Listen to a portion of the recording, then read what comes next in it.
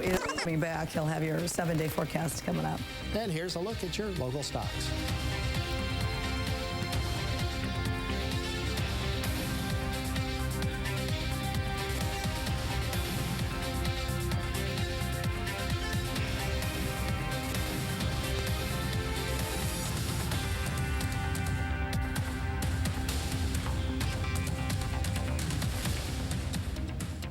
There's a tradition here in KELOland, a tradition of neighbor helping neighbor, a caring spirit carried on from generation to generation, a tradition of caring.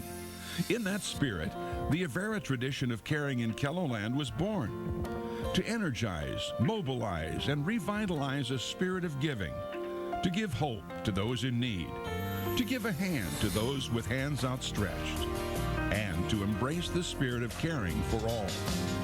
KELOland Media Group and Avera Health invite you to join our tradition of caring.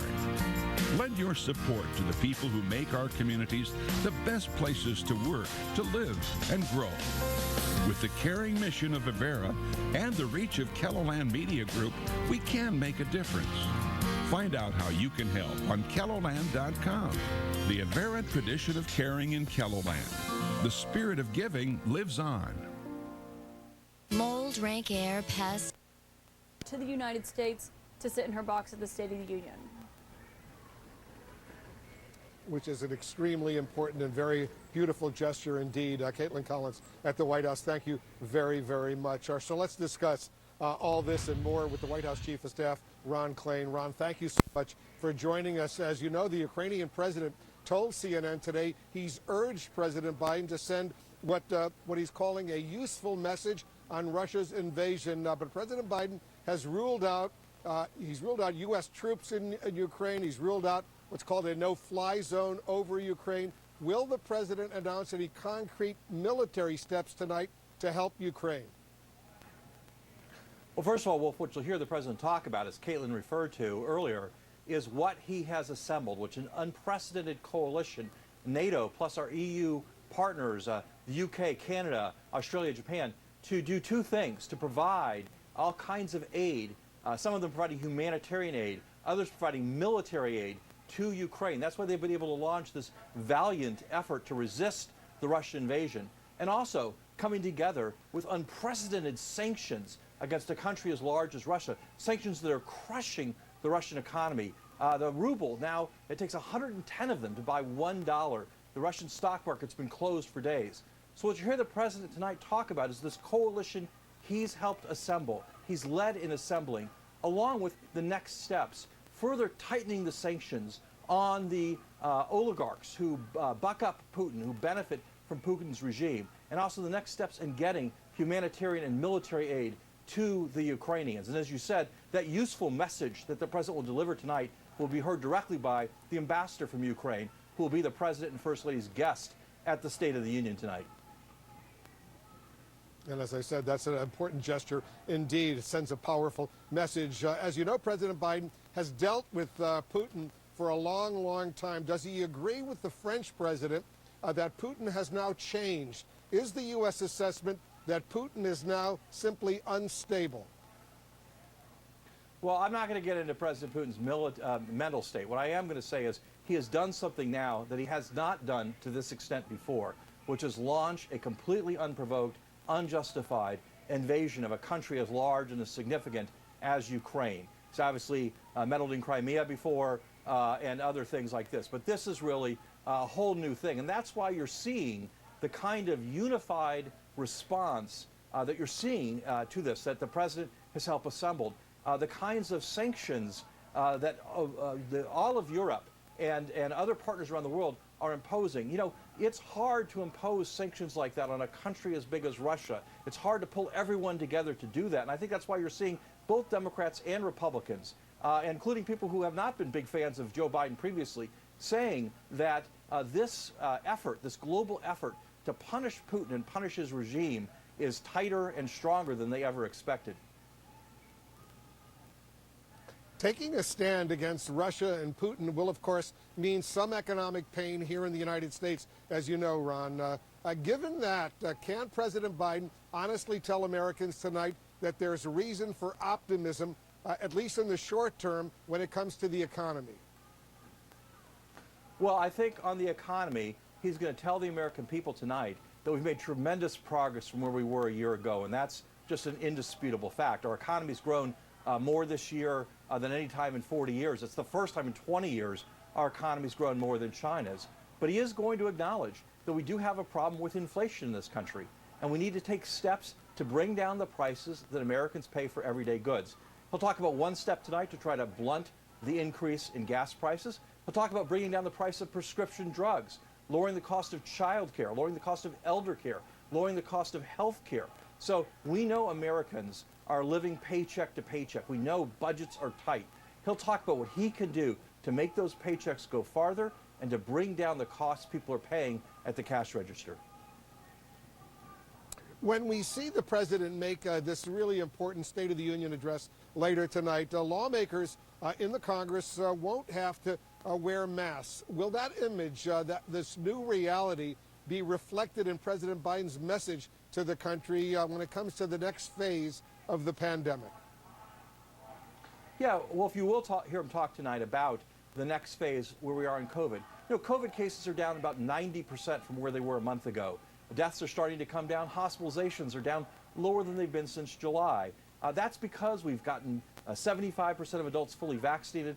Half the adults eligible have gotten their booster shots. We have new pills to treat people with COVID. We have preventative measures to help prevent people from getting COVID. We've mailed out 250 million free COVID tests and distributed tens of millions of free masks. So what you're going to see the president say is we're at a place now where we can start to relax some of these measures, where we can continue to fight the disease, not fight one another, and hopefully end the culture war over COVID, tackle this as a disease, take additional steps. One thing you'll hear the president announce tonight is a new test to treat program, a program where, because we're getting millions of these new Pfizer pills, we'll be able to test people in drugstores, and if they test positive, immediately give them medicine that prevents hospitalization free of charge. And so we're taking the next steps to make sure that COVID does not control our lives, and we can get this country closer to being back to normal. That's so important. The White House Chief of Staff, Ron Klain, thank you so much for joining us on this really important day. Appreciate it very much. There's more breaking news we're following right now. U.S. intelligence probing Vladimir Putin's state of mind as pressure on him grows and his escalating attacks on Ukrainian civilians continues.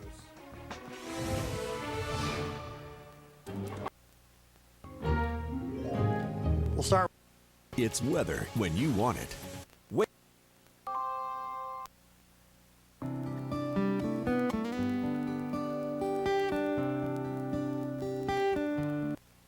Couple ideas. Conflict, and I think the State Department has been following those very closely. And sooner, the Ukrainians would be making the Russians pay a much higher price. In the factory. No, I meant the cat.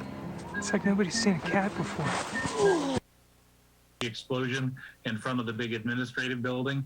I've been in that building a couple of times when I was ambassador in Ukraine.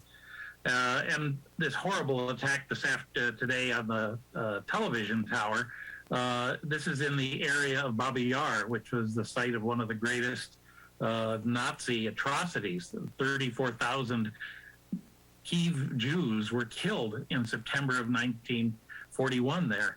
And the place where that tower is, in fact, if I remember correctly, is an old Jewish cemetery. It's just horrible. I think Putin will try to double down. We will see probably more horrible things than we've seen already. I hate to say that. We have friends that it's tragic. I'm hopeful that the Ukrainians will get the supplies and the arms that they need to resist, and that this negotiating track, which has been opened, which hasn't proceeded very far, will in fact provide an opportunity to find a way to try to begin to undo the damage and perhaps find some accommodation at a minimum, as Zelensky said, stop the bombardment and stop the killing of innocent Ukrainians. And Professor, your view of how traditional international pressure tactics work on countries that are more closed systems, because as an authoritarian leader, Vladimir Putin does not have to deal with any regular public input unless things reach a much higher threshold for the breaking point of his own power base. Yeah, we're of course in a little bit uncharted territory here. We've never really had a situation where, at least in the last decades, where a major power of this sort has carried out such a frontal and obviously completely unjustified assault on a neighboring country in this way. And we've never been in a situation where there has been this kind of globalized sanction effort designed to stigmatize that country, the attacking country, and to make further aggression more difficult. There are three layers to this war. There's a layer on the battlefield, there's the layer in the economy, and there's also the layer in Russian public opinion. And those second and third layers get harder and harder to see. We know about a tyrant, that a tyrant always falls, but it's unpredictable when. So what's natural to do in this situation is to value every day that the Ukrainians defend themselves, and to look for ways to keep the squeeze as tight as it possibly can be, so that people inside Russia can find a way to begin the conversations or the moves that really only Russians can make. Amid a raging war in Ukraine and rising prices here at home. As Russia bombards Ukraine's capital, including a TV tower and Holocaust memorial, we're learning the president will detail the latest efforts to stop Vladimir Putin. Plus, as oil reaches a 7-year high and causes pain at the pump, the president tonight on how he'll curb inflation and claim credit for record job growth. The cost of war, the humanitarian crisis worsens as Ukrainian refugees line up at the border. We're there as some women and children have to wait 5 days. War crimes? Russians target civilian areas with increasingly powerful weapons. And could that 40-mile-long convoy outside of Kyiv be stalled because the Russians are running out of food and fuel? Plus, the big news tonight with Apple products in Russia.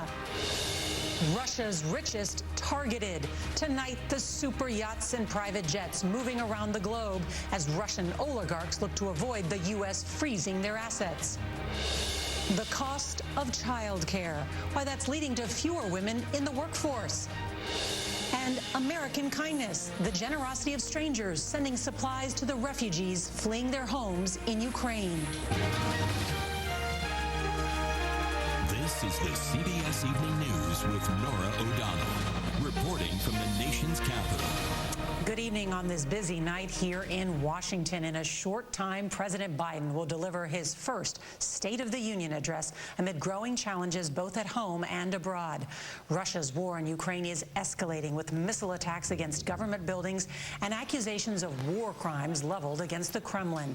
Human rights groups say Russian troops are targeting hospitals and schools. And a U.S. official tells CBS News that Russian forces could isolate the city of Kyiv in a week and take the capital 30 days after that.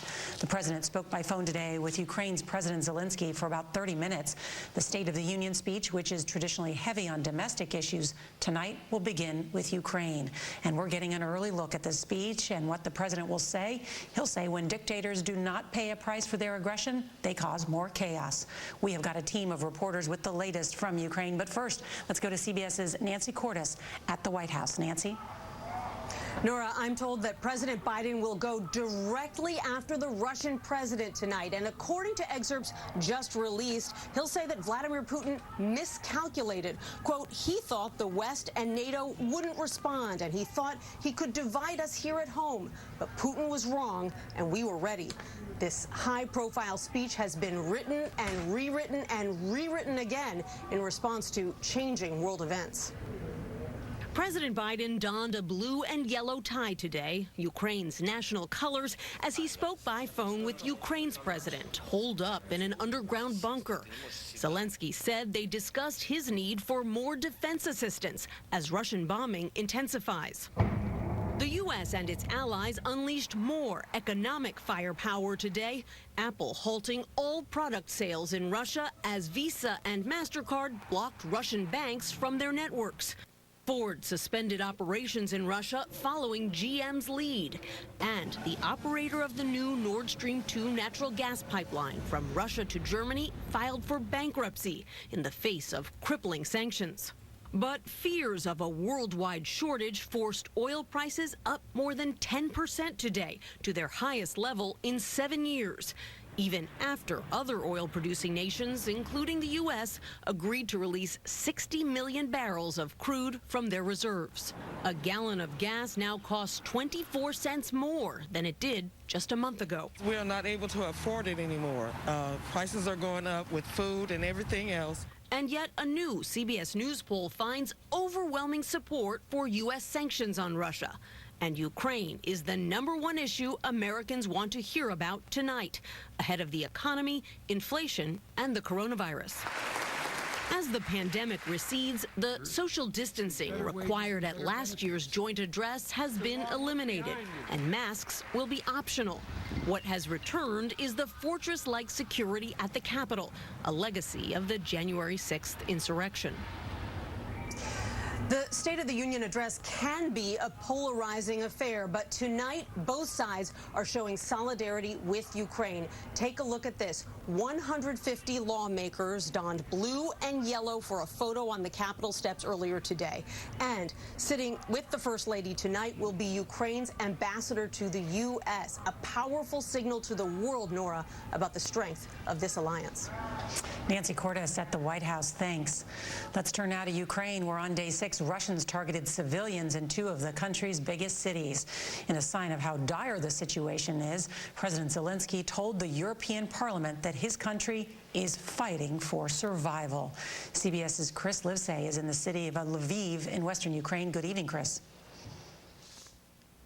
Good evening, Nora. Tonight, a U.S. official confirms to CBS News that the U.S. will directly provide Stinger anti-aircraft missiles to the Ukrainian military. This as the Russian military rains down missiles of its own on Ukrainian cities. A quiet city street turned into fire and rubble. The Ukrainian Interior Ministry says at least 10 people were killed and dozens injured in Ukraine's second-largest city of Kharkiv. This as fears grow that Russian forces are increasingly putting populated areas in their crosshairs. Ukrainian President Volodymyr Zelensky called today's missile attack a war crime and claimed it wasn't a legitimate target. Russian air power attacked the airwaves, knocking out TV stations in Kyiv and killing 5 people, Ukrainian emergency services said. All while ground forces tried to encircle Kyiv with this noose, a convoy stretching 40 miles long north of the capital. But a U.S. official tells CBS News that it's barely moved in the past 24 hours due to fuel and supply shortages. Those trying to flee go by any route necessary, including this makeshift bridge. But fighting continues, and 2 cities in the south are reportedly surrounded, including Mariupol, where mothers and their newborns have been forced to take shelter in a hospital basement. Russian video shows an attack helicopter flying low over Ukrainian fields before Russian soldiers dismount in what was claimed to be a special operation. But a U.S. official tells CBS News that the invasion is not proceeding as quickly as Putin hoped, as Ukrainian forces like these, and even civilians like these blocking a Russian tank, have shown impressive resolve despite the odds. Nevertheless, a U.S. official confirms to CBS News that the attack is bound to encircle Russia within a week, and Russia could take the entire city within 30 days after that. Nora? Chris Livesay with all that new reporting. Thank you. Well, as the Russian bombardment intensifies, the number of civilians fleeing Ukraine to neighboring countries has reached nearly 700,000. The crowd's getting so large that the wait time at some checkpoints is now around 5 days. CBS's Christina Raffini is at the border of Ukraine and Poland. More than 400,000 Ukrainians have already made the long, cold journey to Poland, and more are on the way. I don't want to leave, but it's completely dangerous to stay here. The EU says 4 million people could be forced to flee. So we're on the Ukrainian side of the Medica border crossing. All these people have been walking all night to get here, and they still have to wait to get into Poland.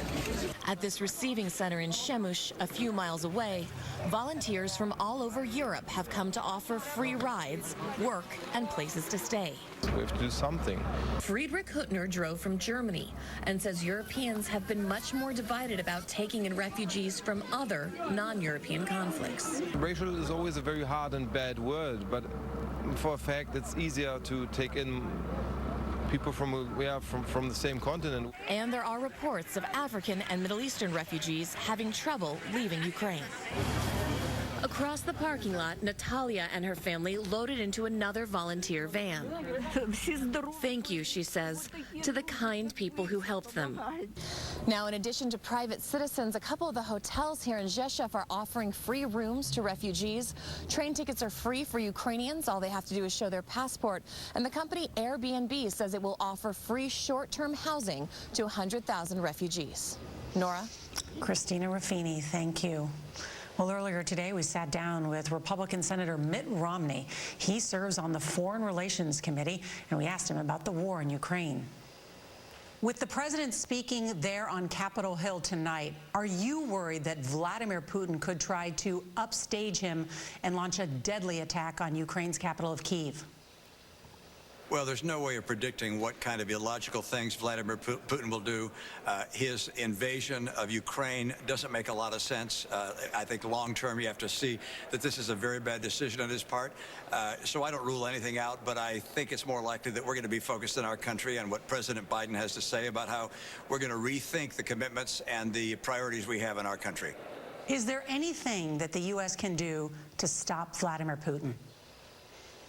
Well, Vladimir Putin has put himself on a course where the people who will stop him are the people of Ukraine. We want to help them with additional armament, with food and supplies. That is getting through at this stage.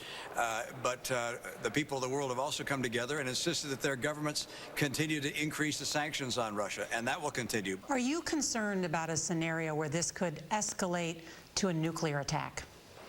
Well, people are always concerned, and I'm among them, for what kinds of things Vladimir Putin might do, whether he might use tactical nuclear weapons at some point if he were in a corner with his conventional weaponry. I think it's extremely unlikely that he would move in that direction in the current conflict. But I think we always have to recognize that Vladimir Putin has well over 1,000 nuclear weapons aimed at the United States of America. And so to consider him somehow a friend or someone we can do business with ignores the fact that he is an enemy. And what about Vladimir Putin's mental state? He looks increasingly isolated. What do you know? I don't think that anybody can really assess what's going on in the mind of Vladimir Putin right now. The huge table with him sitting at one end is like Dr. Strangelove. He is not listening, apparently, to people who have contrary points of view. I don't know if that's something which suggests a mental imbalance or whether it's just a recognition that this is a dictator, that he's intent on conquest. Ukrainians have been pleading for a no-fly zone. Is that something you would support? I would love there to be a humanitarian corridor, a no-fly zone, if you will, that could be negotiated, that would allow women and children from Ukraine to be able to escape if they want to do so. It would hopefully be something done by the United Nations or by NATO or even by us. But we don't want to find ourselves in a position where we're in direct conflict with Russians. The consequence of that could be too severe. And that was my conversation today with Republican Senator Mitt Romney. We want to turn now to the crackdown on the richest Russians, the power brokers who now run what were once state-owned industries in the Soviet Union. They're now trying to stream online, but the Kremlin is determined to crush any balanced picture people get about this war. Despite mounting sanctions, the Kremlin is projecting confidence. A spokesman telling the West today, "Go ahead, punish us. We are not scared." And calling those long lines at Russian banks and ATMs a hyper-emotional reaction from the Russian public. Regular people like this man, though, are bearing the brunt of those financial measures. You don't have any cash? And this bank don't have cash. So you couldn't get cash out of this bank? No have. Why? You know. And Russians abroad are also facing issues getting home. Their flights cancelled and bank cards are not accepted. Visa and MasterCard now blocking some transactions because of the sanctions. 3 дня назад мы прилетели сюда в Банско. И вот, к сожалению, получилась такая ситуация, что... Joining the list of companies altering their business practices in Russia, Apple, Nike, General Motors, our parent company Disney, the National Hockey League and TikTok. And tonight, with Russia increasingly cut off, Vladimir Putin's state of mind is now in question as he unleashes that attack on Ukraine. I will tell you, certainly the rhetoric, the actions, the justification that he's making for his actions are certainly deeply concerning to us. And we're joined now by James Longman in Moscow. And James, in a real sign that these sanctions might be affecting not only Russia, but the Russian people directly, what have you seen about the value of the ruble tonight? Well, David, the ruble is now worth less than a cent against the dollar. And tonight, Putin is so worried about capital flight, he has banned all individuals from taking more than $10,000 out of this country. This is dark days for Russia. David? James Longman from Moscow again tonight. James, thank you. And even if the sanctions are having immediate impact, Russia is showing no signs it plans to retreat in any way from its invasion of Ukraine. Our chief global affairs correspondent, Martha Raddatz, is just back from the region. And Martha, your source is telling you that Russia plans to move forward. Absolutely, David. And they're watching the intelligence every step of the way. They're watching through satellites that 40-mile-long convoy. Russia does not want to lose. What they are seeing, they say, is devastating. What they are saying, this U.S. official telling me that Russia will crush Ukraine in order to win. Those words. All right, Martha, we'll see you tonight for the State of the Union coverage. In the meantime, there is one more image we wanted to show you tonight on this front. Protesters of Russia's invasion of Ukraine at the UN Conference on Disarmament in Geneva. More than 100 diplomats from 40 nations walking out as Russia's Foreign Minister Sergei Lavrov began to deliver his speech by video link. During his speech, Lavrov called the sanctions against Russia, quote, outrageous measures. Meantime, tonight here in Washington, as I mentioned off the top, President Biden will deliver his State of the Union address just a short time from now, of course, reshaping that speech given what we're witnessing unfold in the world. Let's bring in our senior White House correspondent, Mary Bruce, tonight. And Mary, I know you have new reporting on what the president will talk about tonight. He campaigned on unity both here at home and abroad with our NATO allies. And tonight, he will talk again about how it's worked as they confront Russia. David, the president is going to highlight America's role in leading this unified global response against Russia's invasion. And he is going to call out Putin by name, saying, quote, he thought the West and NATO wouldn't respond, and he thought he could divide us here at home. Putin was wrong. We were ready. But the president, David, is also going to have to address the many very real challenges here at home, with inflation at a 40-year high and the global supply chain still rebounding from this pandemic. The president is going to promise to increase production here at home, saying he will lower costs, not wages. And he is expected to tout the steps he's taken to turn the page on this pandemic. In a sign of just how far this fight has come, David, masks tonight are optional here at the address. We are told the president will not be wearing one, and neither will the Speaker of the House. David. Mary, we know you'll be inside the chamber reporting for us as this gets underway just a short time from now. We'll see you then. Stay with us for the State of the Union address right here on ABC. And, of course, the Republican response as well. Our live coverage begins at 9 p.m. Eastern. Our powerhouse political team standing by. We'll see you for that, 9 o'clock. In the meantime, the news continues here, and we do have news on the pandemic tonight as more states ease their COVID restrictions. The CDC now estimating the Omicron subvariant BA2 nearly doubling every week in the U.S. Slightly more transmissible, they believe, making up more than 8% of new infections. Researchers don't expect another surge, but worry it may slow the drop in cases. And despite Pfizer's vaccine being found less effective at preventing COVID infections in children 5 to 11, a new CDC study tonight shows that 2 doses are still 74% effective in preventing hospitalizations.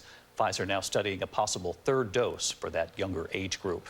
To the economy, and another volatile day for investors. All the markets losing ground. The Dow negative since the war in Ukraine broke out, falling another 597 points, and oil rising above $100 a barrel, the highest level since 2014.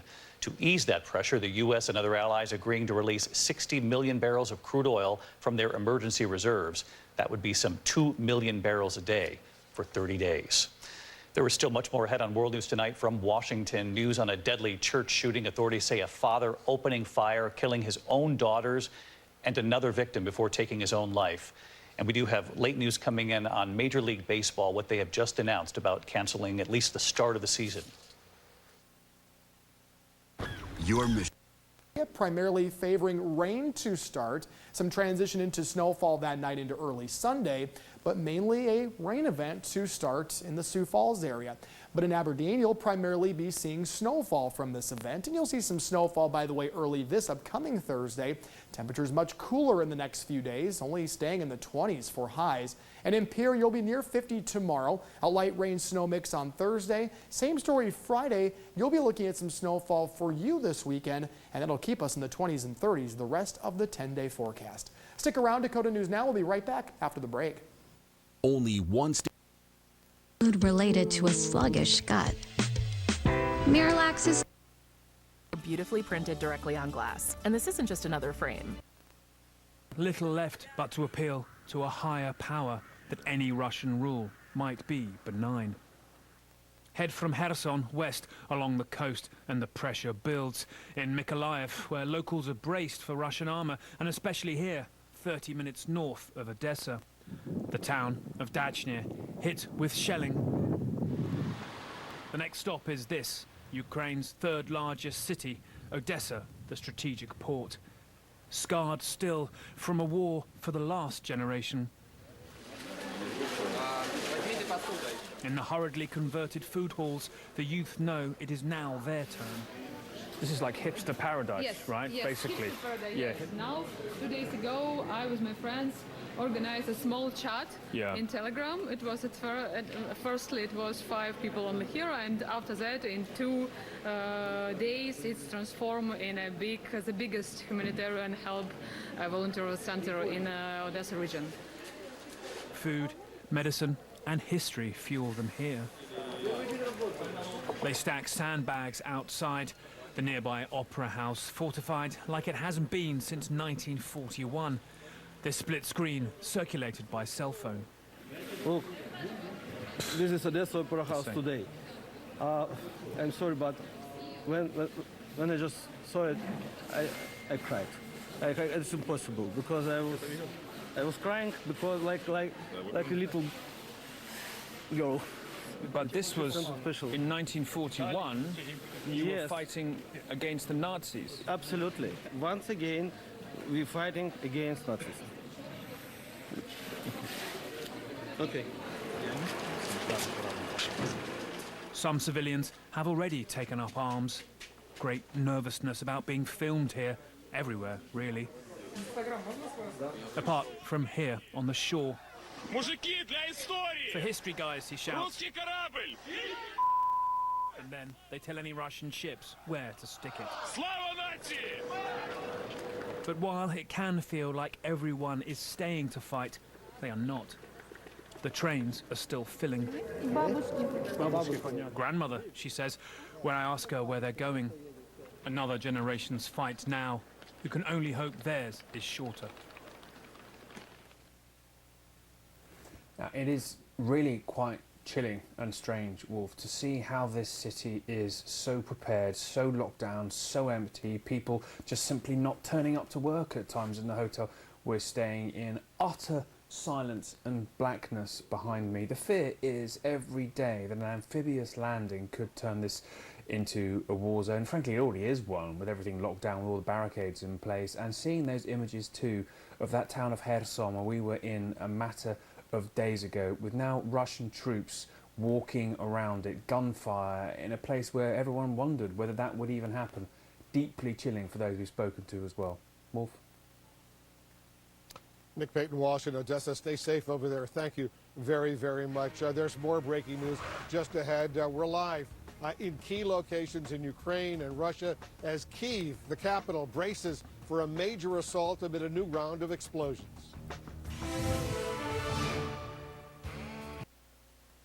Pay for health care. Preserve your...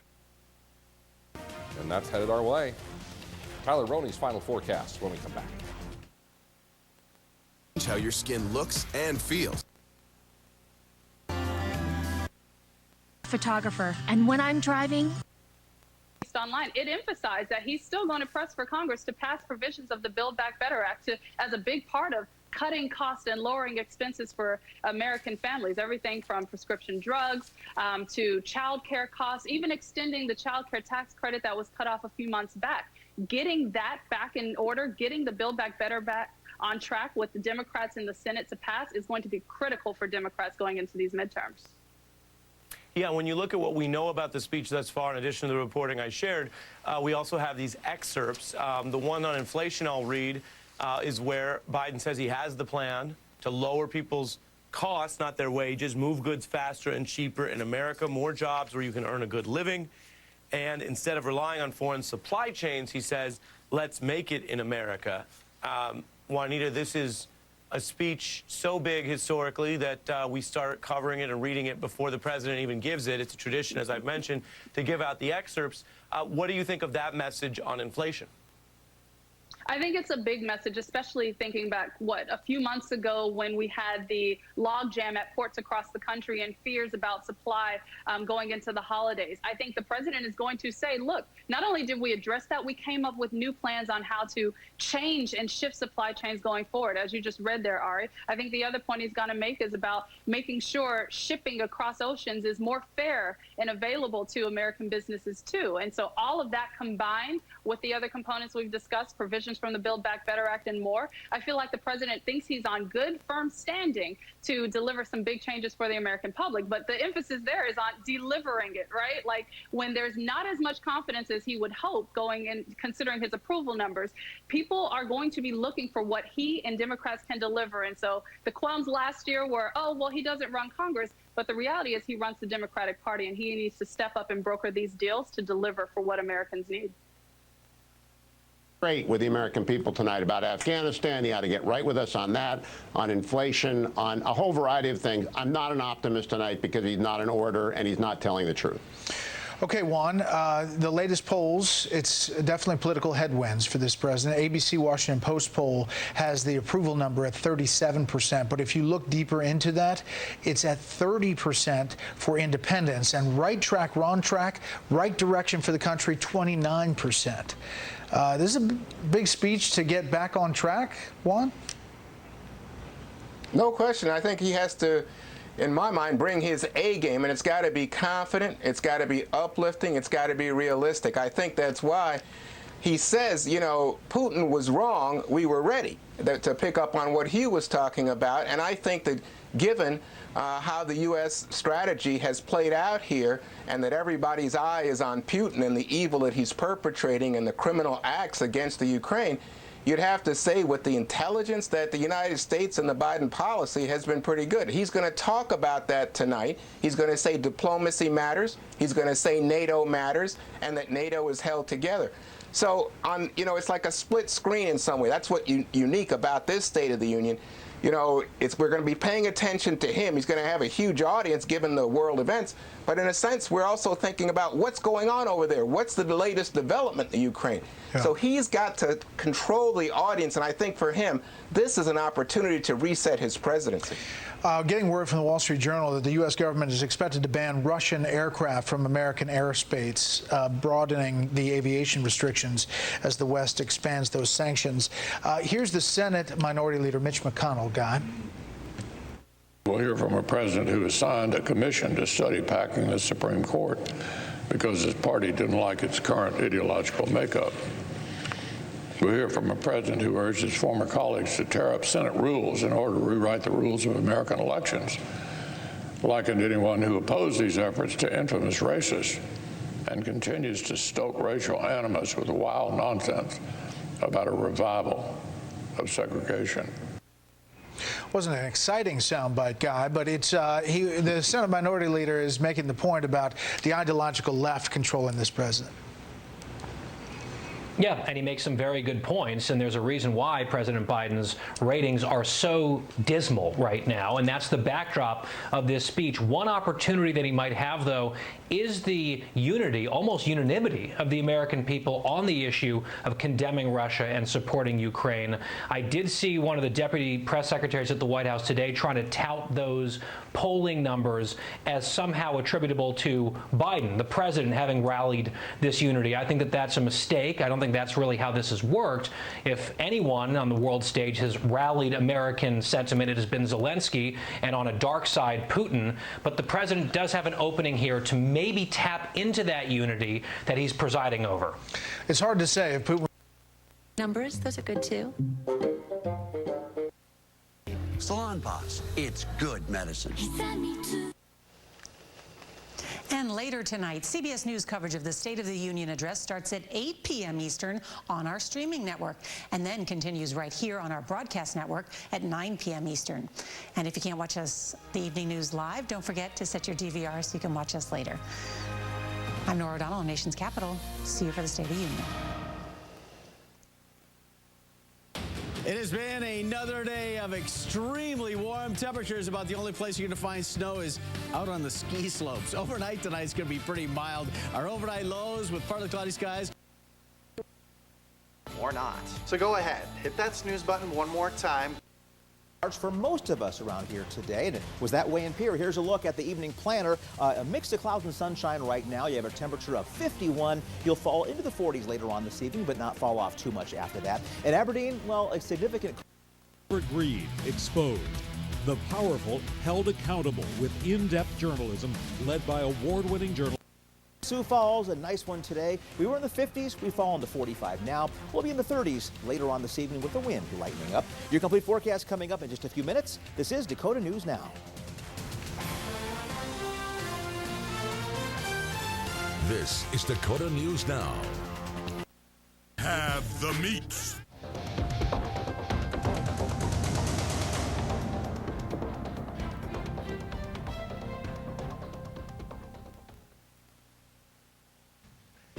Tonight, Russian forces escalating their attacks on Ukraine. Russia stepping up its deadly airstrikes. A TV tower taken out by a blast in Kyiv. A Holocaust memorial nearby damaged. The missile blast hitting Freedom Square in Ukraine's second largest city. The country's president calling it a war crime. A Russian convoy now stretching 40 miles headed for the capital. The humanitarian crisis worsening. More than 600,000 have now fled Ukraine. All eyes on Vladimir Putin, what the U.S. fears he will do next. Also tonight, President Biden preparing to give his first State of the Union address just a short time from now. New reporting on what he will say to Congress and the American people about Ukraine, record inflation, and COVID. Just moments away, my interview with the president's chief of staff. The deadly shooting at a California church, the father killing his 3 daughters and their chaperone before taking his own life. The search for answers. The hopeful sign that Queen Elizabeth is on the mend more than a week after testing positive for COVID. And just in, Major League Baseball canceling opening day and several regular season games after missing a key deadline to end the lockout. This is NBC Nightly News with Lester Holt.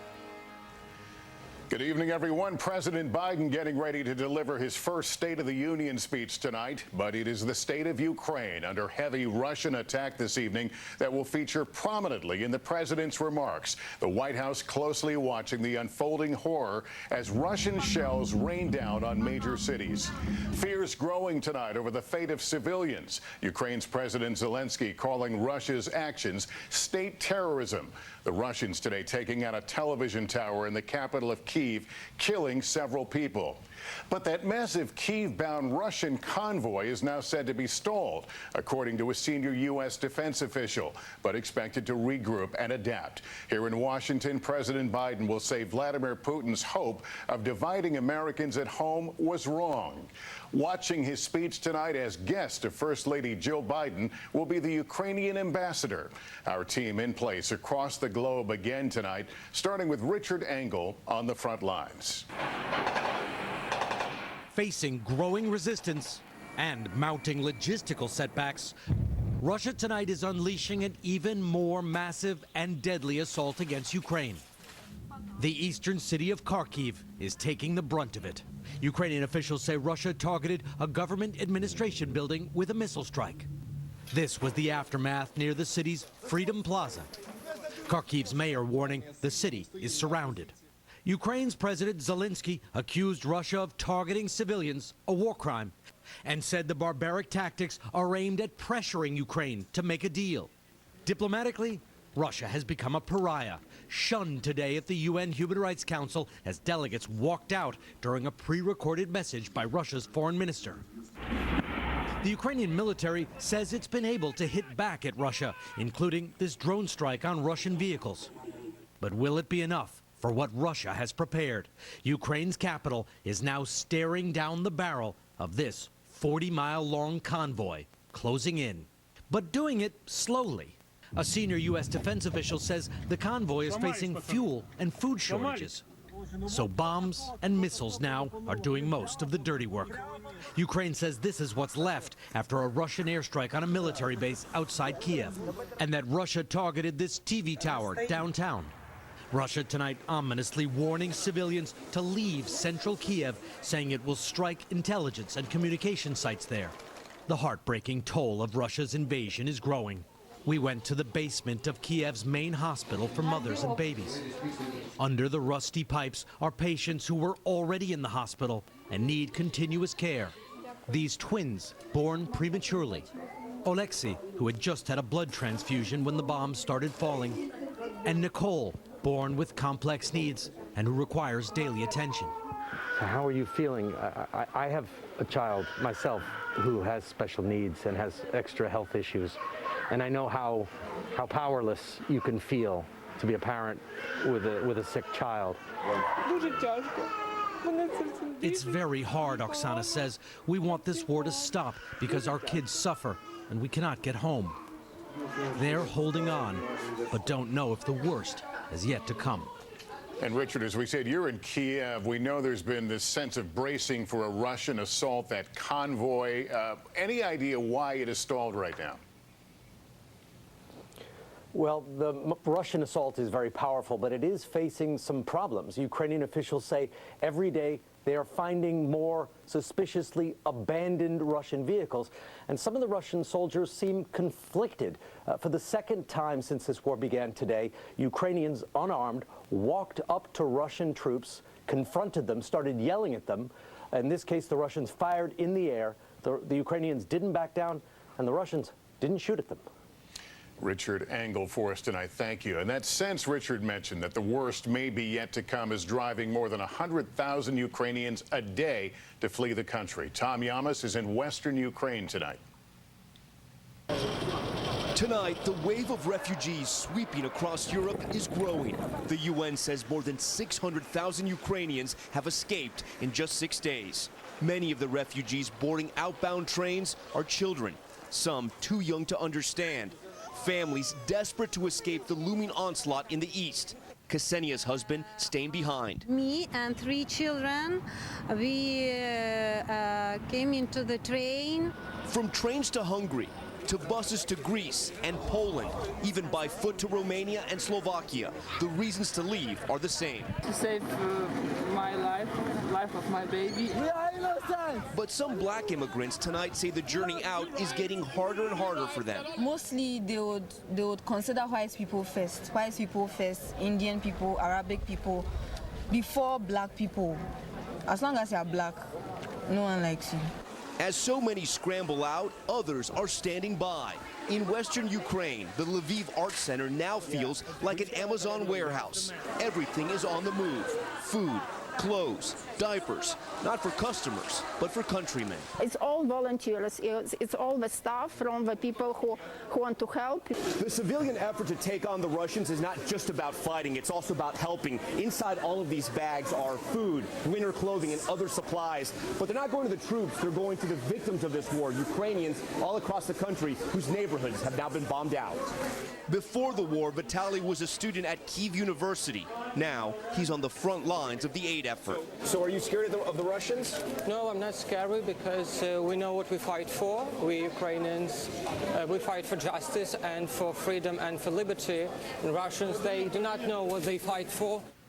Tom, if I can, let me circle back to those allegations from black immigrants trying to make their way out. What's the Ukrainian government saying? Well, the Ukrainian foreign minister, Lester, actually just tweeted something. This is just coming in. He put on Twitter, Africans seeking evacuation are our friends and need to have equal opportunities to return to their home country safely. Lester, clearly they're addressing the concerns tonight, but now this information has to trickle down to train conductors and border officials who are already pushed to the limit. Lester? All right, Tom Yamas, thank you. As you heard at the top, Russian forces launched a deadly attack in the heart of Kharkiv, Ukraine's second largest city. Now people there find themselves in a battle to survive. Matt Bradley has more. It was Kharkiv's Freedom Square that took a colossal hit today. Russians pounding the civilian center of Ukraine's second largest city, leaving its city hall in tatters, its opera house damaged. First responders rushing bodies and injured people out. 7 people died, 24 were wounded, according to Ukrainian state officials. President Volodymyr Zelensky, still defiant, condemned the Freedom Square attack. This is the price of freedom, he said. What a morning. Just one part of a day of destruction in Kharkiv, with civilians carrying the bulk of the burden. Russian rockets also destroyed this residential building. In response, this city has moved underground. This is my little child. Timur, the bombing and shooting, and we don't know how to sleep and how we will live tomorrow. Please, we don't have enough food for my baby. Yasmina Vladimirovich is sheltering with her 5-month-old baby and other family members in their basement. Supplies and morale are low and getting lower. Other infants elsewhere in the city have also been scrambled to safety. A whole maternity ward moved to a bomb shelter. One rocket devastated a house just behind where Yasmina was sheltering. Sergei Shpak has been in the metro system for days with his wife and son, walking through the train tunnels to find supplies and food. But everything here is dwindling. Only hope remains. Matt Bradley, NBC News, Lviv, Ukraine. The all-out attack on Ukraine is intensifying, but it is also going slower than Russia anticipated, and there are growing U.S. concerns about Vladimir Putin's state of mind. What might he do if he feels backed into a corner? Here's Andrea Mitchell. Vladimir Putin tonight, frustrated and angry with the pace of his assault on Ukraine. The worry for Washington, is he acting rationally, and will he ramp up the violence against Ukraine's citizens? There is no new intelligence on his mental state, but U.S. officials say everyone, including President Biden, sees an angrier Putin, increasingly detached from reality in his speeches, isolated from longtime advisors, rarely coming into the Kremlin, and when he does, meeting on opposite ends of a supersized table, more than 20 feet apart. That, I think, creates this kind of delusional bubble about what he thought was going to happen when he first launched this attack. Officials tell NBC News Putin has lashed out at underlings in private and in public bullied his top spy on state TV. Say it directly, he said. What do you think is going on there? I don't know what is the matter there, but whatever it is, the people of Ukraine are paying the price for it. Now he's raising the stakes for U.S. military planners by putting Russia's nuclear forces on heightened alert. You don't want a madman backed into a corner with nothing to lose, especially if that madman has nuclear weapons. With the Russian economy collapsing under the weight of global sanctions, and some of his own oligarchs even criticizing the invasion, what might he do to stay in power? He can threaten or carry out cyber attacks against the West, including the United States, and he can threaten to use battlefield nuclear weapons. U.S. officials say President Biden is deliberately downplaying Putin's nuclear threats and not raising the alert status of U.S. nuclear weapons, trying to de-escalate a crisis with an unpredictable enemy. Lester. Andrea Mitchell, part of the conversation tonight. Thank you. And this evening, President Biden is set to address. So being able to actually use the entire... leaving all of their belongings. Right now, Brigadier General speaks to the United States. That's right, Judy. For more on that international response and the effort to deter Russia, I'm joined by Dame Karen Pierce. She is the United Kingdom's ambassador to the United States. Ambassador Pierce, welcome back to the NewsHour. Thank you for joining us. I'd like to begin by asking for your assessment for the latest on the ground. You heard my colleague Nick Schifrin reporting there. It seems that Russian advance has stalled, but we've seen those satellite images, that column of tanks and Russian troops approaching Kyiv. Based on what you've heard, how concerned are you about a major Russian assault ahead? I think it's true that the Russians are finding it much harder going than they had ever expected or planned for. That's partly because of the fantastic heroic resistance that your correspondents are seeing and showing to us, and it's very moving and it's very inspiring. But I think we do also have to remember the might of the Russian army and the fact that they continue to move on Kharkiv and on Kiev. And I think that in the coming days, we will probably see an intensification of the fighting from the Russians. And that's obviously very concerning. It's a harder task than they thought, and there are reasons to be encouraged by that. But I think in the end, the overwhelming military might of the Russian forces will sadly lead to a bad result. So let me ask you about the United Kingdom's support so far, because so far you've backed Ukraine with humanitarian aid and economic support, but also with defensive weapons. And just yesterday, Prime Minister Boris Johnson said to President Zelensky that the UK will provide more military support in the coming days. So what will that look like, and when will it go? That's right. We've already sent supplies, particularly anti-tank weapons, but I want to stress that these are defensive weapons, so the Ukrainian military can defend their country against the Russian aggression. We are supplying non-lethal equipment like body armor and a few more things that armies regularly need. We're looking at other equipment, defensive equipment, that we might be able to provide. British troops are there on the borders in the NATO country, but helping to get military supplies into the Ukrainian military now. Can I ask on the provision of even those defensive weapons, though? We've heard from some experts some concerns that even as those are being moved or stored in neighboring countries, how worried are you about Russian interdiction, about them possibly striking some of those weapons or storage facilities and taking this battle outside of the Ukrainian borders? Nothing the Russians might do would sadly surprise me at this stage, to be absolutely honest. But we are doing our best to get the supplies into Ukraine through safe channels, through areas where we don't believe the Russians are operating. I won't say exactly where those are for fear of precipitating a bad result, but we are trying our best to help with the forward movement of all these supplies. We've sent 2,000 weapons from Britain. NATO allies are also sending supplies, and as I say, we're doing our best to get them through to where they're needed. Madam Ambassador, I'd like to ask you about the sanctions, and particularly back in the United Kingdom. Your foreign secretary has said that you will be targeting oligarchs' properties and possessions. We know that many rich Russians have been buying up real estate, sending their children to British schools for years. Does that mean that you'll be seizing some of those assets in the coming days? We have something called unexplained wealth orders, which enable us to seize illicit assets, and so those will be enforced. We're revoking our Visa investor scheme, so that will also have an effect. We have sanctioned individual oligarchs and those close to Putin, and we will be introducing an economic crime bill that will give us more powers to go after these illicit assets. Finally, I'll ask you, you've mentioned that you hope that the oligarchs around Putin are talking to him and pressuring him. Do you believe that Putin is listening to those around him at this moment? Is he isolated or getting reliable information? I think that's a really good question. I don't think we know for sure. We know that some of Putin's inner circle are being personally discomforted, if not worse, by what's happening on the sanctions.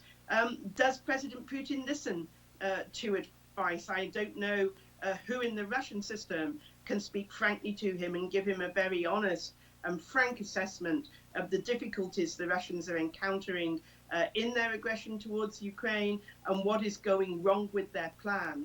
But I do hope he's getting those briefings, because he needs to recalculate. He needs to stop the tanks that are there. And as Boris Johnson said in Poland, he needs to turn the tanks around, and he needs to choose a path of peace. That is Dame Karen Pierce, the United Kingdom's ambassador to the United States. These haven't fallen yet, but if they're encircled, they can't resupply, and then they get shelled. And what we saw in Grozny and other places Russia has activated, Syria, it just is really, really ugly, and the images will be painful to see. They will be painful. Thank you so much, Brett. You bet. All right. Countries around the world are starting to send weapons, as we said, and aid to Ukraine to help them fight back against the enemy. No other country, though, is sending troops. The U.S. and Germany will both be sending anti-tank weapons and anti-aircraft missiles. Australia just joined in on the action today. committing to spend $50 million in military aid, reportedly including ammo and more missiles. But getting these supplies to the Ukrainians is complicated. The airspace is contested, making it very difficult for aid to come down from the sky, and the roads to Kyiv, meanwhile, are getting blocked every day. So how do we arm the insurgency? Joining me now, former National Security Advisor to the President, General Keith Kellogg. I don't know if we have the time to load these guys up with weapons. What happens if they choke these cities off? As we just discussed, General, it becomes a city of the dead. There's no way to get weapons in there. What's the next move? Yeah, well, it's pretty complicated. Jesse, thanks for having me. Look, in front of you, you're watching the dissolution of the Russian Empire, and you're right about what you said earlier. Putin may very well take Kyiv, he may very well take Ukraine, he may very well kill Zelensky, but it's a Pyrrhic victory because he's going to lose long term. His nation is a pariah nation. He's a war criminal as a leader. His military is not that strong. It's not 10 feet tall. It's 5 feet tall. It's probably Vermont now with nuclear weapons. His economy is going to be shattered, and it's shattered because of the people that he's facing, the Ukrainian people and President Zelensky, who is resolute. And when you look at both of them, it reminds me of a Napoleonic aphorism which says the material to the physical is 3:1, which means in wartime, morale counts, will counts, and you're seeing that with President Zelensky, and you're seeing that with the Ukrainian people. You asked a great question, is how do we resolve this? Well, there's going to be a hard question to answer, but the first thing I'd say is President Biden needs to realize now he's a wartime president, and he's going to have to make some hard decisions in support of the alliance, in support of NATO, in support of the world, in support of the American people. And that may well mean we have to do something physical on the ground. How do we do that? It may mean supply columns. We did the Berlin airlift. We did that by air. We have to maybe do this by ground. But the ground lines are open. You can push in from Poland. They're wide open right now. We keep pushing a lot of equipment in that way, and we build a barrier maybe between East and West Ukraine. But sooner or later, we have to tell Putin this stops. It stops here. Zelensky has said that to us. We should take him at his word and the courage of his people. And we need to do something. And it's going to be a hard call, but the hard choices have to be made. Look, to me, it's personal. There's a lot of personal reasons I'm very concerned about what's happening in Ukraine. And I think the United States should be aware of that as well, because sooner or later, the American people have to say, we will not tolerate this. And here's the break line. The break line to me is when you see indiscriminate shelling of major cities and the killing of civilians, that is outside the bounds and the morals of war. And that's when the world needs to say, stop, no more, we will take it up. I think you're right. I think the President of the United States has an opportunity. To the strength of original Flex Seal liquid. In that answer, it'll be the Jackrabbits seated first as they were 2 spots better than anything. Even though we were preparing in advance, it's important not to let your enemy anticipate your reaction. That's why I really did not like that situation where we put everything at risk and tell the world that we're preparing for war. The United States has said that it will not enforce a no-fly zone over this country, and it won't put boots on the ground. But do you think it is now time for President Biden and other Western countries to reconsider that and to help you not just with military aid, but with manpower? I've already turned to some foreign leaders with this request.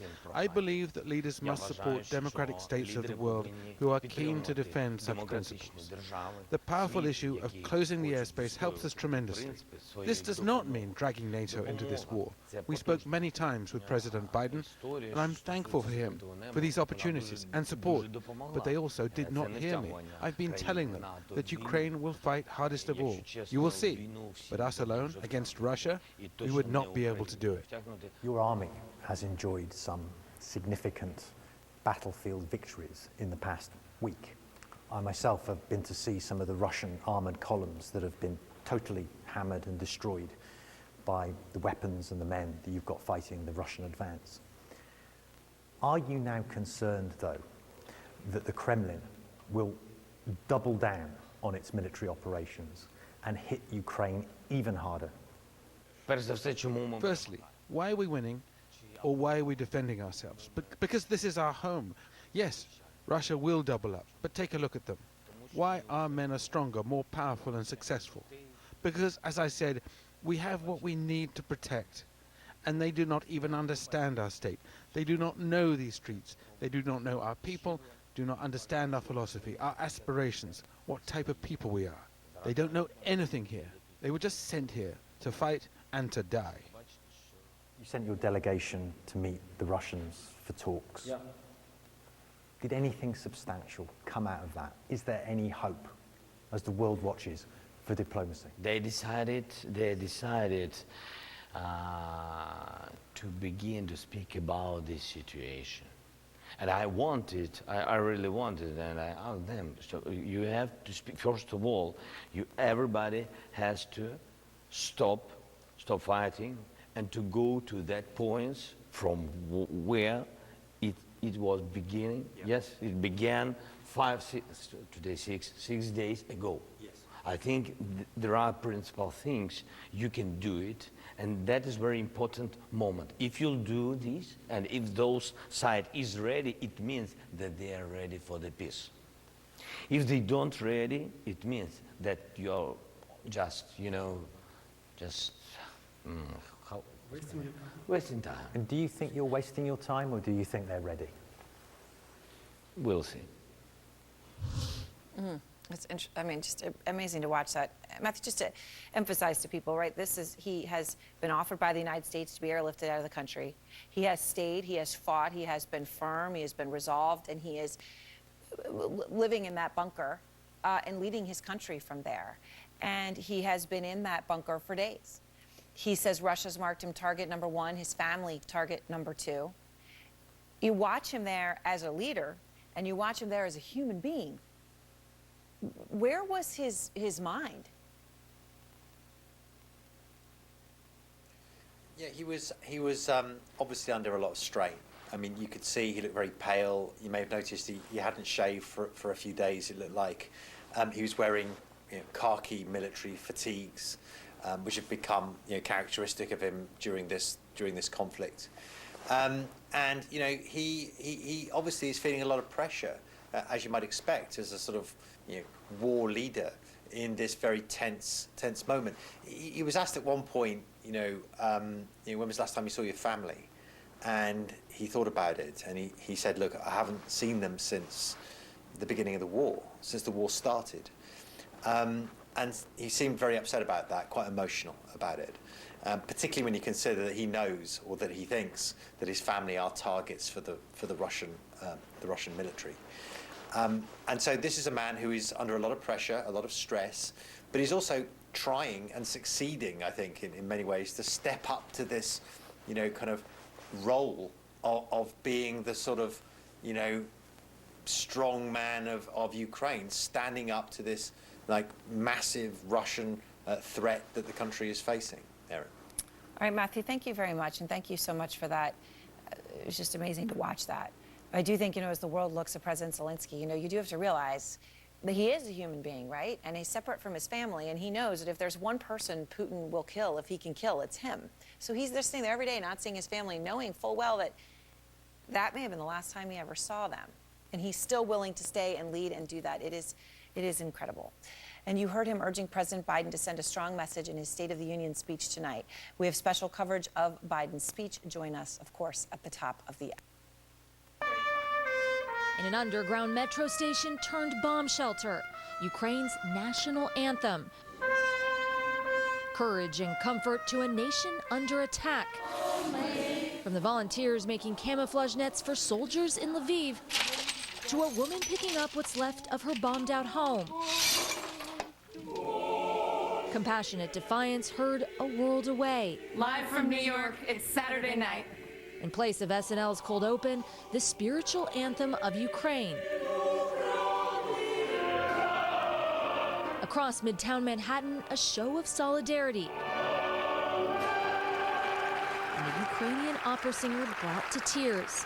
Vlad Volosky's entire family is still in the now war-torn country. I want to help my family and my country as much as I can, but I'm here and it's a hard moment. And so at the Met Opera House, he's teaching his peers his country's song for this last-minute performance.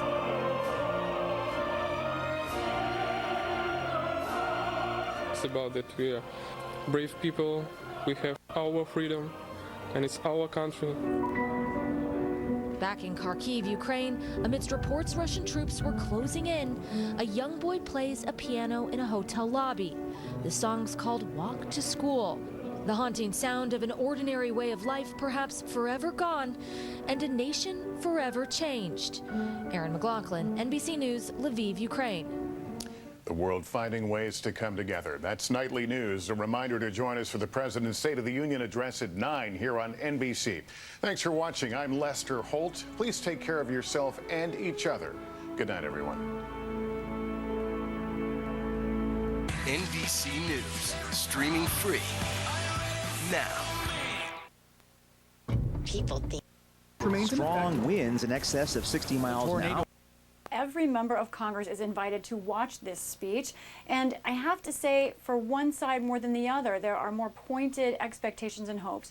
Those are Democrats. They know that they are at risk for losing one or both chambers in the fall, and they are very sober about the president's low approval ratings at the moment. What do they want? They want him to tout the highs and also acknowledge the lows. So what are we talking about? Some of those things that Jeff mentioned, for example, the 6.6 million jobs that the president has added to the economy. You'll hear that tonight. The American Rescue Plan, the infrastructure bill. Those are the highs. But also on the lows on Democrats' minds here, of course, is the stalled agenda when it comes to child care, family, health care, and climate change. And in addition, Afghanistan. Judy, what Democrats want is a very sober reckoning about inflation, essentially understanding Americans are not happy at this moment. Republicans, on the other hand, Judy, they are looking forward to their response from Iowa Governor Kim Reynolds, a fiscal and social conservative, the first woman governor of that state. A lot on the plate there. And finally, back to you, Amna. We heard you interviewing the ambassador from the UK. We know the world is going to be paying attention tonight to what the president says. How is it thought that that's going to affect everything? Judy, of course, the president's not just speaking to the lawmakers in the room, the American public, he is speaking to the world tonight, and it's a world on edge. Remember that Russian assault on Ukraine continues tonight as the president is speaking. And we know from released excerpts from the White House, the president will speak directly to that and note specifically the unity among NATO and Western allies. And among those watching tonight, a few I've been talking to, including a senior European official who I asked what they would like to see the president reference tonight. The official says they're going to be watching for resolve, unity, and statesmanship from the president. Also, everyday Ukrainians I've been messaging with, Judy. They say they want to hear the president say this is also their fight, the U.S.'s fight. Otherwise, they say the international alliances mean nothing. Another Ukrainian I spoke to said they'd like to see President Biden go further, even invite Ukraine into the NATO alliance. Of course, Judy, I'll also tell you these are Ukrainians who have been spending their time running between their homes and shelters every time the air raid sirens goes off. For them, it's a very real reality, and they're staying up. They're going to stay up tonight and watch the president's speech because that's how much it matters to them. So, Judy, the world is absolutely watching tonight. For sure. And we will hear more from all of you just a little later tonight. Our live special coverage of the State of the Union begins online at 7 p.m. Eastern and at 8 p.m. here on PBS. Thank you.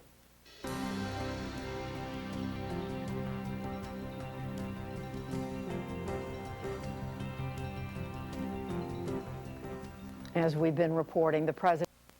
Competitive behavior in the oil and gas industry is causing higher prices for consumers when they don't need to be that high. Tonight, and we have a little preview here, Joe Biden is going to say the exact same thing about team. We need to reduce plastic waste in the environment. Terrifying. How worried are you? Incredibly worried.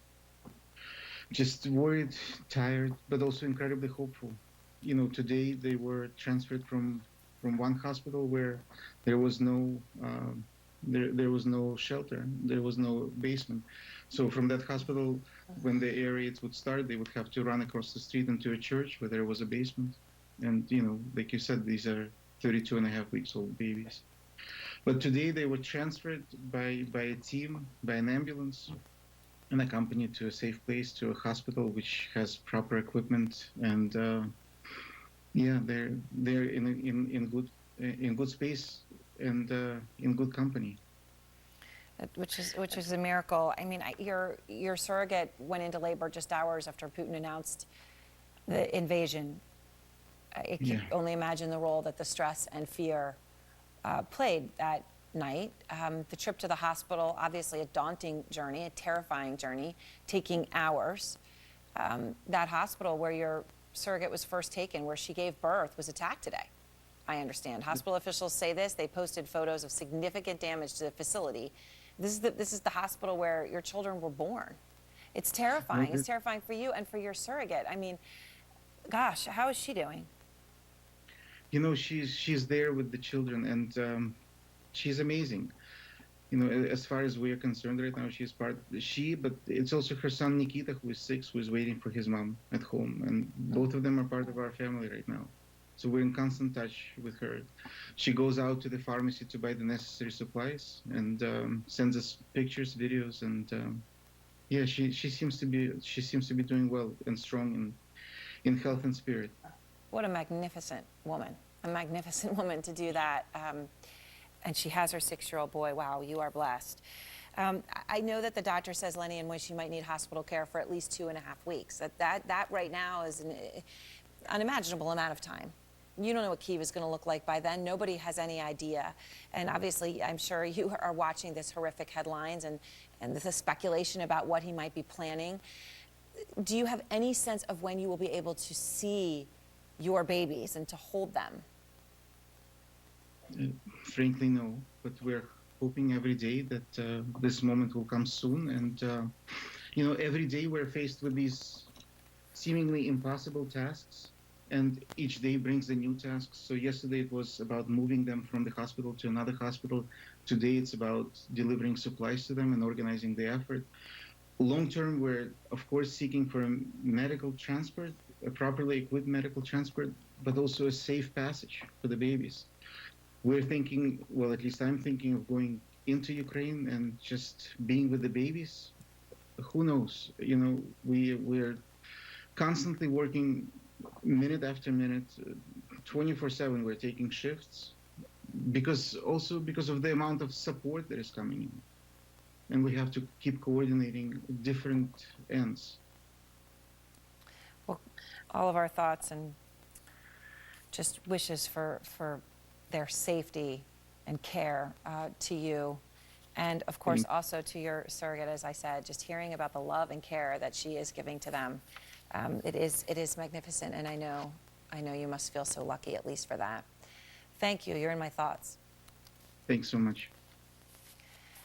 Next, CNN learning the U.S. intelligence community is focusing on Putin's mind as his actions seem to become more erratic. Plus, the UN warning the situation in Ukraine could lead to the biggest refugee crisis for Europe this century. We're going to take you to Ukraine's border, where families are being torn apart. Every family that goes to that border, right, the man has to stay on one side and the others can cross. They're not sure if they'll see each other again. Pain hits fast, so get relief fast. Only Tylenol Rapid Release Gels have laser-drilled holes. They release the medicine fast for fast pain relief. And now, get relief without a pill with Tylenol Dissolve Packs. Relief without the water. Where does the stress go when you're driving to Lincoln? Does it float off into the clouds? You might have your own theory. 17 of them that are trapped. Updates travel from Ukraine to her inbox. We feel your prayer support. Sometimes something really inexplicable happens. We become invisible to the enemy. Family in Ukraine and Sioux Falls are miles apart, but united in faith. Air raid sirens are louder and longer than they've ever heard. So pray for us. Please pray longer and harder than you've ever prayed. She also has family in western Ukraine. The men have joined the war, and the women and children stay and wait for their husbands and fathers to return. Beth Warden for us this evening. Recalls can take years after injuries or deaths. And critics say the system needs to change. Watch Defective next here on Dakota News Now at 6. Tyler. Andrea, it's been very nice as of late, but snowfall will be returning to parts of the area starting Wednesday night and continuing into Thursday morning. We'll talk about how much snowfall is on the way coming up in your first alert forecast. Tyler, thank you. The Summit League tournament kicks off this weekend in Sioux Falls, and we want to get you ready for all of the action. Join us for Reaching the Summit this Thursday at 6:30 on year of his term. He could pivot to and look at how he can work together to accomplish things in a constructive way to try and solve some of these problems for the American people. But clearly the formula that they've been using certainly hasn't worked, at least as it pertains to the runaway inflation that we're seeing and some of the other adverse economic impacts of his policies. Senator John Thune, the second-ranking Republican in the Senate. We're going to leave it there. Thank you very much. Thanks, Judy. Nice to be with you. And now for a Democrat's take, let's bring in Senator Chris Coons of Delaware. He's also a member of the Foreign Relations Committee. Senator Coons, welcome back to the NewsHour. Let me ask you first about Ukraine. We just heard Senator Thune saying that after getting off to a rocky start, not being reactive in the beginning, that he thinks President Biden is handling the Ukraine crisis well. How much does it matter that you have what appears to be, right now, a largely bipartisan support for the U.S. approach? Well, Judy, it's important that we show bipartisan support for President Biden's leadership. And I'm glad to hear that Senator Thune recognizes that President Biden has brought the West together to impose crushing sanctions on Vladimir Putin and Putin's Russia, and that those sanctions will make this unjustified, brutal invasion of Ukraine cost Russia and the Russian people. I do think he should give credit where credit's due to President Biden for all the hard work he did over the last year, improving our alliances, strengthening our partnerships, because frankly, his predecessor spent a lot of his 4 years dividing the United States from NATO, from the EU, from some of our longest and closest alliances. President Biden put in the time repairing those partnerships and laying the groundwork for what we're now seeing, which is decisive leadership in the face of Russian aggression. How confident are you, Senator Coons, that the two parties are now united in whatever else needs to be done urgently to support the Ukrainian people? I was in a meeting last night with 24 senators and the Ukrainian ambassador, and I'm confident that we've got enough bipartisan support to deliver a strong supplemental package of funding that'll provide both financial assistance for refugees, for our vital allies that are receiving hundreds and hundreds of thousands of Ukrainian refugees, and that will provide continued military support for arming the Ukrainian resistance. Judy, the whole world has been fixed to their TVs and their social media devices, watching President Zelensky and thousands of brave Ukrainians standing up to and fighting to a standstill the massive Russian invasion of Ukraine. I think the developments of the coming weeks will be very tough, at times even grim, but it's important that Ukraine and Ukrainians know that the United States and all of the Western allies who care about democracy and freedom have their back and will continue to provide them with support. And having bipartisan support here in the Congress for that is a critical piece of the United States showing up in this critical moment. Moving on to .com, and don't forget to use discount code Fox News. At Pulte, we build homes that think ahead to everything. People want to get back to normal. The permanent pandemic is no longer a winning strategy. How cognizant is the White House? And I'm fascinated by this, and I don't know why, but maybe it's just because I covered the war in 2014 and saw some of Vladimir Putin's tactics. There is the ability for Vladimir Putin to watch, and we know he can, on whatever cable network he chooses, we hope it's NewsNation, to watch President Biden on one side of the screen, and you'll have a split screen of Kyiv, a live shot of Kyiv. He has the ability, quite literally, to press a button and have missiles start raining down so that live shot sees it. How cognizant is the White House of that? What's their contingency plan? Yeah, it's chilling. There's no contingency plan for that. And that's why you're going to see the president at the top coming out tough and used his words, saying that the nation was ready. But there's a lot more to come, right? Like there's a lot of concern about could there be some sort of a cyber attack? Like it's still possible for this to hit home in ways that go beyond gas prices. Yeah, and he probably also certainly gets a lot more leeway from Democrats, from Republicans, from the American people. If the commander-in-chief is seen as dealing with a crisis overseas, that goes a long way. We've seen that in the past. I know you covered it with George W. Bush when you used to travel with him. Mike Allen, Axios AM, will have the note tomorrow morning with the most important tidbits and new reporting from the White House. Mike, thank you very much. Leland, thank you for the coverage. Come back. We talked to Ambassador John Bolton about exactly what's happening in Vladimir Putin's head. How do you change the calculus? How do you announce tonight extracting a price from Vladimir Putin, the great chess player, that he has not already calculated in as he continues to target civilians in Ukraine?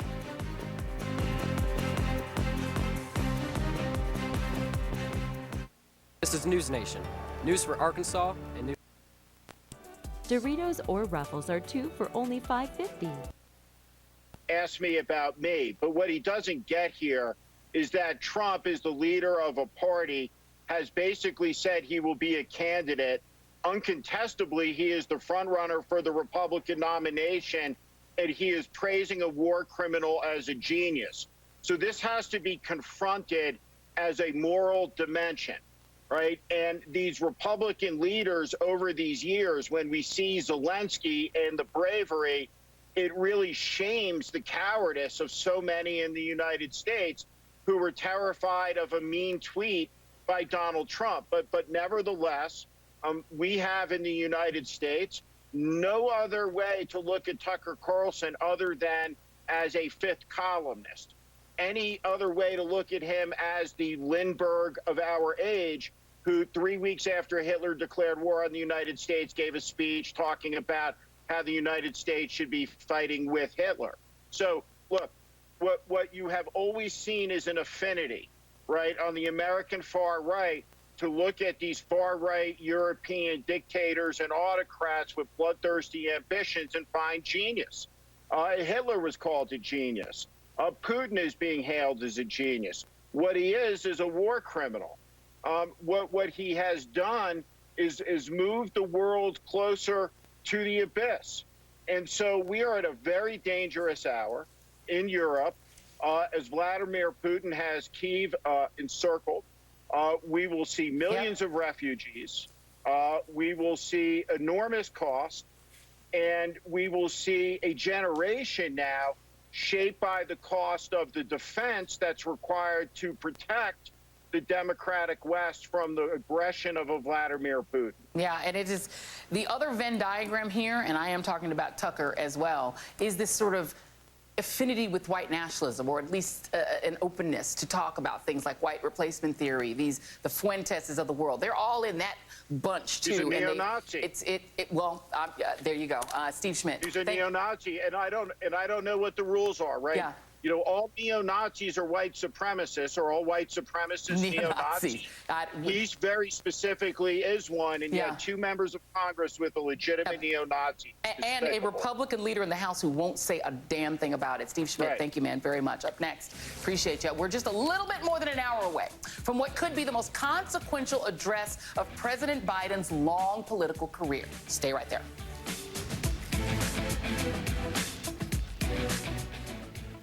Where does the stress go when you're driving a Lincoln? Does it float off into the clouds? You might have your own theory. But maybe it's better to just let it go. It's the hottest seller's market in years. If you're thinking of selling your home, your first step is to find out how much it's worth today. But where do you start? Introducing HomeLight, the essential real estate platform for selling your home.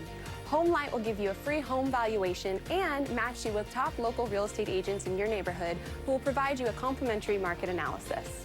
HomeLight uses the same tools banks and lenders use, and HomeLight is backed by the nation's best real estate experts. Find out how much your home's worth for free at HomeLight.com. Let's get started. Bill, where's your mask? I really tried sleeping with it, everybody. Now I sleep with Inspire. Inspire?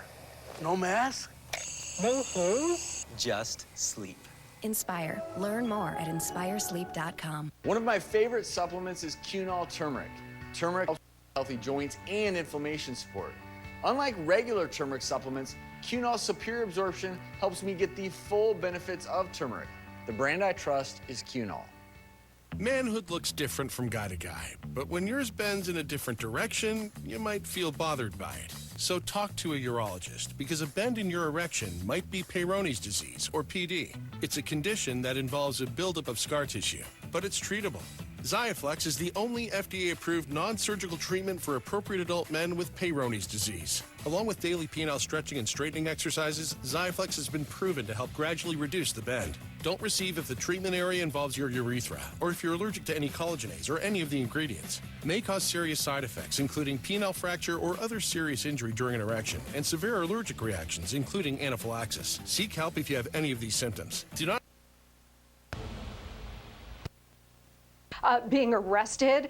Look, Russia is now being canceled, right? I mean, between the fierce Ukrainian resistance and the widespread international financial sanctions and boycotts and Russian teams being barred from international competitions, Russia is being canceled. It is a different world. This is not something that President Putin ever had anticipated. So an implosion of the Russian economy is going to have severe political consequences for him. But we've got to be very careful that the spillover effect is not so severe that it takes down the global economy, sends the global economy into a worldwide recession, and affects us directly here at home. So how do we do that? Russia's what, like the 12th largest economy? They're a huge commodity exporter. They fuel pretty much the entire European continent. How do we manage the Russian economic collapse so it just doesn't destroy the Dow and jack up gas prices to $5 a gallon for Americans? Yeah, I mean, what we're watching unfold now in Russia and Eastern Europe writ large is, first of all, of course, the energy component is so critical. Everything that Americans consume has energy built into it. But Americans are also experiencing intense economic hardship as a direct result of Biden's catastrophic economic policies. We're now experiencing, Jesse, a weakening economy, skyrocketing inflation, high gas prices, a supply chain crisis, and a labor crunch. Again, all things that Joe Biden and the Democrats. Science, health, community, politics, social justice, and education. Here we go. Here's how much snowfall we're going to be dealing with on Thursday morning, right around 1 to 2 inches generally, but we could be looking at a little bit more further off to the northwest. So a quick round of snowfall. It'll slow down the morning commute on Thursday. We get a break from the precipitation on Friday, and then that weekend winter storm arrives. In the Sioux Falls area, we're looking to start out more with rainfall and then transition into snow. In Aberdeen, you'll primarily see all snowfall during this event, and the wind is going to be causing issues too. Still a little too early to talk exact numbers just yet, but we will have more details in the next few. The Russians have had more success, and there may be more action down there tonight as well. Mike Allen, who was on earlier, has talked about how there is already this discussion inside the White House and also the national security apparatus in the United States and then with our allies overseas. How to give Vladimir Putin a way out. Sun Tzu would call it the Golden Bridge. Look over here. You can walk away from this embarrassment, or look over here. It continues. What is the Golden Bridge? Well, I tell you, I have an article I'm writing right now. I want to see what the State of the Union message is that I expect will be published in The Hill in the very near future, where I argue it would be a big mistake, a big, big strategic mistake for the United States and the West to give off-ramps to Putin right now, even to offer off-ramps when we are not in a position of strength to do that. I think is a big mistake. There's a lot of self-congratulation, a lot of patting of backs going on in the U.S. and Europe about how tough we are. Tell that to Ukrainians. They are the ones who are suffering from this military onslaught, and we're explaining to them what a great job they're doing while we look from the tall grass with heavy field glasses. Yeah, well, it's definitely, there has been a complete lack of commitment in terms of any kinds of U.S. forces. I know you don't often agree with President Biden's foreign policy, but specifically on this issue of a no-fly zone or committing U.S. forces to where you could end up with a force-on-force Russia versus the United States, I feel like you're probably on board with that.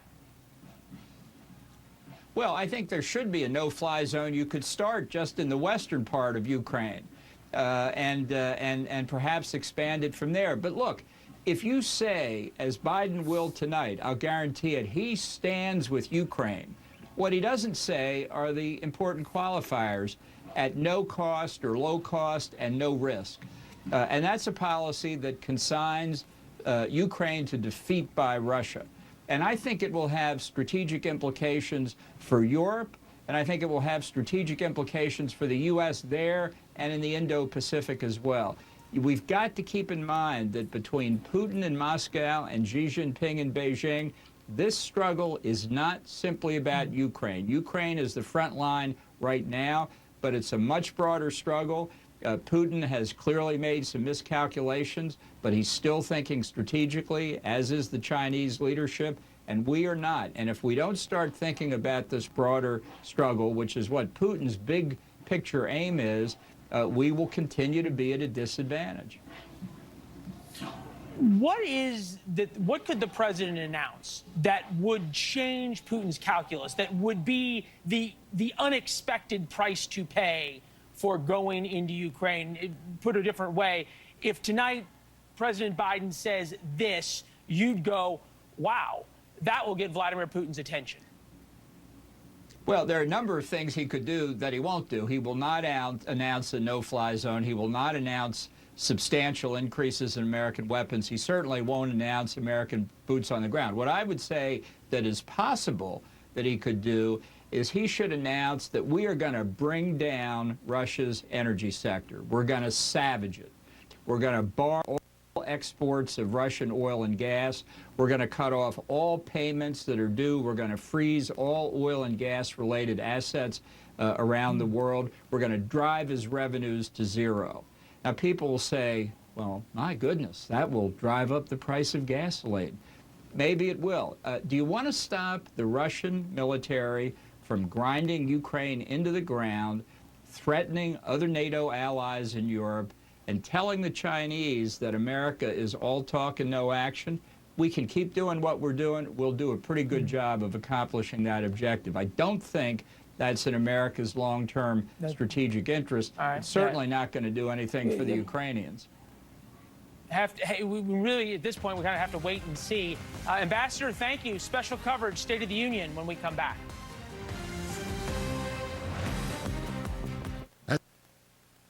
Committed to advancing racial equity and creating the change required to shift systems and accelerate equitable economic opportunity. And with the ongoing support of these institutions.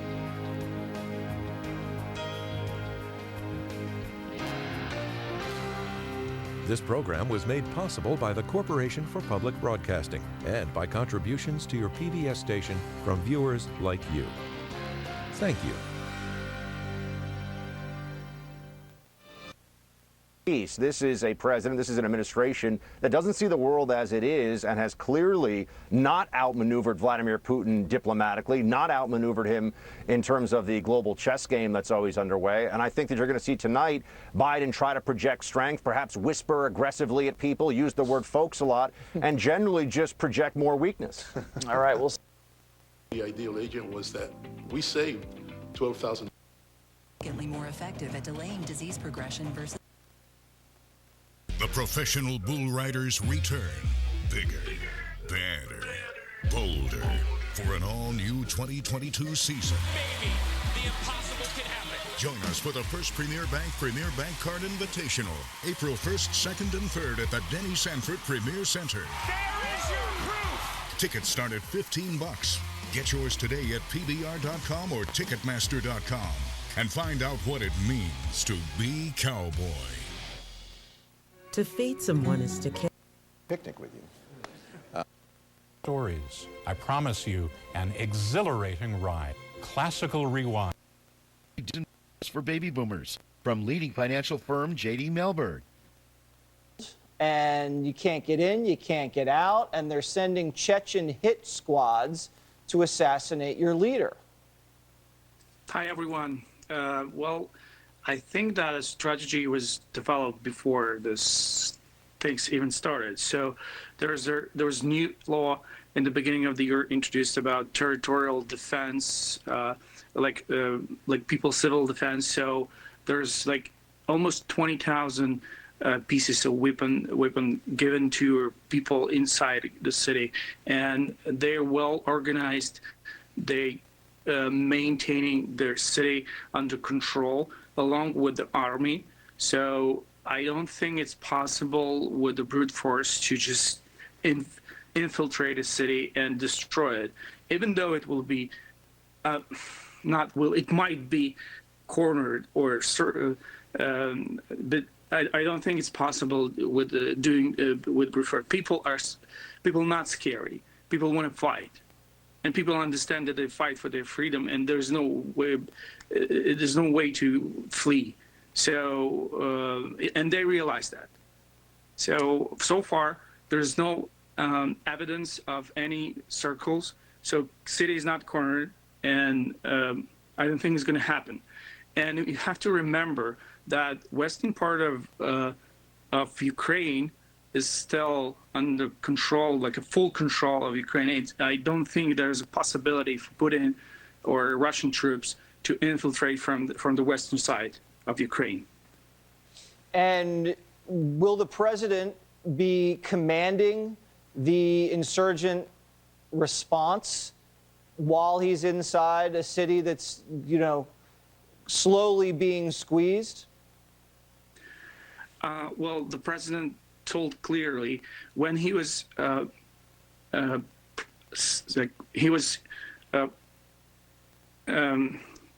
was a proposition to evacuate. So he said clearly, I don't need a taxi. I need more weapons. Yeah. So and we're very inspired by your president, and we're going to continue to send those weapons and get them to you any way possible. Thank you so much. Very much. That's all for us tonight. Tucker Carlson is up next, and we'll have live coverage at 8:55 of the State of the Union.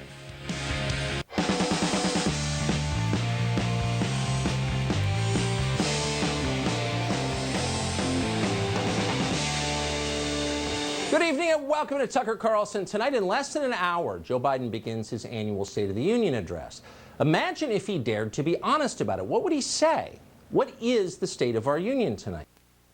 From all sides, President Biden will address the nation tonight in what is now the third year of the COVID pandemic. He delivers his assessment of the State of the Union at a time when our union, our democracy, remains under sustained attack from a movement led by the former president, who's striking strategic targets in the heart of Ukraine, blasting a government building and hitting civilians in its second largest city in the east, in Kharkiv. Russian troops and hardware are on the move as well. That massive 40-mile convoy positioned just outside Kyiv.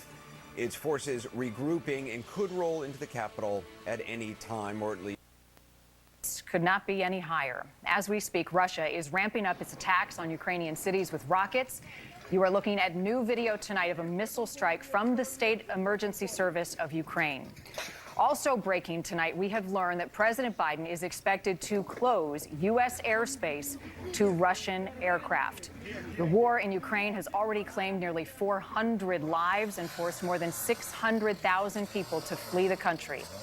Now, the path there are going forward. Russian forces pounded cities in Ukraine today as the war raged for a sixth day.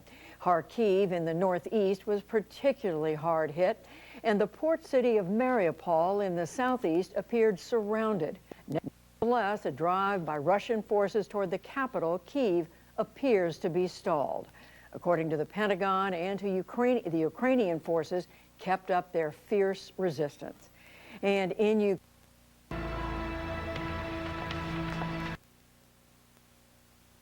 you can move any direction you want. You can move more. Reputational harm, he has cost me. Earth. Today it brought that brutal reality to Ukraine. Kharkiv's central square, named Freedom, now mostly rubble and dust. Inside the city's main government building, emergency workers removed debris and carried dead bodies. In total, city authorities said at least 5 were killed and more than 24 wounded, all civilians. Surveillance footage captured the attack, a direct hit, and a massive fireball. Russia promised its targets would be restricted to military. This is a residential building. Homes completely destroyed. Families and children killed. We're being bombed by the Russians. We're all afraid. Why us? We're all simple civilians. They destroyed a residential building. The rockets hit and many peaceful residents died. Putin and Lavrov are bandits and should be tried. 300 miles away in Kyiv, Russian missiles hit the city's main radio and TV tower. Firefighters fought to extinguish the fire at the site that's near a memorial to Ukrainian Jews killed by Nazis in World War II. Ukrainian President Zelensky today called this history repeating itself. Outside the city, satellite images show a convoy even larger than previously believed, 40 miles long. But a senior defense official said today the advance toward Kyiv was stalled. The official said Russia wants to encircle Kharkiv. Russian troops have begun to occupy cities in the south, Berdyansk and Melitopol, and are just outside Mariupol. But once again, Zelensky remained defiant, this time to European lawmakers. Even the interpreter got emotional. We are fighting just for our land and for our freedom. Despite the fact that all large cities of our country are now blocked, believe you me, every square of today, no matter what it's called, is going to be called, as today, Freedom Square in every city of our country. Today, ordinary Ukrainians fought for their freedom despite being outgunned. Civilians tried to stop Russian armored vehicles, their only weapons, their bodies. Across the country, Ukrainians are rallying, even though some of their cities are slowly being strangled. 6 months ago, we prepare a city to live in an extraordinary situation. We make huge supplies, medical treatment, blood. We bought a lot of diesel generator. We completely changed situation. Andriy Sadovy is the mayor of Lviv, western Ukraine's largest city. It's a UNESCO World Heritage Site, usually a hub for tourists. But now it's a hub for thousands of Ukrainians trying to flee the war in central and eastern Ukraine. Every day, thousand people from a different city. It's my heart completely rozrывается. Your heart is broken. Small children, 2, 3, 5 years. What support would you like from the West? Less talking, more doing. I listening about sanction last 1, 2, 3 months. We are deeply concerned, blah, blah, blah. Russia kill children, women. Russia oligarchs must feel very strong sanction and very strong position. Today, one part democratic world, next part totalitarian world. Today we told about future. Today we building. In the Democratic Party was Jimmy Carter, who Marnie faced a number of the same issues, primarily rising prices and terrible inflation in the United States and a crisis abroad. I think he wants to go any further west. I think he'd be very satisfied to hold that point. But he would like whatever emerges from this that we call Ukraine, whether it's just the western side or it encompasses some of the east and the west of Ukraine, to be neutral, non-aligned, and preferably friendly to Moscow. That he will accept. Anything short of that, his war has been a waste of time. How should the United States respond at this point? Well, I think President Biden and Sullivan, his national security advisor, have already given some indication of their readiness to accept something like that. They're not going to have any choice. Either they accept it, or then they put him in the position of having to do more than he would like to do, which would probably not go down well with NATO. No one really wants Russian forces on their border, least of all Poland. Right. So I think Sullivan and Biden will essentially tell Zelensky, if he is still the president at that point, and if he's still running any semblance of the Ukrainian government, which is largely collapsing now. If he is still there, he's going to be told, accept the deal, go neutral, because there really is no choice. You are hearing elements in the United States Congress, it's almost unanimous in the media, calling on the Biden administration to enforce a so-called no-fly zone over Ukraine. What would be the effect of that? Well, you'd end up at war with Russia, because the Russians are not going to allow Western aircraft, U.S. aircraft, flying over the battlefield in eastern Ukraine under any circumstances. As Stoltenberg, the Secretary General of NATO, flew to Poland to stop the Poles from essentially offering MiG-29 aircraft that were improved and modernized to the Ukrainians, allowing their pilots to come to Poland, fly these into Ukraine. He put a stop to it, saying that anything like that could lead to war, and NATO will not go to war. And see, this is the interesting part. Now everyone is talking about spending lots of money on defense and lots of money for NATO, but very shortly people are going to begin to ask why. Why are we doing it? Because it's patently obvious that NATO is not in a position to fight, not in a position to challenge the Russians. So I think Mr. Biden's problem tonight is not just his narrative is going to break down very rapidly over the next few days as it becomes obvious that this whole Ukraine business was a fantasy on his part. He's going to end up trying to write checks that he can't cash, because we can't afford a massive military buildup. We can't afford to put more forces forward. And if we try to do it, it'll be self-defeating. So I think we're in a real crisis now that no one has really figured out yet, and that is NATO itself and our position on the European continent. All of this is now at risk. To punish Russian aggression in Ukraine and to get military and humanitarian assistance into Ukraine. He's been working on the State of the Union, and he's worked with our COVID team on a new COVID strategy that you'll start to hear about tonight. So it's been a very hectic 2 weeks. I think the State of the Union is a great opportunity for the president to first update the country on what we're doing about Russian aggression in Ukraine. Some additional steps we'll be taking, both to crack down on Russian oligarchs and to help the Ukrainian people in this valiant fight. And then talk about where we are in the economy, how we're going to control inflation, how we're going to bring down costs, what we're going to do about COVID, crime, and other domestic issues. So he's looking forward for this chance to put his agenda before the American people. Ron, is possibility of using drones. They have the possibility of using some of their fighters, which are still in existence, and they could potentially do something here. But the question is, can they get the planes off the ground, and can they do it in such a way that it would actually make a difference to actually cut this convoy off? Now, if they did this, one of the things that they could do is they could actually start interdicting the convoy in several different areas. For example, if you cut it, like, let's say at a place like this, then what you would have is the ability to let's use this color.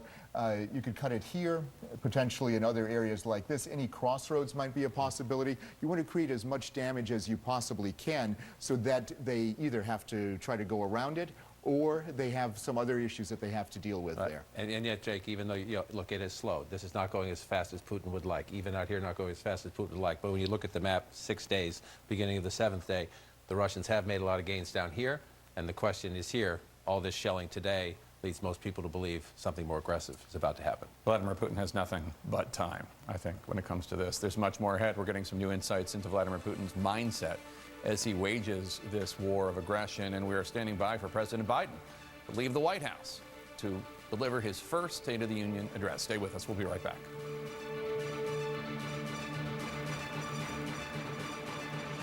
We need to reduce plastic waste in the environment. That's why at America's beverage companies, our bottles are made to be remade. Not all plastic is the same. We're carefully designing our bottles to be 100%. Well, I don't know. Well, I'm sure.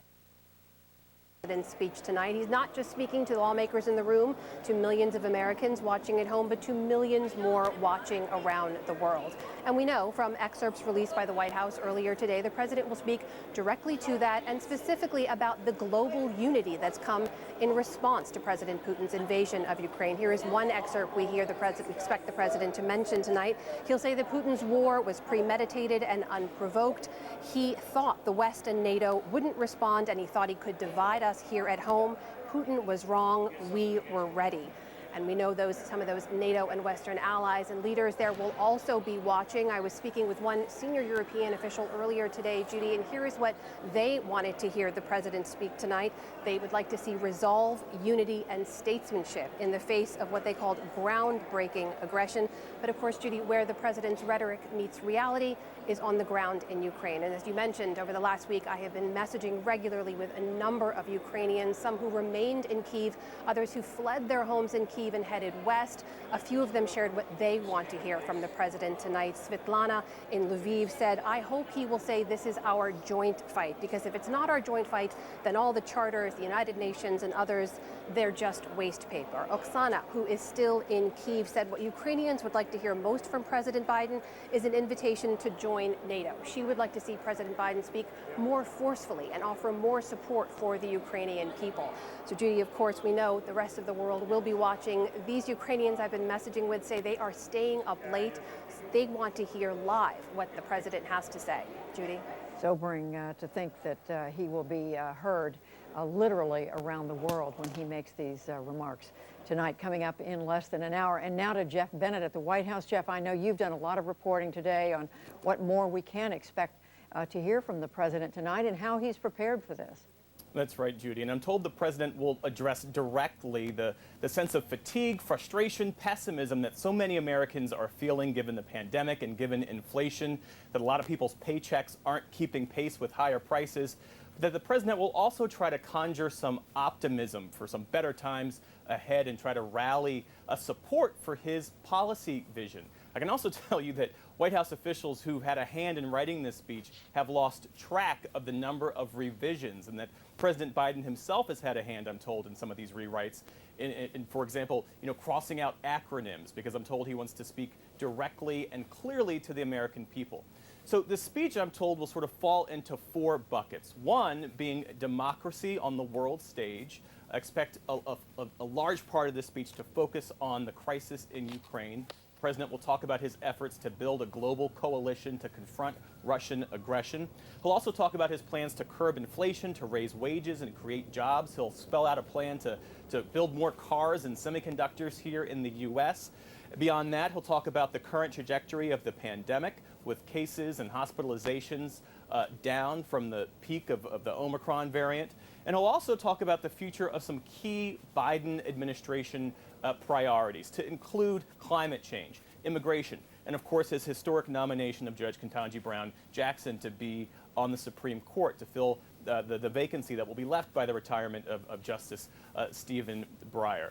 So the president intends to use this moment tonight to speak to millions of Americans. This is a size of an audience he likely won't have for the rest of the year. And I've talked to a number of Democrats who want this speech to provide really a messaging document for them as they go forward across the country and try to retain control of both houses of Congress in the midterm elections. All right, Jeff Bennett watching this. And Jeff, we will be coming back to you throughout the night as we listen to the president and try to understand what the reaction is. Jeff Bennett at the White House. Thank you.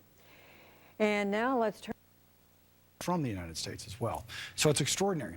It will hit, not so much the airline industry per se, but passenger travel also. It's not just the aircraft not being able to fly into U.S. Airspace, but also the travel of Russian citizens and others back and forth to Russia. Could have some serious ripple effects. I want to talk about some of the damage that we're seeing, in particular this massive explosion of this government building in Kharkiv earlier today. We also saw a TV tower blow up in front of our eyes in Kyiv. What does this tell you about the Russian forces' tactics and targets right now at this point in the game? Well, to put Kharkiv in perspective, population 1.5 million, about the size of San Diego.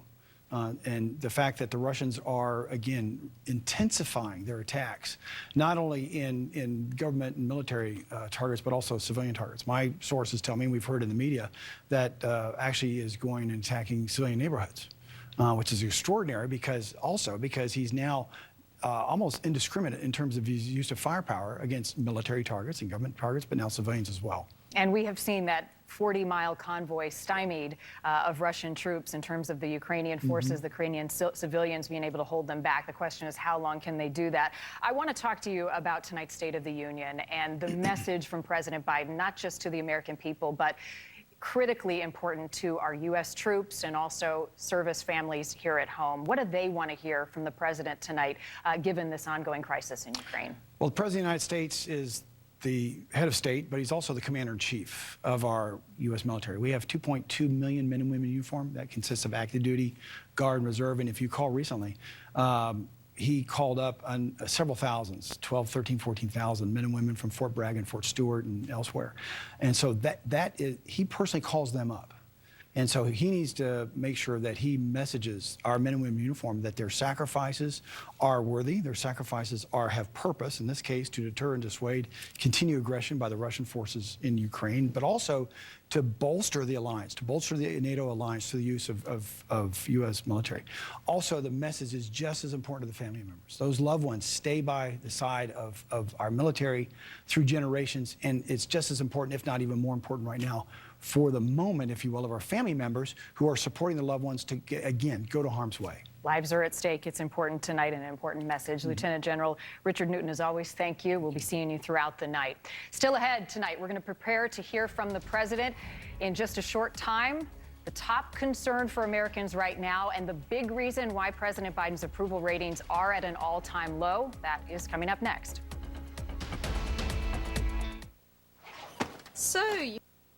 People in any of these plants. Well, especially since, as you point out in your first sentence, the Fed has driven so much of this. I mean, they've printed so much money that we're at like Scrooge McDuck phase, where we're just like rolling around a swimming pool full of dollars, which by definition are worth less. So why doesn't anyone ever say that? No, I mean, it's all monetary.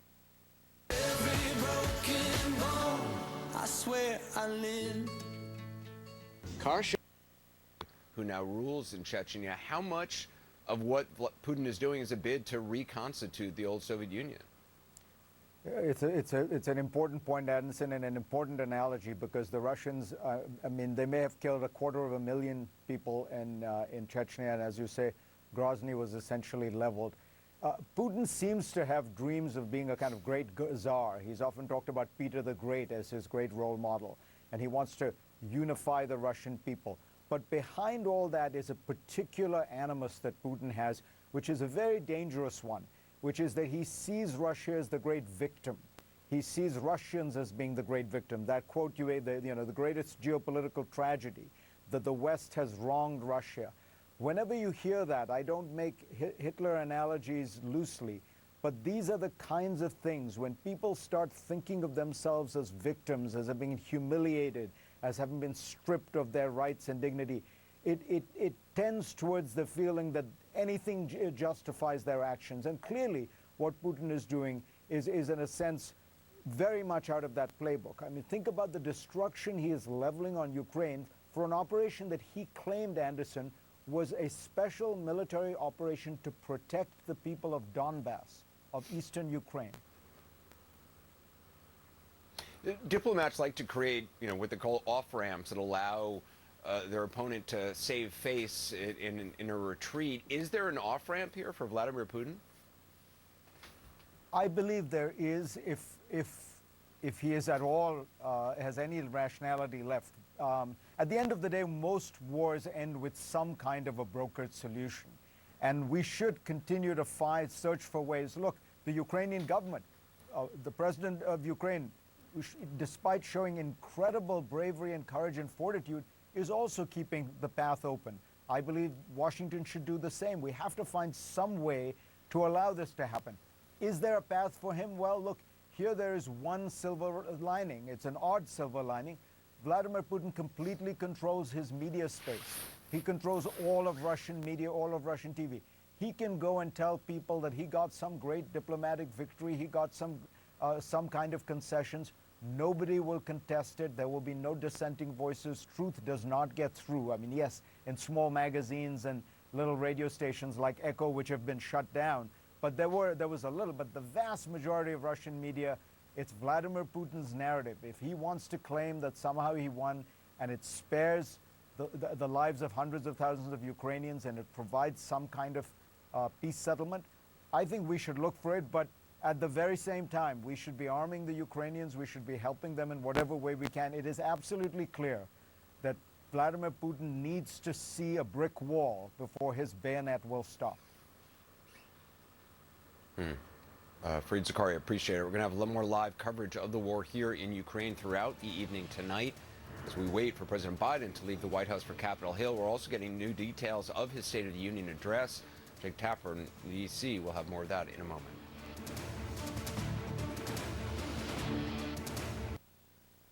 Can advocate, day in and day out for the priorities and the policies we want to pursue, but our goal and our measure of success is getting them across the finish line.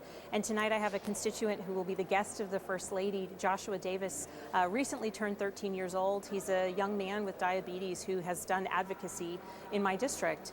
And I'm really proud of the fact that I was able to introduce him to the President of the United States when President Biden came to my district, and to now recognize that he'll be bringing a voice to people who are facing diabetes across the country and bringing a voice and a face and a story to the reality of what the cost of prescription drugs means for families across Virginia, across my district, and across the country.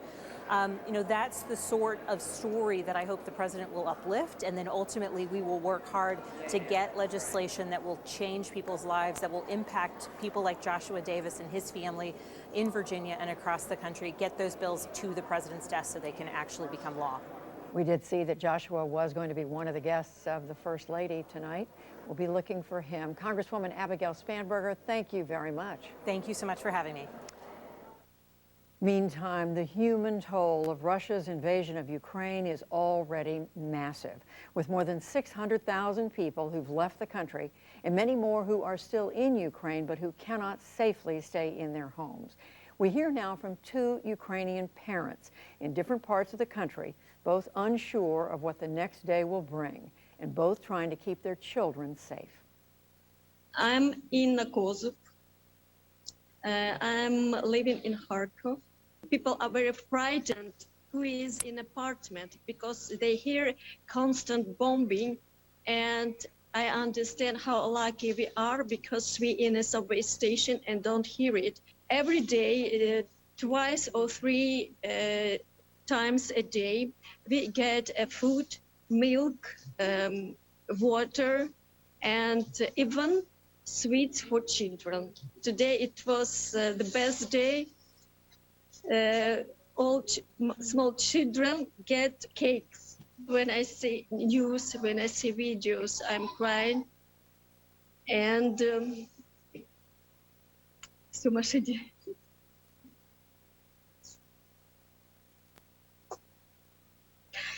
And I'm trying to be positive with my daughter.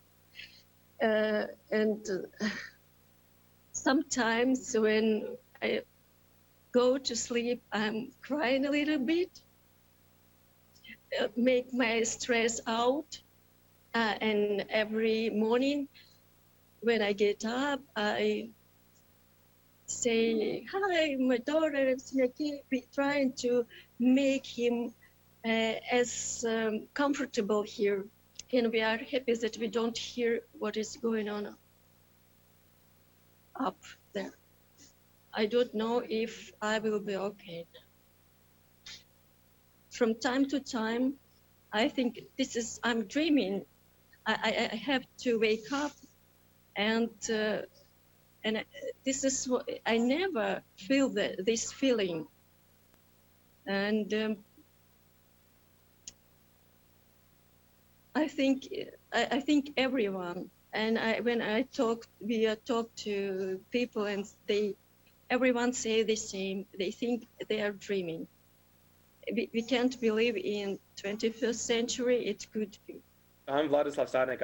I'm from Kiev myself. The big war has caught us while we were on a family retreat, skiing in the mountains in the western part of Ukraine, and we've planned this vacation since the summer, like most normal families do, and we hope that nothing like that would ever happen to Ukraine. So what I've been doing for the past several days is collecting money from everywhere in Ukraine, from the diaspora, from just people just from all across the world, and trying to purchase everything we can in the neighboring countries with vests, bulletproof vests, helmets, and just simple stuff like that. What is absolutely incredible is how quickly all of us just simply, changed their normal way of being. I I have a regular job like everyone else, which I go to 9 to 5. I travel a lot. I do a blog about heavy metal music for myself. Yet all of these things just suddenly became absolutely unimportant. And you understand that the only thing which is important to you is the safety of your family first, and then the safety of your country. The scariest thing is to hear your daughter, who is, I have 2 daughters, one of them is 4 and the other one is 1, just asking you, hey, why can't we go home? And when will the Russians go away from our land? And why did they come? And just having this struggle of, how do you explain a thing like that to a 4-year-old? And how do you make it so it doesn't scar her for life? Those are 2 sets of parents in Ukraine, absolutely heartbreaking and completely human. And now we heard a moment ago from Congresswoman Abigail Spanberger, Democrat of Virginia. Now for a Republican perspective on Ukraine, I'm joined by Congressman Andy Barr of Kentucky. He serves on the Foreign Affairs Committee and on the Financial Services Committee, where he helps oversee sanctions policy. Congressman. With Parkinson's disease, call right now. You may be entitled to financial compensation. Have him spend years in prison for spending about 20 minutes in the U.S. Capitol committing no violent crime, really doing nothing wrong except being a Trump supporter. And now he's dead. So this morning in the Republican conference meeting, all the Republican members of conference meet occasionally together. One member burst into tears talking about the sadness of watching people die in Ukraine, which I'm not mocking. I mean, it's incredibly sad to watch it. But I wonder how many Republican members have shed tears over this man's unnecessary death. I have only heard from 2 congressmen, Republicans. Sheer moral indefensibility of what is unfolding before us. And in some ways, I think that's the cornerstone for him tonight. I mean, what we are seeing is wrong. Things can be factually complex and morally simple, and this is one of those things. It's factually complex and morally simple. What we're seeing is wrong, and now the president is in this position, and I think he's done a very deft job. I have to say, what Nicole said about U.S. intelligence, I was joking last week that the last 2 weeks were like the Iraq War in reverse. For the reputation of American intelligence abroad, right? It was, instead of saying, well, here's all this stuff that proved to be wrong, it was, here's what they're going to do on Monday, and here's what they're going to do on Tuesday, and here's what they're going to do on Wednesday, and boom, boom, boom, down the line. With Russia denying it every step. Every time. You're a liar. We don't want to go in. No. The credibility that he earned, I think, domestically and internationally from that strategy, which they took, which was a high-leverage strategy. Let's be clear. I mean, it was a strange, almost surreal strategy to watch Anthony Blinken and the President of the United States saying in minute detail, here's what U.S. intelligence says they would do. It's a high-leverage strategy. I think bore them a lot of reputational goodwill, diplomatically, internationally, and nationally. And I think there is a real unity of purpose domestically and internationally right now that he can marshal. And look, we're 6 days into this. Yeah. I mean, for people that covered what the Russian military did to the people of Syria, which was one of the most brutal prosecutions of mass civilian death in recent military history, this could go on for a while. Yeah. And I think part of the message tonight has to be about the fact that this isn't, we're not watching a video game unfold here. These are real people, and this can go for a very, very long time. And if, yeah, that's right. And on the simple. And call your doctor right away if you have symptoms. The Iraq War, but when it comes to a national security crisis, it hadn't happened since George W. Bush.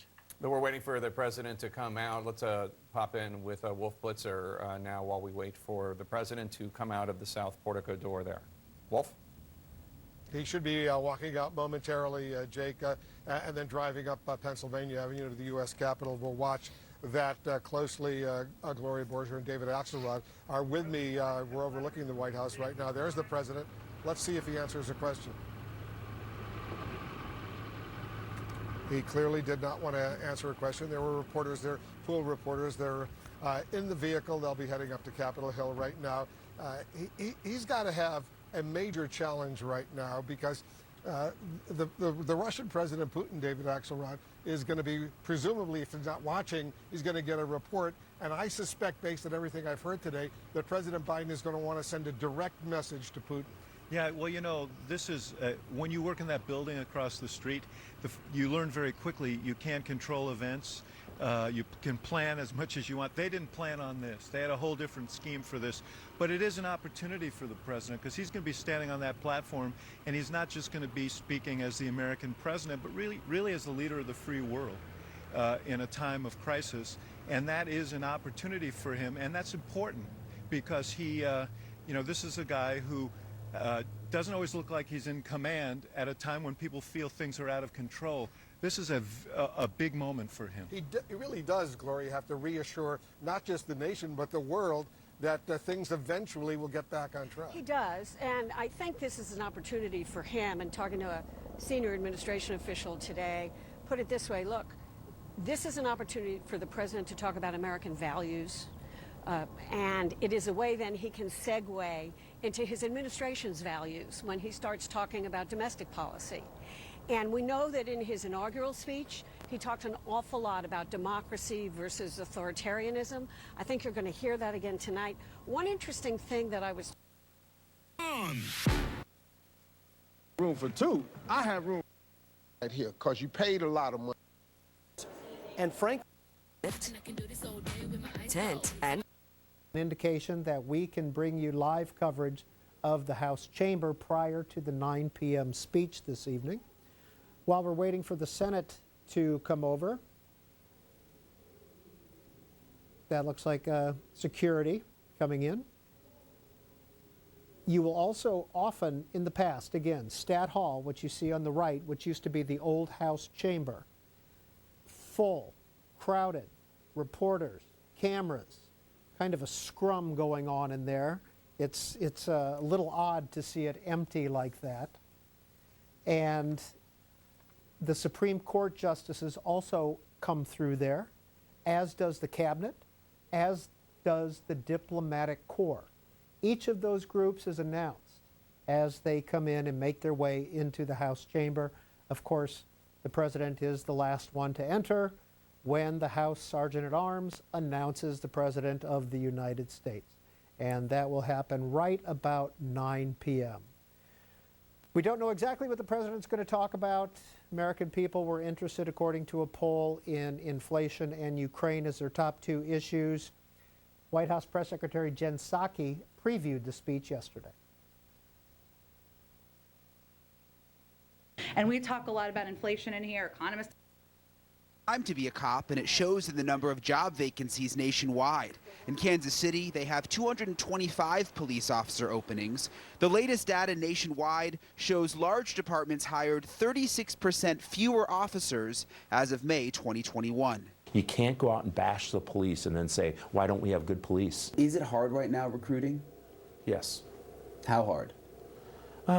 Well, when I took the test back 34 years, I think there was 400 of us in the academy class. We gave a test a while back, there was 4. The chief says recruitment and hiring has gotten a little bit better over the last couple of months, but it's still a big problem. Obviously, help from the federal government is the heart of hypocrisy in everything that we are seeing here, is that you have the Biden-Clinton foreign policy leading this whole thing, saying, well, we have to go and do this to promote or defend democracy abroad, and yet it is their policies right here at home that is undermining our own democratic republic. It is undermining our own freedom of speech and leaving the American people wondering, what is this all for?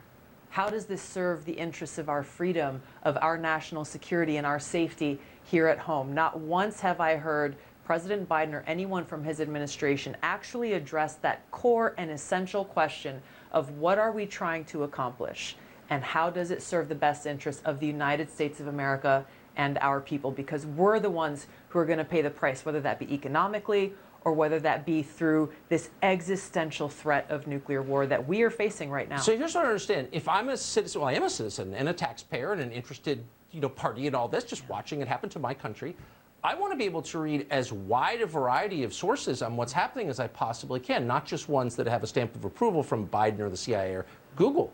But I can't. So why is no one fighting back against that? Why can't I have all the information I want to have? And this is the problem, is that this administration, government, the power elite, the media, they have designated themselves as the sole authority who can say, well, this is the information big tech, Google does this is the information we want you to see in here because this is what we deem as true, and all this other information is what we deem as false, and therefore we're going to make sure you don't get access to it. We're going to make sure that you don't hear it. And if you dare to challenge what we are putting forward to you, the Biden administration, the Department of Homeland Security will sick their domestic terrorism unit on you because you are anti-authority. You dare to challenge their authority, dare to question the line, the narrative, the policies they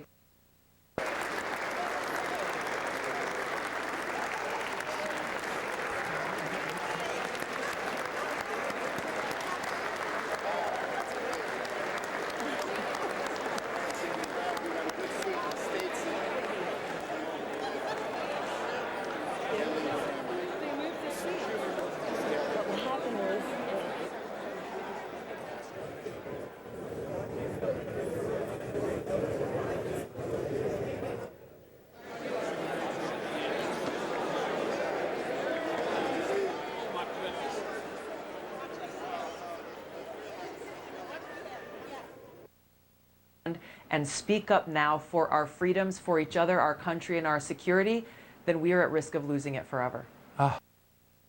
Time at a State of the Union where you have had that kind of unanimity around an issue. If you watch, I think you'll see, I talked to a number of senators today, I think you'll see a lot of women trying to wear either blue or yellow. I've already noticed, and some members of Congress have blue scarves.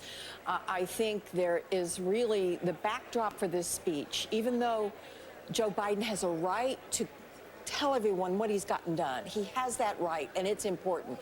And to tell him what he's going to do and to emphasize bringing down costs. Tonight is about freedom. And everybody agrees that what's going on in Ukraine is a real threat to freedom in the world.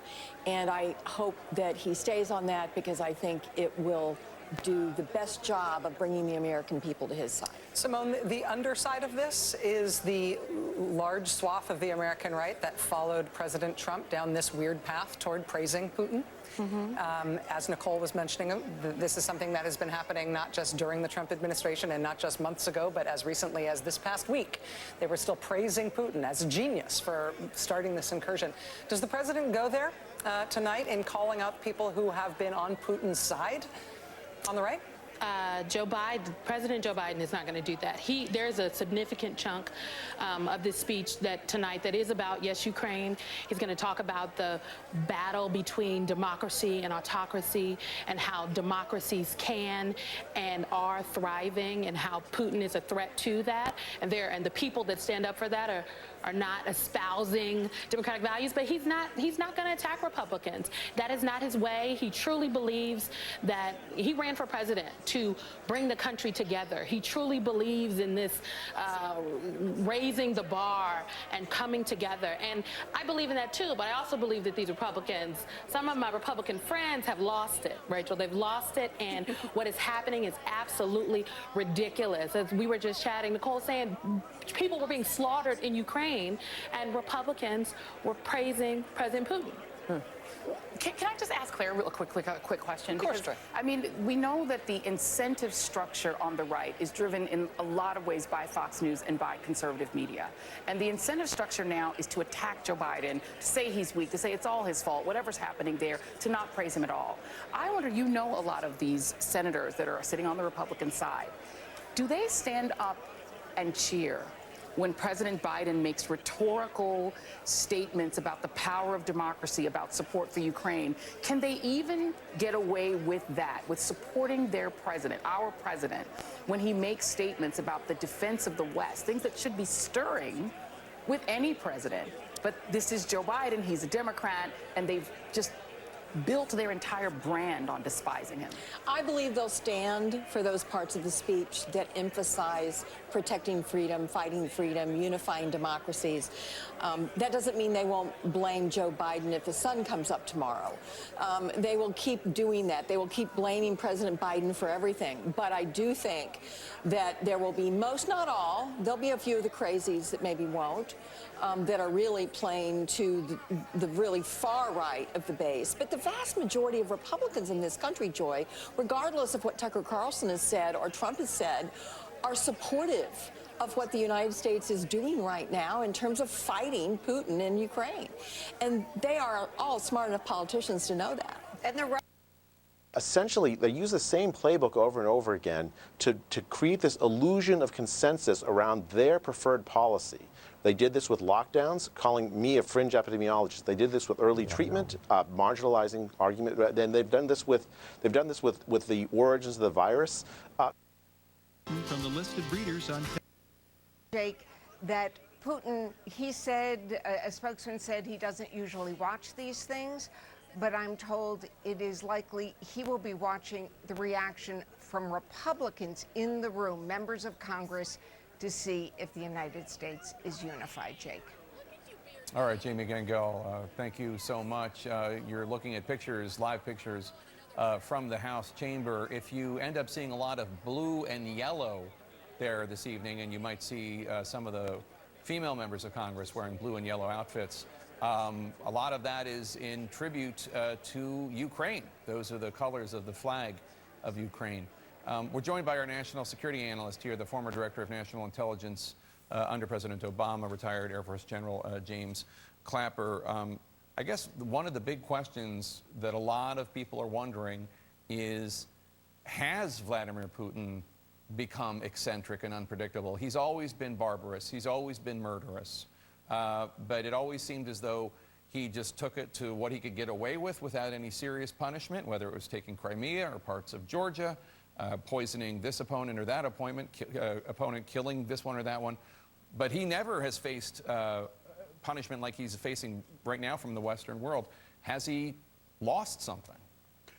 Well, we've all become armchair psychologists as a result of this change in his behavior and whatever it's attributed to.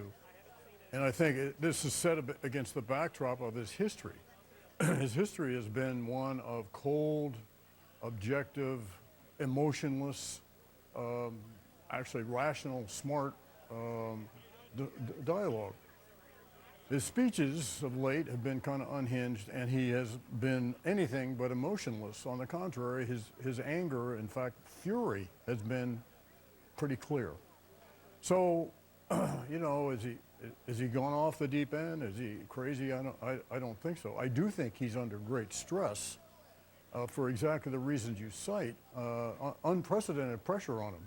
And the isolation of Russia very suddenly from the economic system, from sports, which means a lot to him, plus the fact that things aren't going real great in the Ukraine. The vaunted Russian army has not exactly performed up to standards.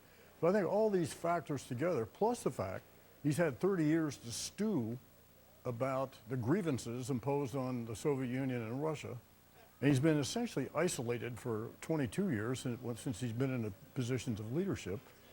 And the last couple of years, literally, physically isolated. Yeah, because well, that's not really a normal circumstance. He's really paranoid about COVID. He's really worried about COVID. You see that super long table he sits at. So I think all these factors together at least tell me that he is behaving differently. And the thing that still bothers me, I found chilling, is his warning and then the heightened alert status of the strategic nuclear forces. Vladimir Putin is the head of state for the largest single nuclear arsenal in the world, larger than ours.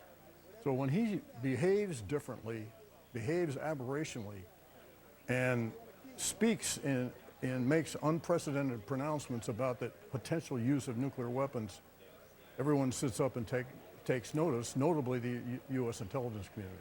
General Clapper.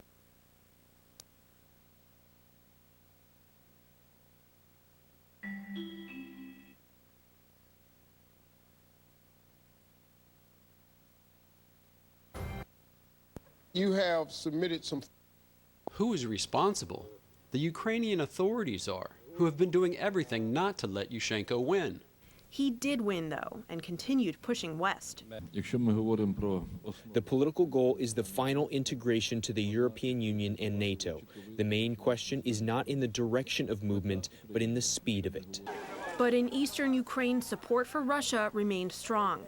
In 2010, Yanukovych ran again and won. My task is to make sure that Russia-Ukraine relations take a radical turn in the right direction. One of those radical turns came in 2013. Yanukovych stopped trade talks with the EU, instead pursuing a similar agreement with Russia. That night, crowds gathered in Kyiv's Maidan, or Independence Square, which continued to grow into a sprawling camp. We are ready for war, but we're hoping for the best. A government should be afraid of the people, not the people afraid of the government. But the head of the Russian government vilified the Ukrainian people. In my view, this is an attempt by the opposition to shake the current, and I want to emphasize legitimate authorities in the country. As 2014 began, authorities grew more violent. In late February, Ukrainian security forces shot and killed dozens. Then the opposition and government reached a truce, and Yanukovych fled, reappearing a few days later in Russia. I intend to keep fighting for the future of Ukraine against those who are using fear and terror to seize the country. But the one trying to seize Ukraine was Putin. He sent unidentified armed men to occupy airports in Crimea, which Putin has long said was stolen from Russia. Putin denied sending in troops, but said he would if asked, setting up a pretext just as he did for this invasion. What can be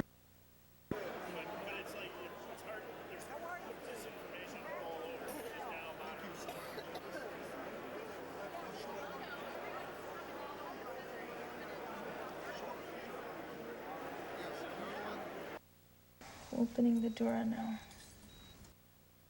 Energy independence and how she made in-school, in-person schooling possible for kids in her own state. But how Republicans do respond in this moment. You were talking about theatrics early on, you know, something we all look for and watch for during this speech is how Republicans will respond to certain talking points. Do they jeer? Do they clap?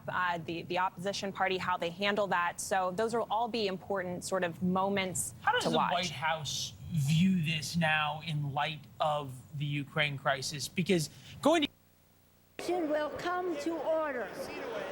The chair appoints as members of the committee on the part of the House to escort the President of the United States into the chambers.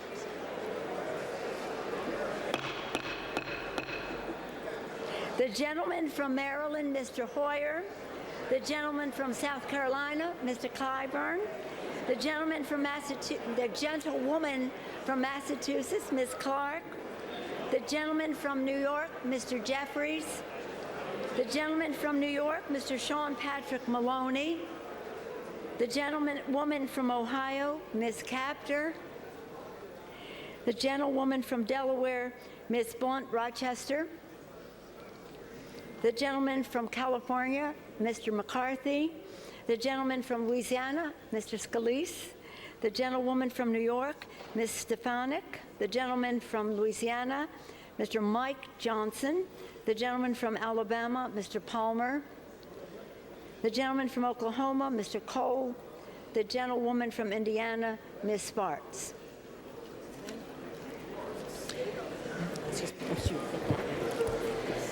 The President of the Senate, at the direction of that body, appoints the following senators as members of the Committee on the part of the Senate to escort the President of the United States into the House chamber. The Senator from New York, Mr. Schumer. The Senator from Vermont, Mr. Leahy. The Senator from Illinois, Mr. Durbin. The Senator from Michigan, Ms. Snapanow. The Senator from Minnesota, Ms. Klobuchar. The Senator from Wisconsin, Ms. Baldwin. The Senator from Kentucky, Mr. McConnell. The Senator from South Dakota, Mr. Thune. The Senator from Wyoming, Mr. Barrasso. the senator from Iowa, Ms. Ernst, the senator from Missouri, Mr. Blunt, and the senator from Iowa, Mr. Grassley. The members of the escort committee will exit the chamber through the lobby doors.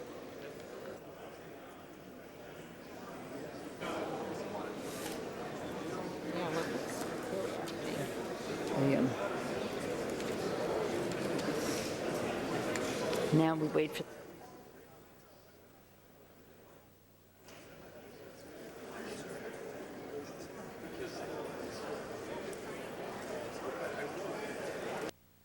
the Secretary of Defense and the Secretary of State a lot more in this State of the Union than we have ever seen before. We should see them more. The estimate I've just heard is that it would be 1/3 Ukraine and 2/3 domestic policy, which seems to me to be about exactly wrong. It should be the other way around. One of the things we're going to see tonight is something that really should no longer occur. Hostage of the far left base, and he's just incapable. And when the Europeans show more courage to deviate from their own base than he does, we're in real trouble.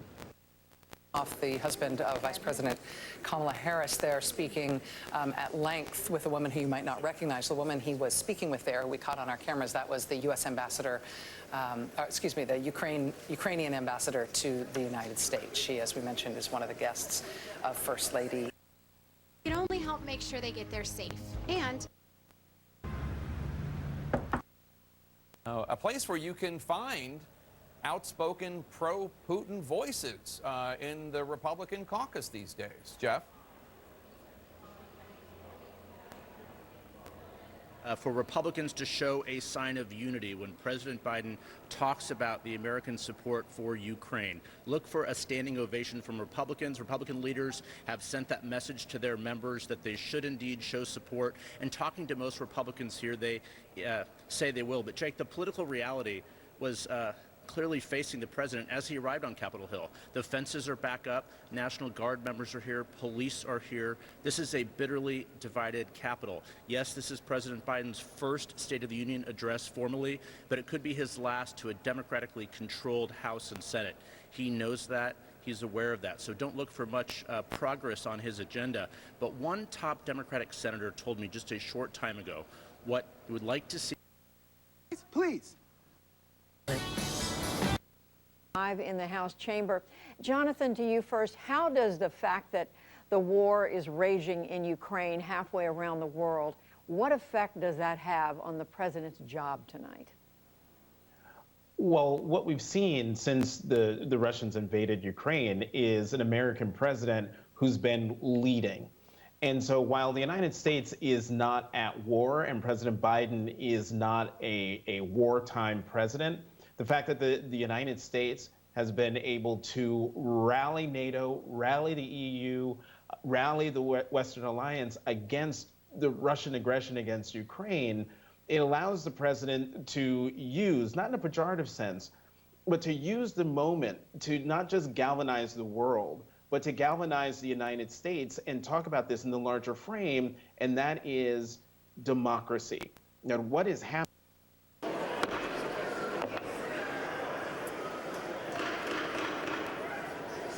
Madam Speaker, the Chief Justice and Associate Justices of the Supreme Court.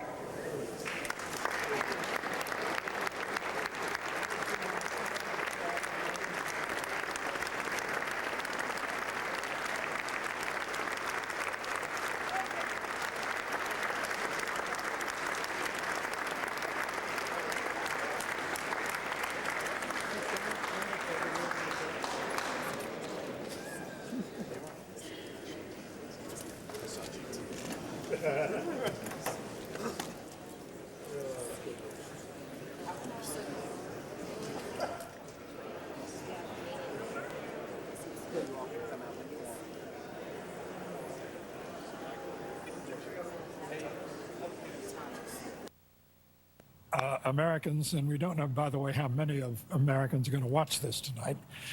But it's going more than an hour, so you got a long time to tune in. Exactly. An hour, not counting all the leaping to the feet and the applause and all the rest. I of logistical and supply issues, particularly in that 40-mile-long column, that convoy that is moving towards Kiev. In fact, it has barely moved at all in the past 24 hours. And so some people are saying he is now shifting his focus, shifting his tactics to start this kind of bombardment. And in fact, the Russian Defense Ministry reached out to everyone in Kharkiv, sent the message saying, leave the city, flee the city, because we're going to start. When you thought of these justices as sort of high-minded people who just thought about the law and not as just other politicians, just 9 other politicians. I don't know. There's something about this that is striking. And even for President Biden, I mean, this is a man who was made for this moment. Senate Foreign Relations Committee, all that he knows about the world, all the people he knows. This is a moment that he was built for, and yet he's not allowed to exude the kind of moral authority you'd think he could dealing with an issue he knows so much about, just because of the political opposition is so entrenched against him.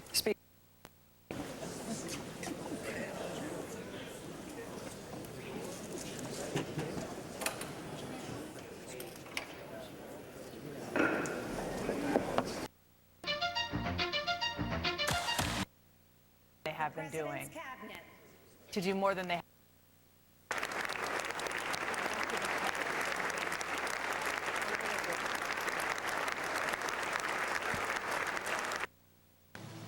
Talia.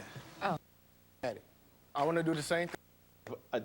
A democracy. Have the ability to. GG.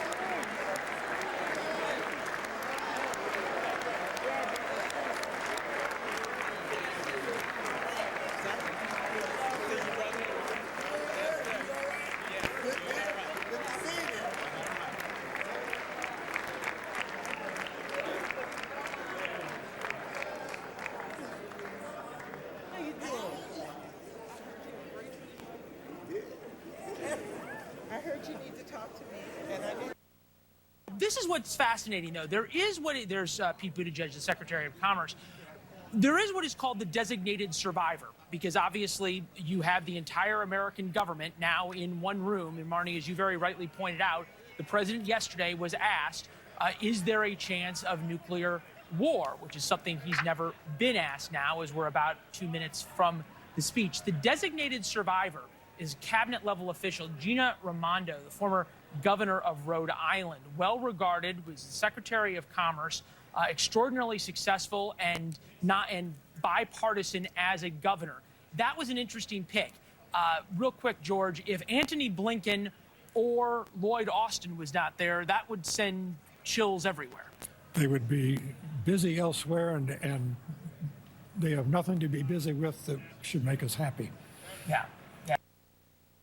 I'm Brett Baer. Good evening, everybody. I'm Martha McCallum. It is a beautiful night in Washington, D.C., and great to be around the table and together, and you can see that that's the... From inside the House chamber, and you may notice there is a sea of blue and yellow that is in solidarity with Ukraine after Russia continues to bombard the country. There you see, of course, the Chief Justice, John Roberts. As he makes his case to lawmakers and the American people that the State of the Union is strong. From NBC News, President Biden's State of the Union. Live from Washington, here are Lester Holt and Savannah Guthrie. And good evening from Washington. I'm Savannah Guthrie here with Lester Holt. In just moments from now, President Joe Biden will enter the House chamber to give his nation's capital, where in just a few moments, President Biden will deliver his first State of the Union address to the nation. Americans watching, the world will indeed be watching as the president enters the House chamber on Capitol Hill moments from. And on the left, Vice President Kamala Harris, the traditional positions since spending and a plan he says will lower your costs and lower the deficit. All of that is contributing to the lowest polling numbers the president has seen since taking.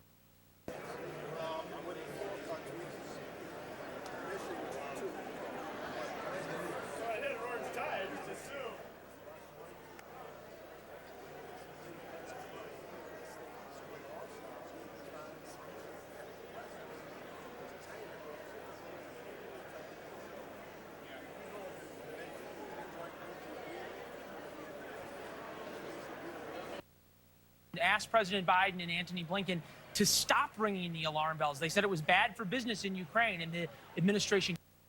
President.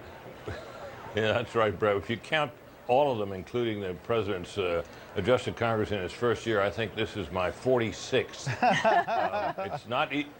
It's not easy to remember any of them because they tend to be long and programmatic and tedious. And before the State of the Union, I'm told the strategy was they wanted momentum going in. I think Russia's invasion of Ukraine tried to throw a wrench into that, but you know, the president got that moment that he wanted. He got that moment. The Judge Brown. Word that you say so many voters want, Gail, unity. Margaret Brennan is our anchor of Face the Nation and our chief foreign affairs correspondent. And Margaret. Putin has had two major goals when it comes to things that take place outside Russia and territory he wants to claim as Russia. One is to divide NATO. Look for him to express empathy with those economic struggles, detailing how he's working to cut costs to help working families. And I'm going to be watching his tone tonight. In this deeply divided country, officials here are previewing what they call a unity agenda, focusing on priorities that have been historically bipartisan. And Lester and Savannah, just moments ago, we learned that the designated survivor during tonight's State of the Union will be the Commerce Secretary, Gina Raimondo. Cabinet. We watched members of the cabinet arrive moments ago. Justices from the Supreme Court are there in the chamber tonight. You can see the chief.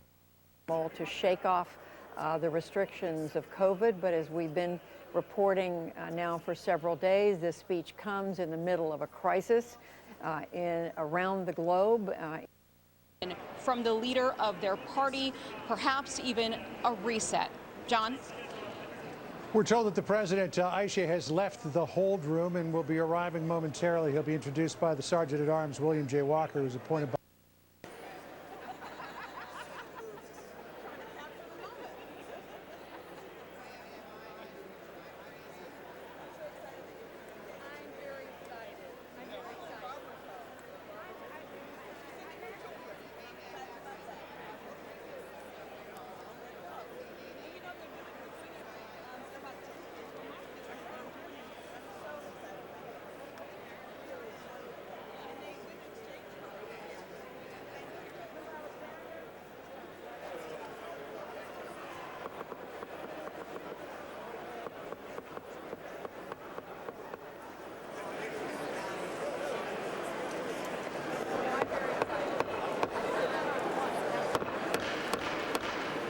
Madam Speaker, the President of the United States.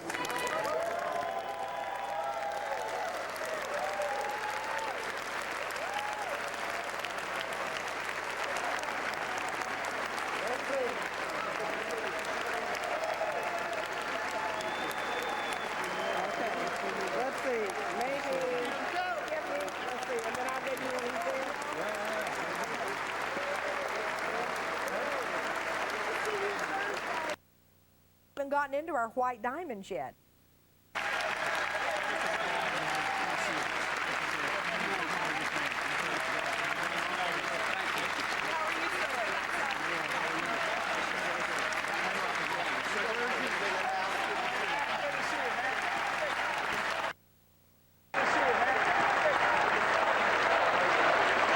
Every once in a while, you can catch a little bit of the conversation as he makes the walk down. Britt, I went to that anchor's lunch today. They bring over some of the anchors.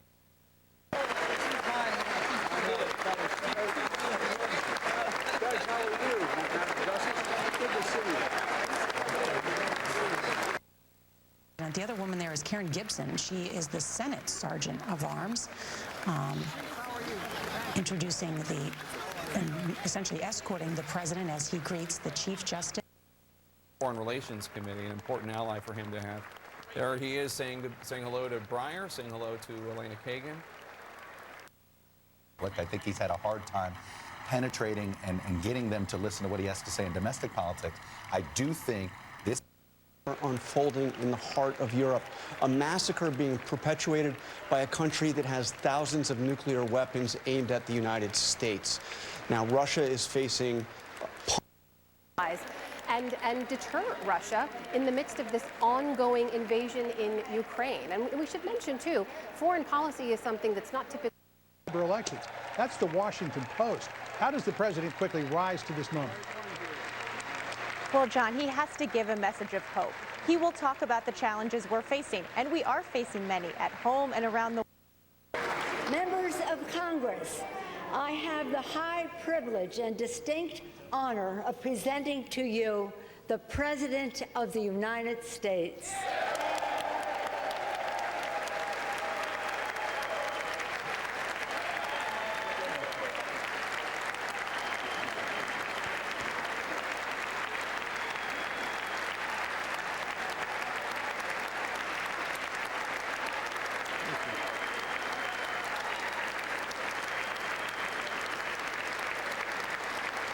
Thank you, thank you, thank you.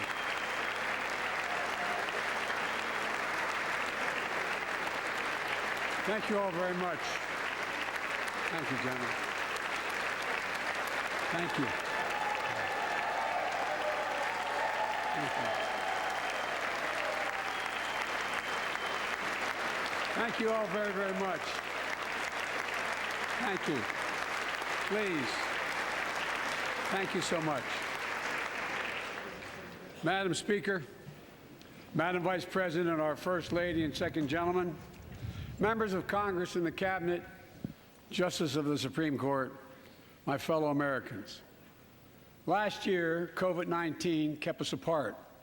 This year, we're finally together again. Tonight,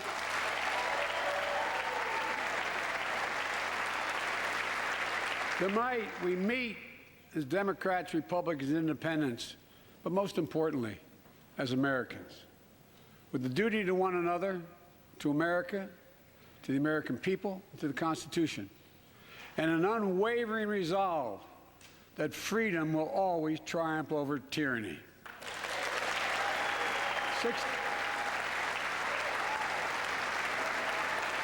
Thank you.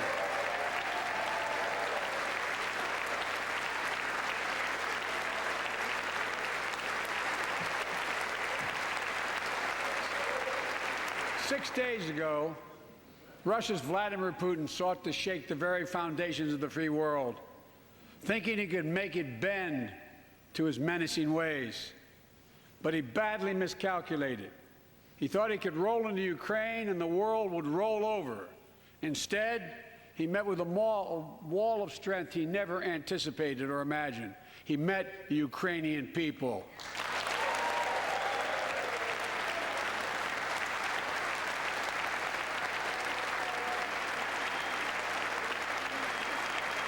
President Zelensky, to every Ukrainian, their fearlessness, their courage, their determination literally inspires the world. Groups of citizens blocking tanks with their bodies, everyone from students to retirees to teachers, turned soldiers defending their homeland.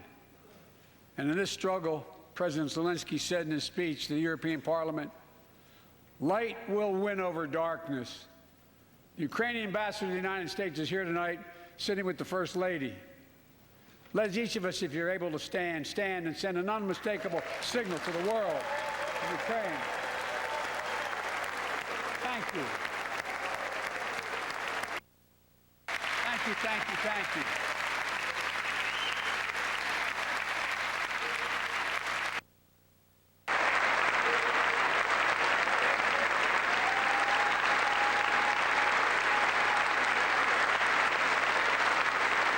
Bright.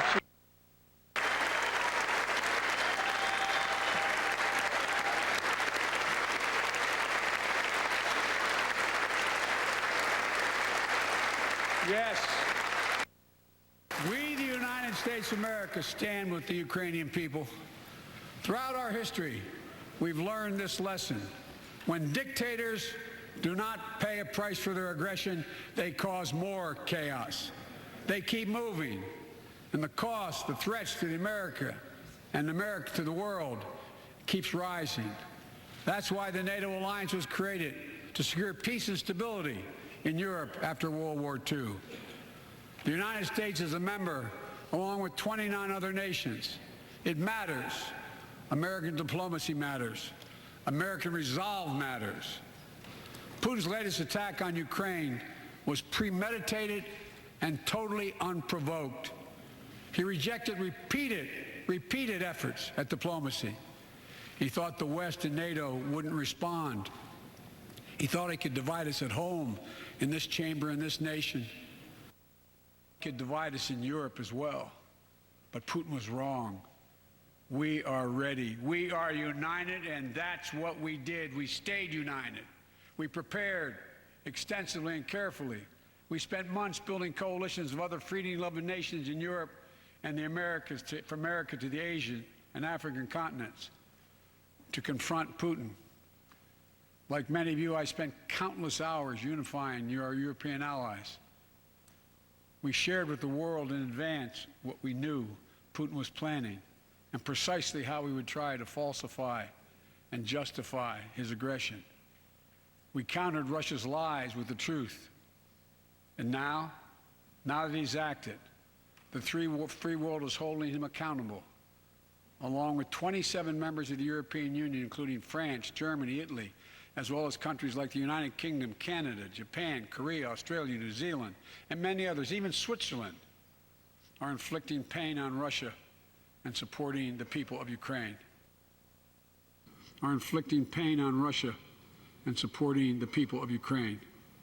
Putin is now isolated from the world more than he has ever been. Together,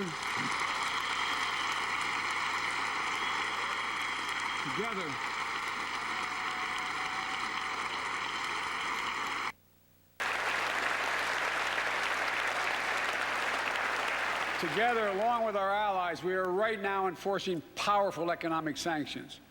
We're cutting off Russia's largest banks from the international financial system, preventing Russia's central bank from defending the Russian ruble, making Putin's $630 billion war fund worthless. We're choking Russia's access to technology that will sap its economic strength and weaken its military for years to come. Tonight, I say to the Russian oligarchs and the corrupt leaders who bilked billions of dollars off this violent regime, no more. The United States, I mean it, assembling a dedicated task force to go after the crimes of the Russian oligarchs. We're joining with European allies to find and seize their yachts, their luxury apartments, their private jets. We're coming for your ill-begotten gains. And tonight, I'm announcing that we will join our allies in closing off American airspace to all Russian flights, further isolating Russia and adding additional squeeze on their economy.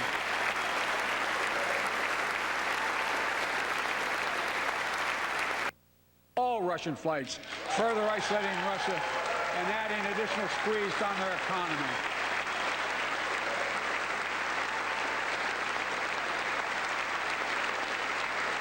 He has no idea what's coming. The ruble has already lost 30% of its value. The Russian stock market has lost 40% of its value, and trading remains suspended. The Russian economy is reeling, and Putin alone is the one to blame. Together with our allies, we're providing support to the Ukrainians in their fight for freedom. Military assistance, economic assistance, humanitarian assistance. We're giving more than $1 billion of direct assistance to Ukraine, and will continue to aid the Ukrainian people as they defend their country and help ease their suffering. Clear. Our forces are not engaged and will not engage in the conflict with Russian forces in Ukraine. Our forces are not going to Europe to fight Ukraine, but to defend our NATO allies in the event that Putin decides to keep moving west. For that purpose, we have mobilized American ground forces, air squadrons, ship deployments to protect NATO countries including Poland, Romania, Latvia, Lithuania, and Estonia. And as I've made crystal clear, the United States and our allies will defend every inch of territory that is NATO territory with the full force of our collective power. Every single inch.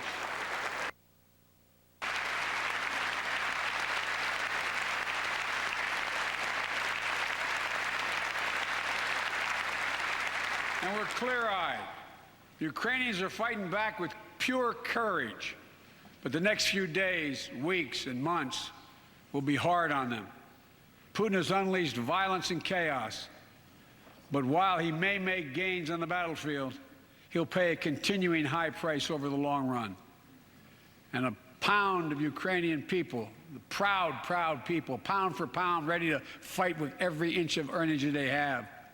They've known 30 years of independence, have repeatedly shown that they will not tolerate anyone who tries to take their country backwards. To all Americans, I'll be honest with you, as I always promised I would be. A Russian dictator invading a foreign country has cost around the world. And I'm taking robust action to make sure the pain of our sanctions is targeted at the Russian economy, and that we use every tool at our disposal to protect American businesses and consumers. Tonight, I can announce the United States has worked with 30 other countries to release 60 million barrels of oil from reserves around the world. America will lead that effort, releasing 30 million barrels of our own strategic petroleum reserve. And we stand ready to do more if necessary, united with our allies. These steps will help blunt gas prices here at home, but I know news about what's happening can seem alarming to all Americans. But I want you to know we're going to be okay. We're going to be okay. When the history of this era is written, Putin's war in Ukraine will have left Russia weaker and the rest of the world stronger. While it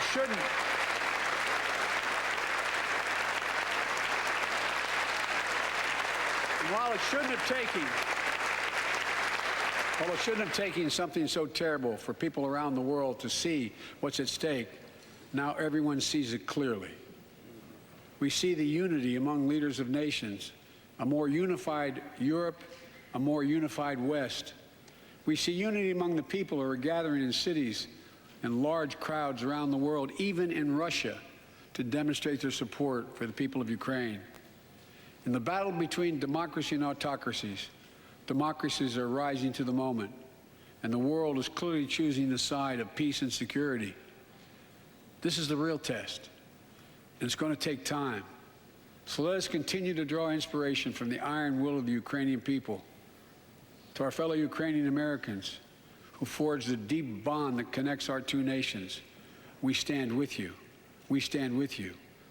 Putin may circle Kyiv with tanks, but he'll never gain the hearts and souls of the Iranian people. He'll never extinguish their love of freedom, and he will never weaken the resolve of the free world.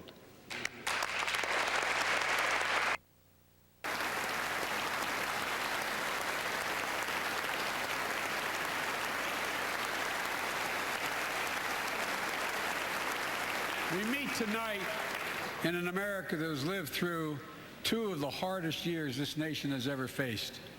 The pandemic has been punishing, and so many families are living paycheck to paycheck, struggling to keep up with the rising cost of food, gas, housing, and so much more. I understand, like many of you did. My dad had to leave his home in Scranton, Pennsylvania to find work.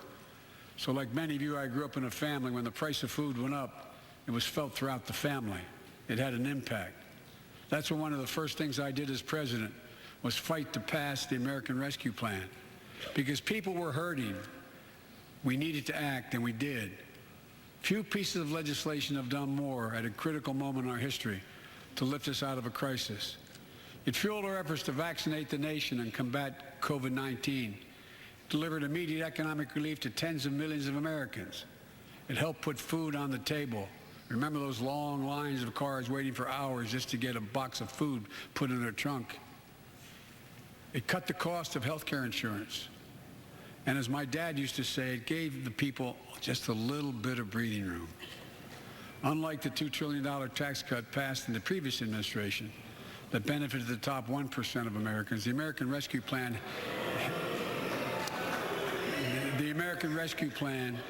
helped working people and left no one behind. Folks,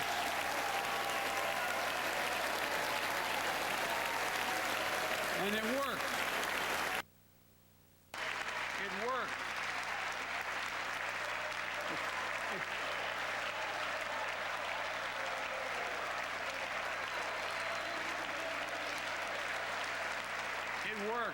We created jobs, lots of jobs. In fact, our economy created over 6.5 million new jobs just last year.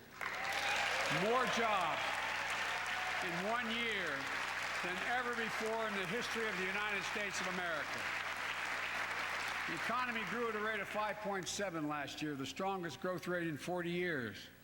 And the first step in bringing fundamental change to our economy that hasn't worked for working people in this nation for too long.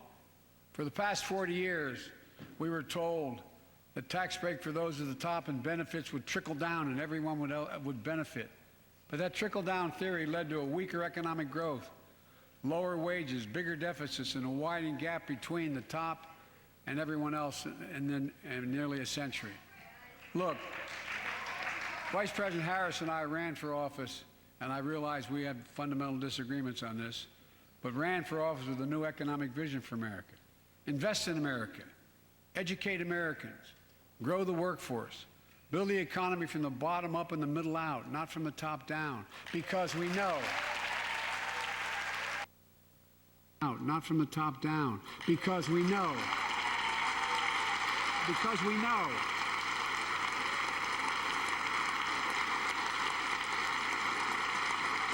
Because we know when the middle class grows, the poor have a way up and the wealthy do very well. America used to have the best roads, bridges, and airports on earth. And now our infrastructure is ranked 13th in the world. We won't be able to compete for the jobs of the 21st century if we don't fix it. That's why it was so important to pass the bipartisan infrastructure law. And I thank my Republican friends who joined to invest and rebuild America, the single biggest investment in history. It was a bipartisan effort, and I want to thank the members of both parties who worked to make it happen. We're done talking about infrastructure weeks. We're now talking about an infrastructure decade. And look, it's going to transform America, to put us on a path to win the economic competition of the 21st century that we face with the rest of the world, particularly China. I've told Xi Jinping it's never been a good bet to bet against the American people. We'll create good jobs for millions of Americans, modernizing roads, airports, ports, waterways, all across America. And we'll do it to withstand the devastating effects of climate change and promote environmental justice. We'll build electric vehicle charging stations, begin to replace the poisonous lead pipes so every child, every American has clean water to drink at home and at school. We're going to provide affordable, high-speed internet for every American, rural, suburban, urban, and tribal communities.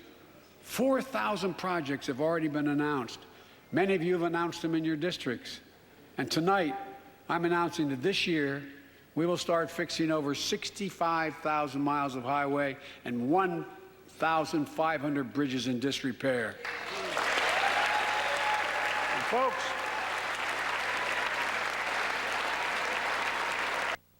to rebuild America, we're going to do it by buying America.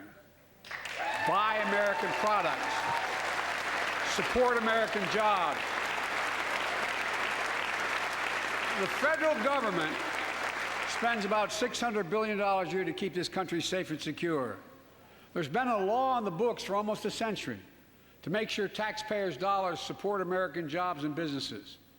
Every administration, Democrat and Republican, says they'll do it, but we're actually doing it. We'll buy America to make sure everything from the deck of an aircraft carrier to the steel on highway guardrails is made in America from beginning to end. All of it. All of it.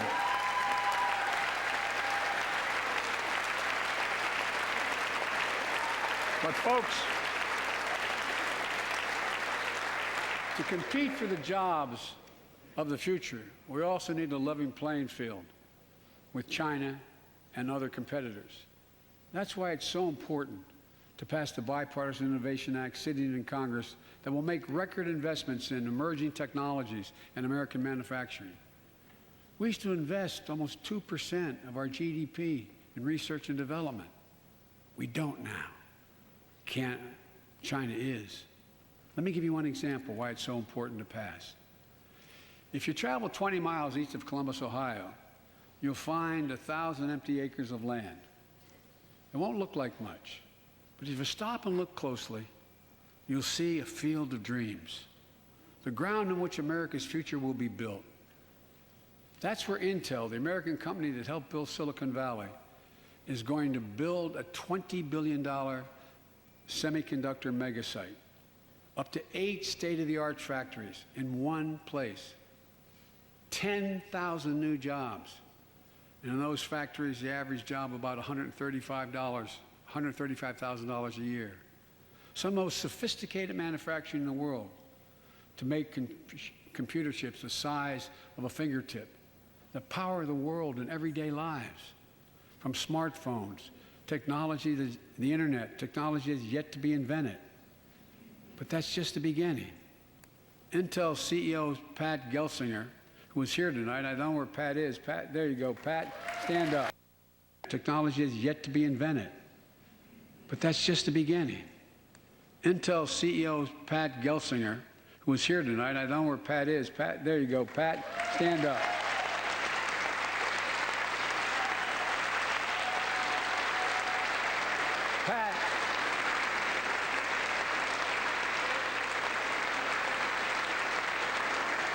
Pat came to see me, and he told me they're ready to increase their investment from $20 billion to $100 billion. That would be the biggest investment in manufacturing in American history. And all they're waiting for is for you to pass this bill. So let's not wait any longer. Send it to my desk. I'll sign it, and we'll really take off in a big way. And folks, Intel is not alone. There's something happening in America. Just look around and you'll see an amazing story. The rebirth of pride that comes from stamping products made in America. The revitalization of American manufacturing. Companies are choosing to build new factories here when just a few years ago they would have gone overseas. That's what's happening. Ford is investing $11 billion in electric vehicles, creating 11,000 jobs across the country. GM is making the largest investment in its history, $7 billion to build electric vehicles, creating 4,000 jobs in Michigan. All told, 369,000 new manufacturing jobs were created in America last year alone.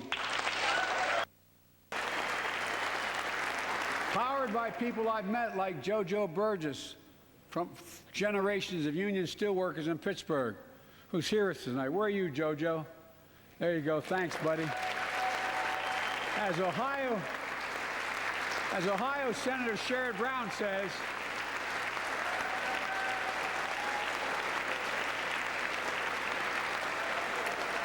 as Sherrod Brown says, it's time to bury the label Rust Belt. It's time to see what used to be called the Rust Belt become the home of a significant resurgence of manufacturing. And with all the bright spots in our economy, record job growth, higher wages, too many families are struggling to keep up with their bills. Inflation is robbing them of gains they thought otherwise they would be able to feel. I get it. That's why my top priority is getting prices under control. Look, our economy roared back faster than almost anyone predicted. But the pandemic meant that businesses had a hard time hiring enough people because of the pandemic to keep up production in their factories.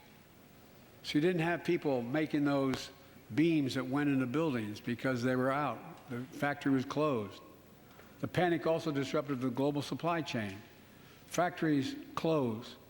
When that happens, it takes longer to make goods and get them to the warehouses, to the stores, and prices go up. Look at cars last year. 1/3 of all the inflation was because of automobile sales. There weren't enough semiconductors to make all the cars that people wanted to buy. And guess what? Prices of automobiles went way up, especially used vehicles as well. And so we have a choice. One way to fight inflation is to drive down wages and make Americans poor. I think I have a better idea to fight inflation. Lower your costs, not your wages. Folks,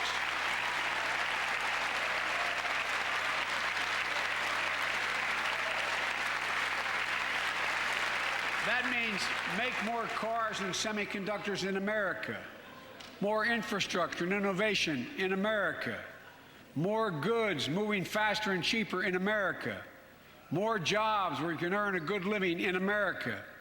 Instead of relying on foreign supply chains, let's make it in America. Look, economists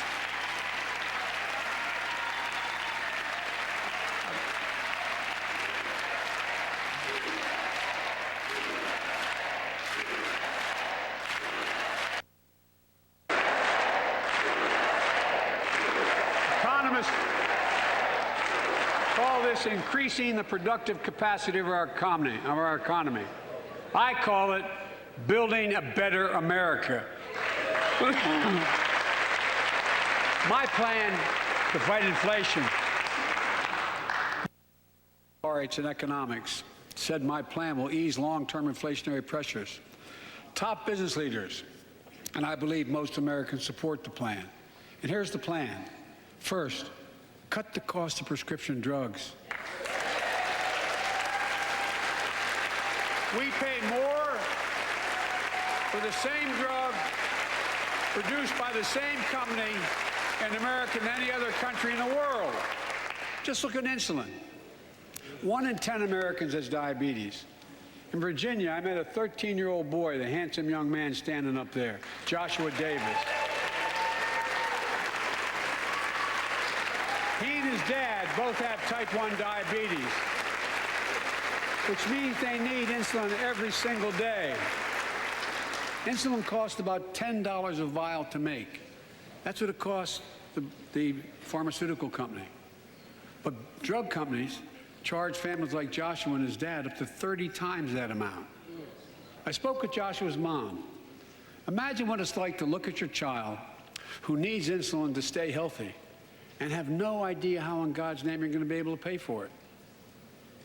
What it does to your family, but what it does to your dignity, your ability to look your child in the eye, to be the parent you expect yourself to be. I really mean to think about that. That's what I think about. You know, yesterday, Joshua's here tonight, but yesterday was his birthday. Happy birthday, buddy, by the way. For Joshua and 200,000 other young people with type 1 diabetes, let's cap the cost of insulin at $35 a month so everyone can afford it. And drug companies will do very, very well, their profit margin. While we're at it, I know we have great disagreements on this floor with this. Let's let Medicare negotiate the price of prescription drugs.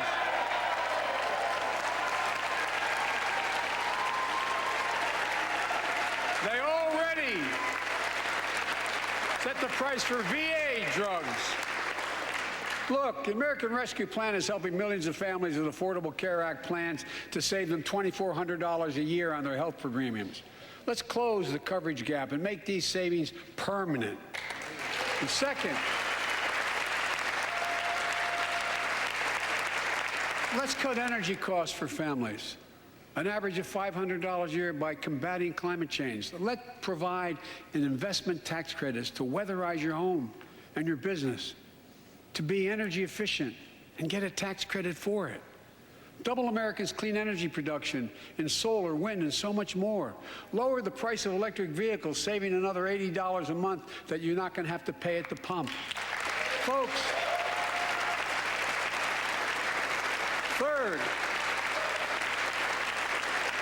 the third thing we can do to change the standard of living for hardworking folks is cut the cost of child care.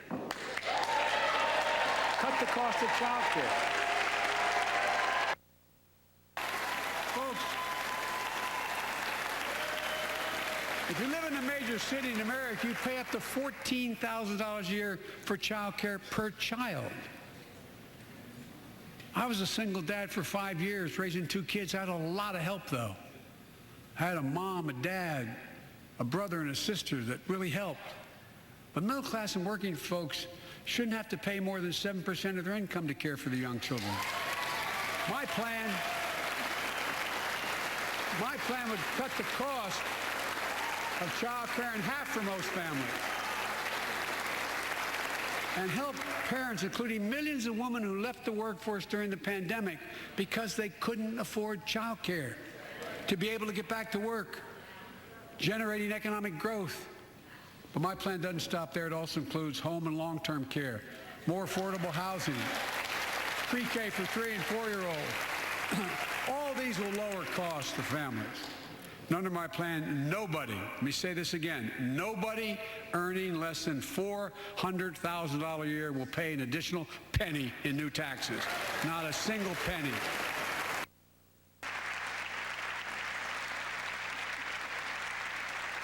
I may be wrong, but my guess is if we took a secret ballot in this floor, that we'd all agree that the present tax system ain't fair. We have to fix it. I'm not looking to punish anybody. But let's make corporations and wealthy Americans start paying their fair share. Look, last year,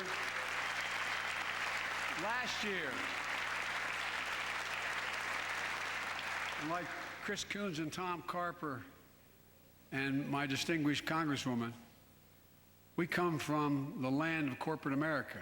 There are more corporations incorporated in America than every other state in America combined. And I still won 36 years in a row.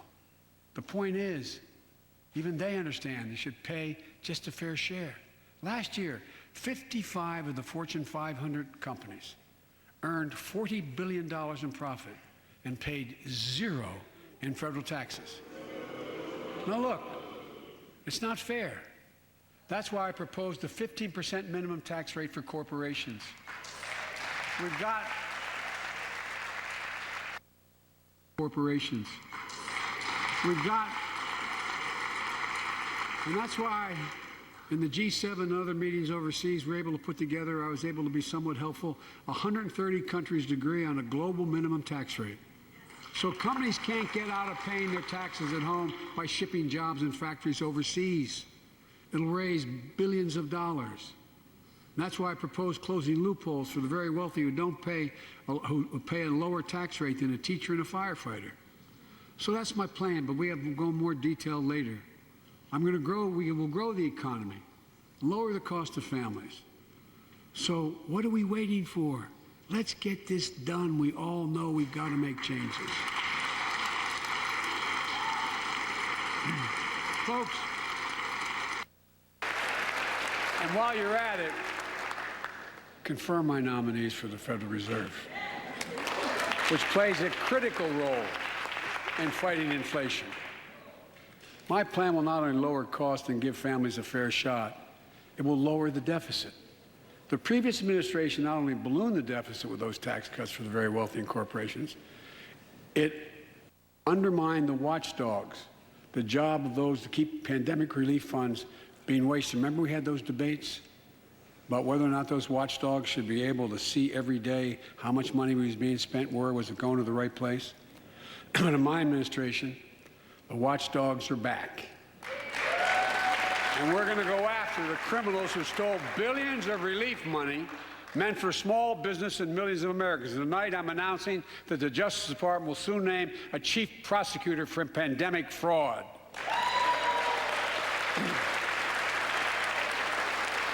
And look,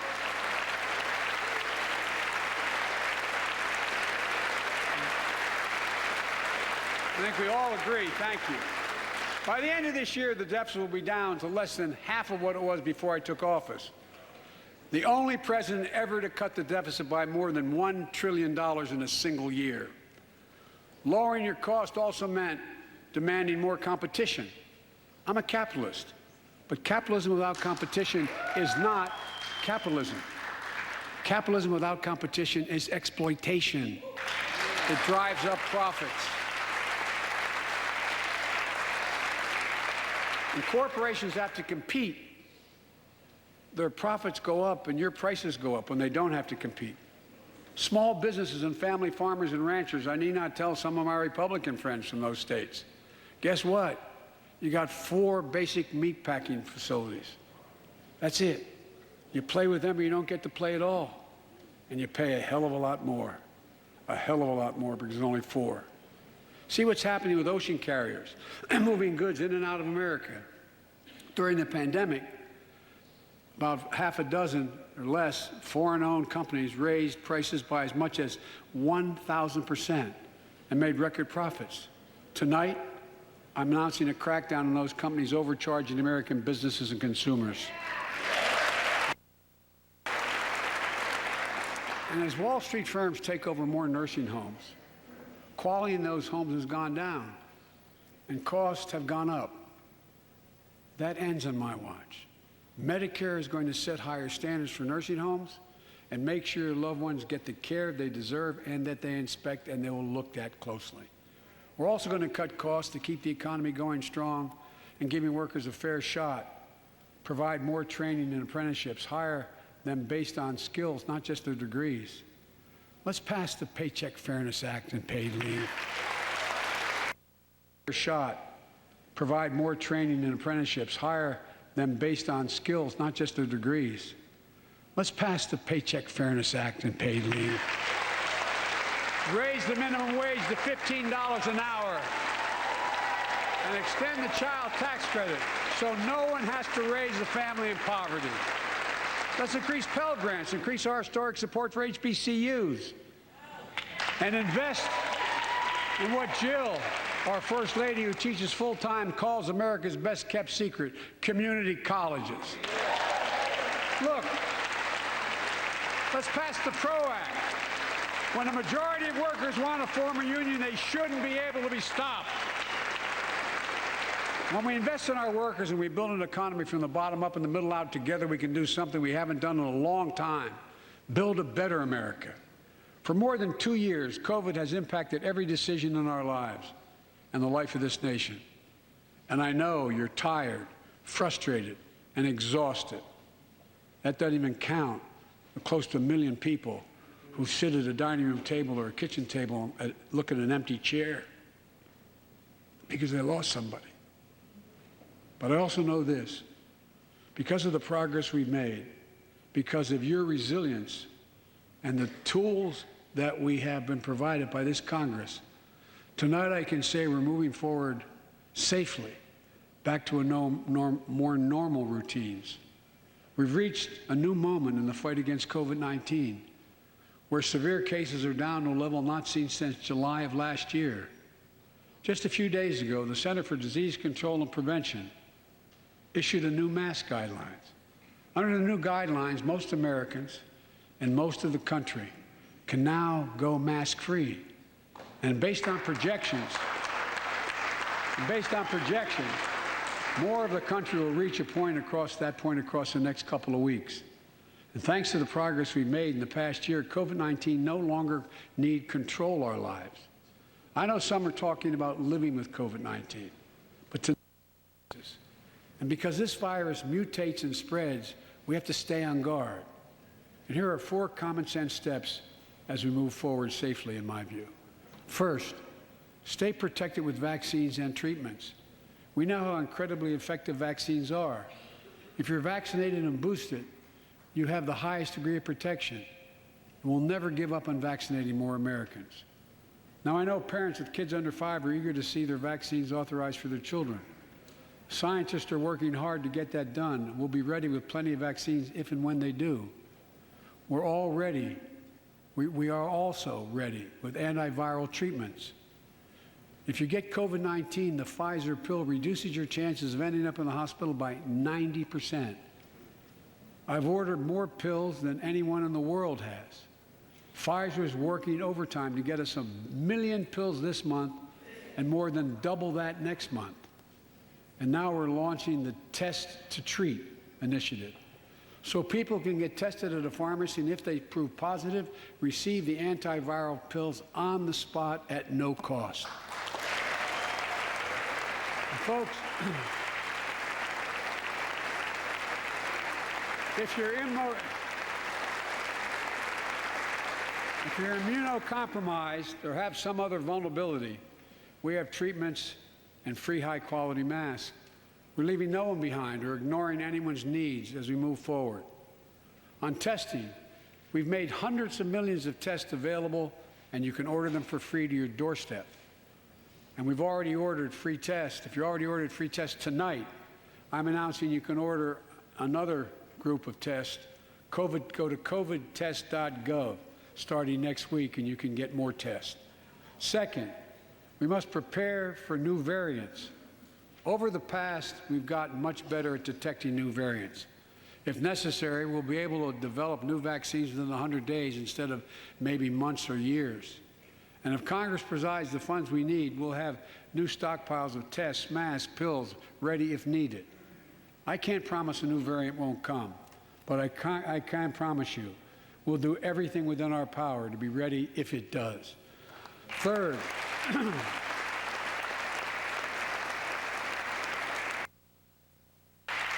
we can end the shutdown of schools and businesses. We have the tools we need. It's time for America to get back to work and fill our great downtowns again with people. People working from home can feel safe and begin to return to their offices. We're doing that here in the federal government. The vast majority of federal workers will once again work in person. Our schools are open. Let's keep it that way. Our kids need to be in school.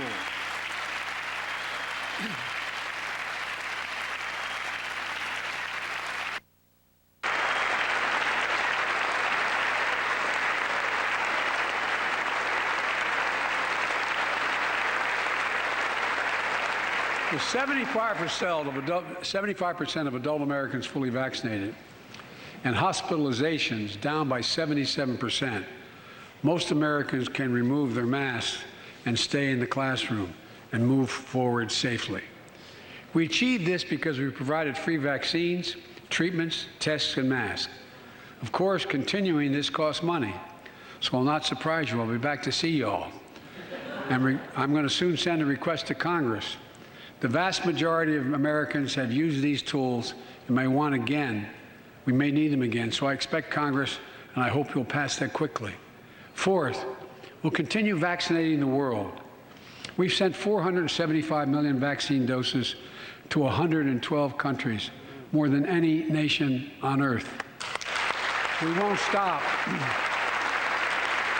because you can't build a wall high enough to keep out a vaccine. The vaccine can stop the spread of these diseases.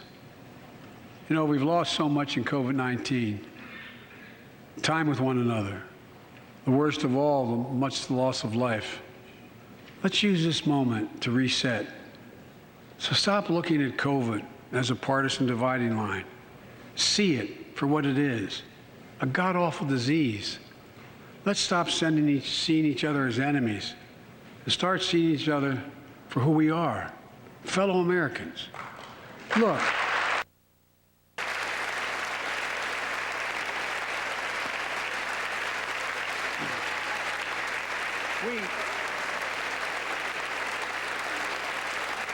we can't change how divided we've been.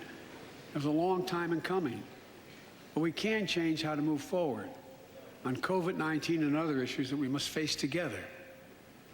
I recently visited New York City Police Department days after the funerals of Officer Wilbur Mora and his partner, Officer Jason Rivera. They were responding to a 9/11 call when a man shot and killed them with a stolen gun. Officer Mora was 27 years old. Officer Rivera was 22 years old. Both Dominican Americans who grew up in the same streets that they later chose to patrol as police officers.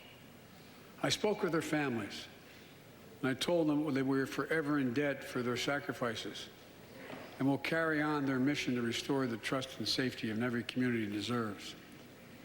Like some of you that have been around for a while, I've worked with you on these issues for a long time. I know what works, investigating crime prevention and community policing, cops who walk the beat, who know the neighborhood, and who can restore trust and safety. Let's not abandon our streets or choose between safety and equal justice. Let's come together and protect our communities, restore trust, and hold law enforcement accountable. That's why the Justice Department has required body cameras, banned chokeholds, and restricted no-knock warrants for its officers. That's why the American Rescue Plan that you all provided $350 billion that cities, states, and counties can use to hire more police, invest in more proven strategies.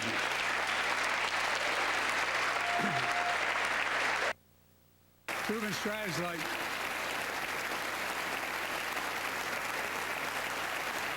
strategies like community violence interruption, trusted messengers, breaking the cycle of violence and trauma, and giving young people some hope.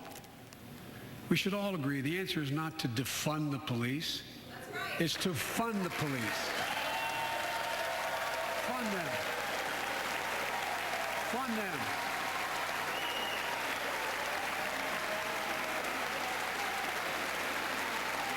Fund them with resources and training. Resources and training they need to protect our communities. I ask Democrats and Republicans alike to pass my budget and keep our neighborhoods safe. And we'll do everything in my power to crack down on gun trafficking, of ghost guns that you can buy online, assemble at home, no serial numbers, can't be traced. I ask Congress to pass proven measures to reduce gun violence, pass universal background checks. Why should anyone on the terrorist list be able to purchase a weapon? Why? Why? And folks, ban assault weapons with high-capacity magazines that hold up to 100 rounds. You think the deer are wearing Kevlar vests? Look, repeal the liability shield that makes gun manufacturers the only industry in America that can't be sued. The only one. Imagine had we done that with the tobacco manufacturers. These laws don't infringe on the Second Amendment. They save lives. The most fundamental right in America is the right to vote and have it counted. And look, it's under assault. In state after state, new laws have been passed. Not only to suppress the vote, we've been there before, but to subvert the entire election. We can't let this happen.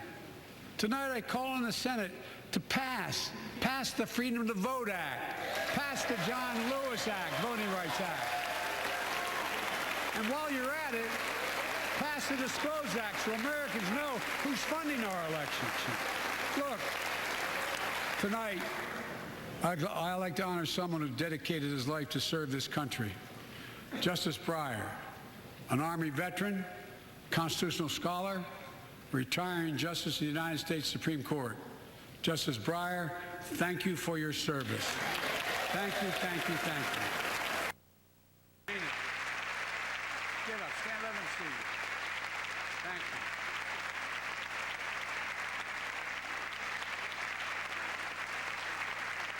And we all know, no matter what your ideology, we all know one of the most serious constitutional responsibility a president has is nominating someone to serve on the United States Supreme Court.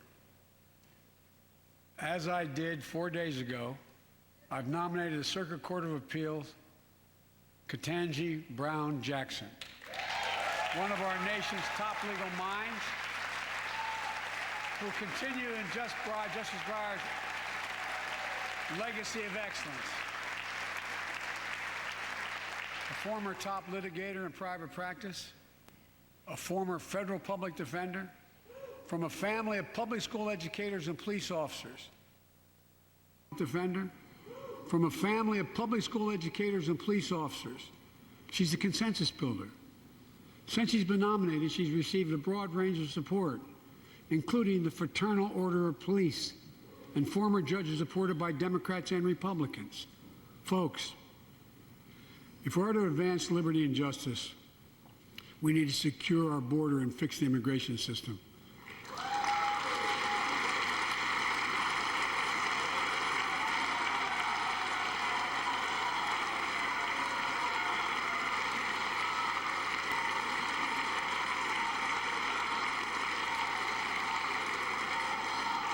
As you might guess, I think we can do both.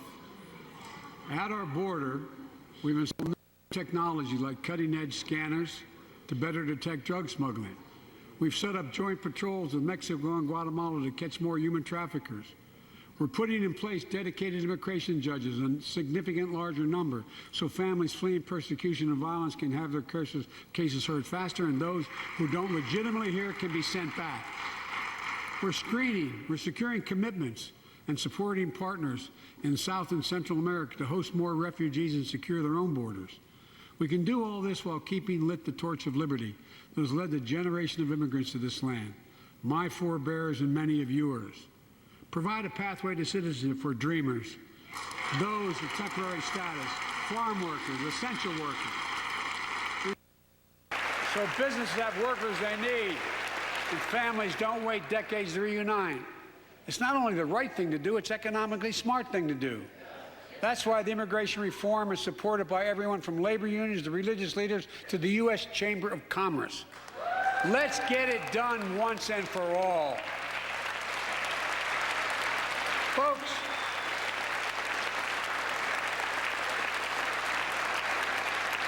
advancing liberty and justice also requires protecting the rights of women. The constitutional right affirmed by Roe v. Wade, standing precedent for half a century, is under attack as never before.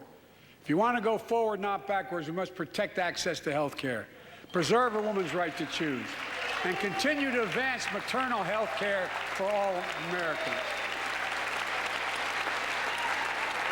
And folks, for our LGBTQ plus Americans, let's finally get the Bipartisan Equality Act to my desk. The onslaught of state laws targeting transgender Americans and their families, it's simply wrong. And I said last year, especially to our younger transgender Americans, I'll always have your back as your president so you can be yourself and reach your God-given potential. Folks,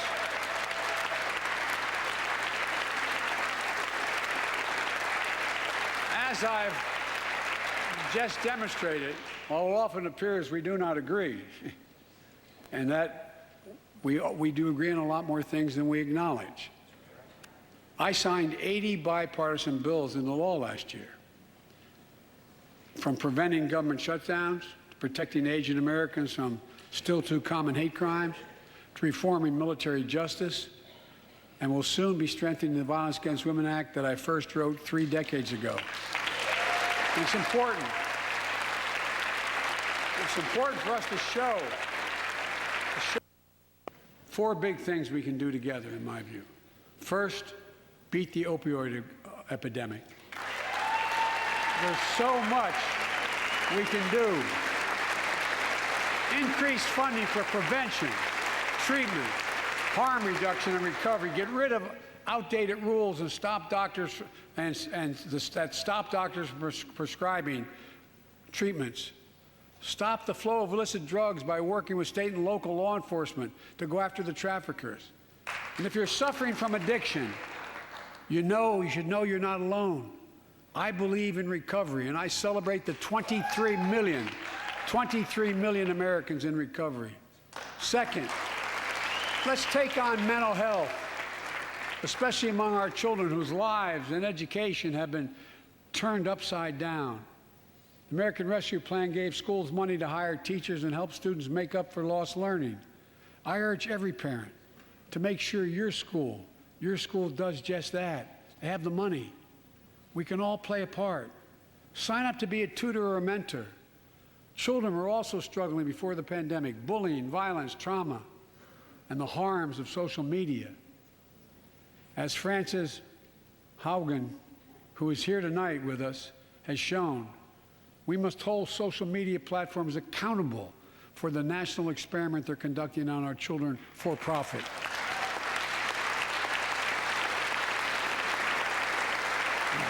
Folks, thank you. Thank you for the courage you showed. It's time to strengthen privacy protections, ban targeted advertising to children, demand tech companies stop collecting personal data on our children, and let's get all Americans the mental health services they need. More people can turn for help, and full parity between physical and mental health care if we treat it that way in our insurance. Look,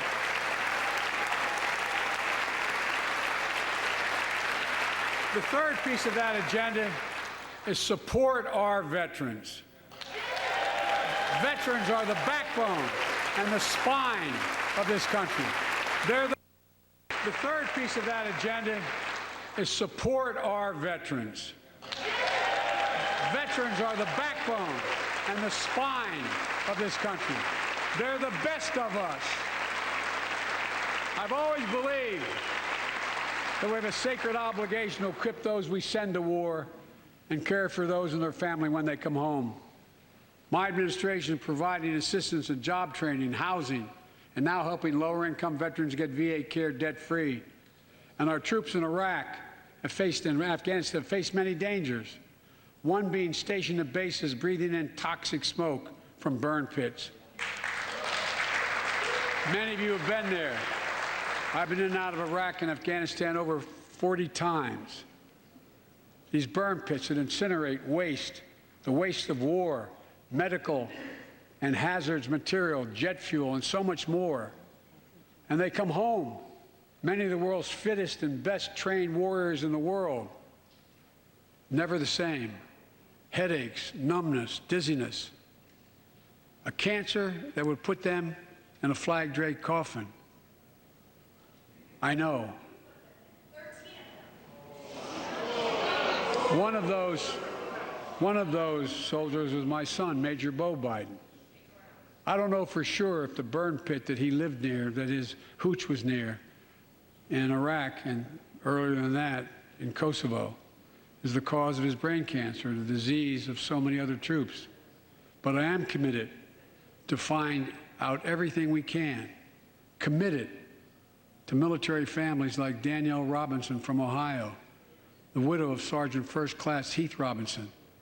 He was born a soldier, Army National Guard, combat medic in Kosovo and Iraq, stationed near Baghdad, just yards from burn pits the size of football fields. Danielle is here with us tonight. They love going to Ohio State football games.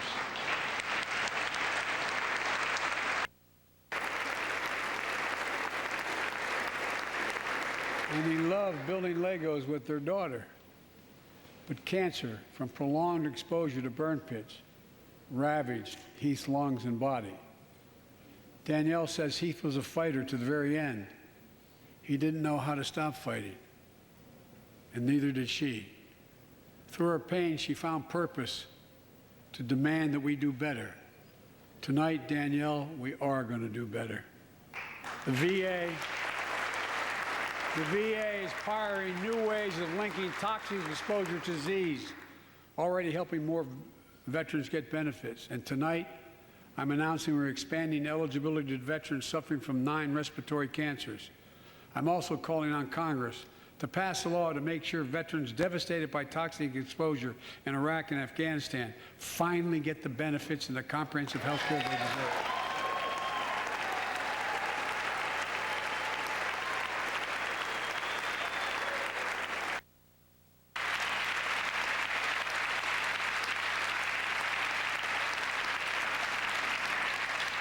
And fourth and last, let's end cancer as we know it.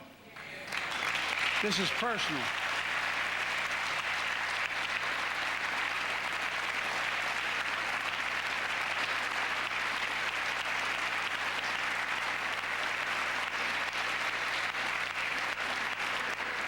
This is personal to me and to Jill and to Kamala and so many of you. So many of you have lost someone you love. Husband, wife, son, daughter, mom, dad. Cancer is the #2 cause of death in America, second only to heart disease. Last month, I announced the plan to supercharge the cancer moonshot that President Obama asked me to lead 6 years ago. Our goal is to cut cancer death rates by at least 50% over the next 25 years. I think we can do better than that. Turn cancers from death sentences into treatable diseases. More support for patients and their families. To get there, I call on Congress to fund what I called ARPA-H, Advanced Research Projects Agency for Health, patterned after DARPA in the Defense Department. Projects that led in DARPA to the internet, GPS, and so much more to make our forces more safer and be able to wage war with more clarity. ARPA will have a singular purpose: to drive breakthroughs in cancer, Alzheimer's and diabetes, and more. A unity agenda for the nation. We can do these things. It's within our power, and I don't see a partisan edge to any one of those four things.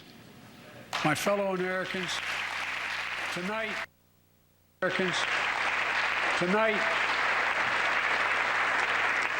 we've gathered in this sacred space, a citadel of democracy, in this Capitol. Generation after generation of Americans have debated great questions amid great strife and have done great things. We fought for freedom, expanded liberty, debated totalitarianism and terror. We built the strongest, freest, and most prosperous nation the world has ever known. Now is the hour, our moment of responsibility, our test of resolve and conscience, of history itself. It is in this moment that our character of this generation is formed. Our purpose is found. Our future is forged. Well, I know this nation. We'll meet the test, protect freedom and liberty, expand fairness and opportunity, and we will save democracy. As hard as those times have been, I'm more optimistic about America today than I've been my whole life, because I see the future that's within our grasp, because I know there's simply nothing beyond our capacity. We're the only nation on earth that has always turned every crisis we faced into an opportunity. So on this night, on our 245th year as a nation, I've come to report on the state of the nation, the State of the Union. And my report is this: the State of the Union is strong because you, the American people, are strong. We are stronger today. We are stronger today than we were a year ago. And we'll be stronger a year from now than we are today. This is our moment to meet and overcome the challenges of our time. And we will, as one people, one America, the United States of America. God bless you all, and may God protect our troops. Thank you. Go get him.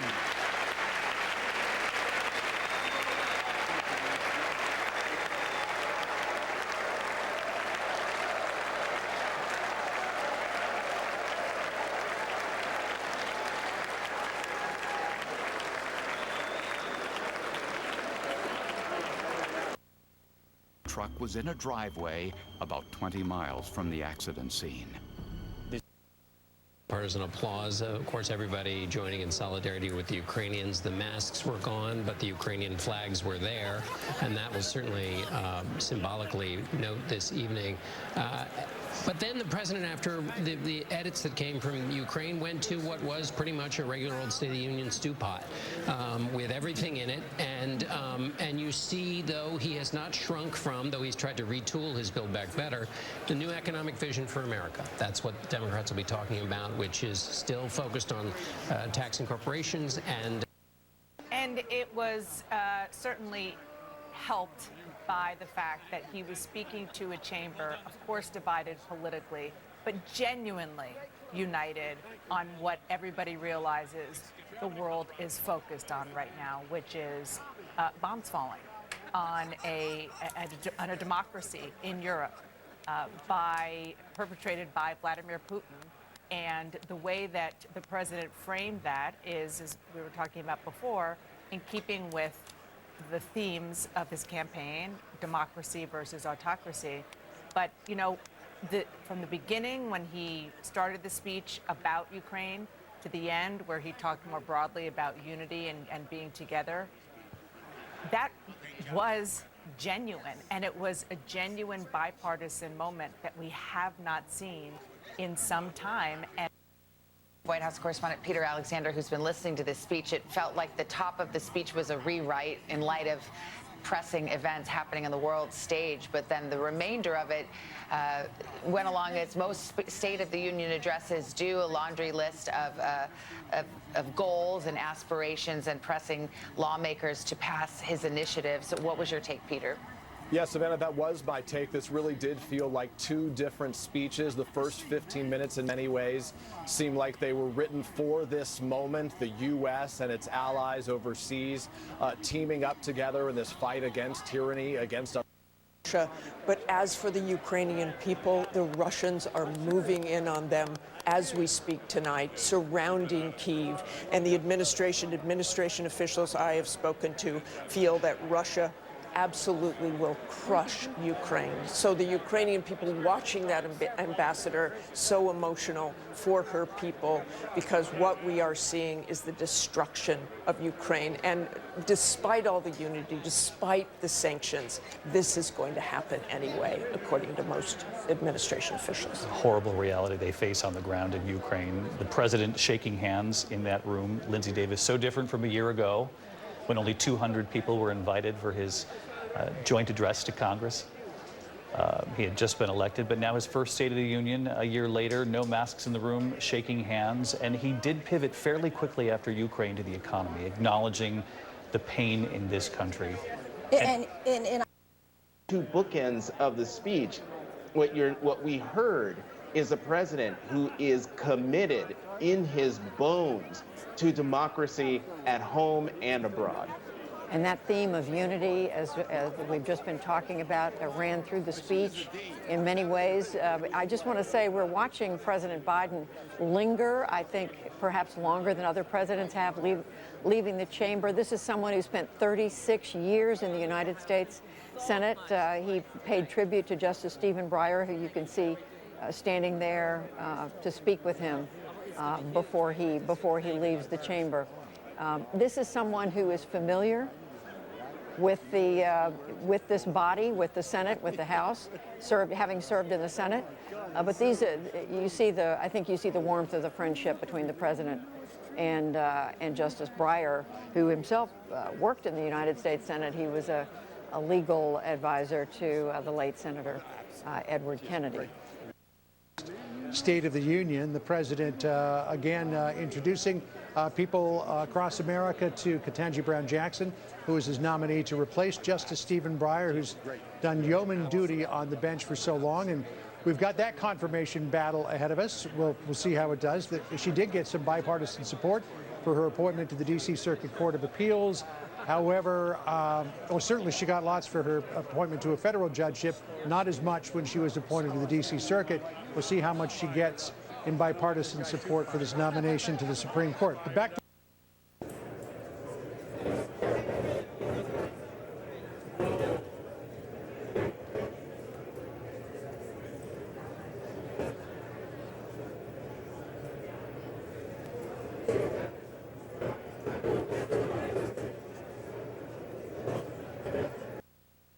desires. The very top of the speech was something special.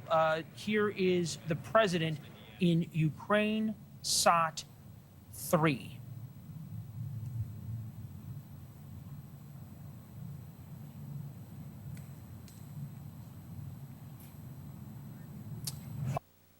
I have to say, he goes from Ukraine straight into something that has already been given 3 Pinocchios by the Washington Post, which is a lie about the 2017 tax cuts, that it only went to help 1% of Americans. Again, that's not me saying that. That's the Washington Post with the 3 Pinocchios. I also think that he didn't say the words Build Back Better, but everything about Build Back Better was in here. You didn't hear a lot about energy independence.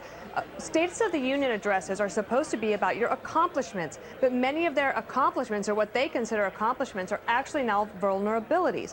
One, I would say the American Rescue Plan, that Americans have cracked the code. They know that more spending has led to inflation.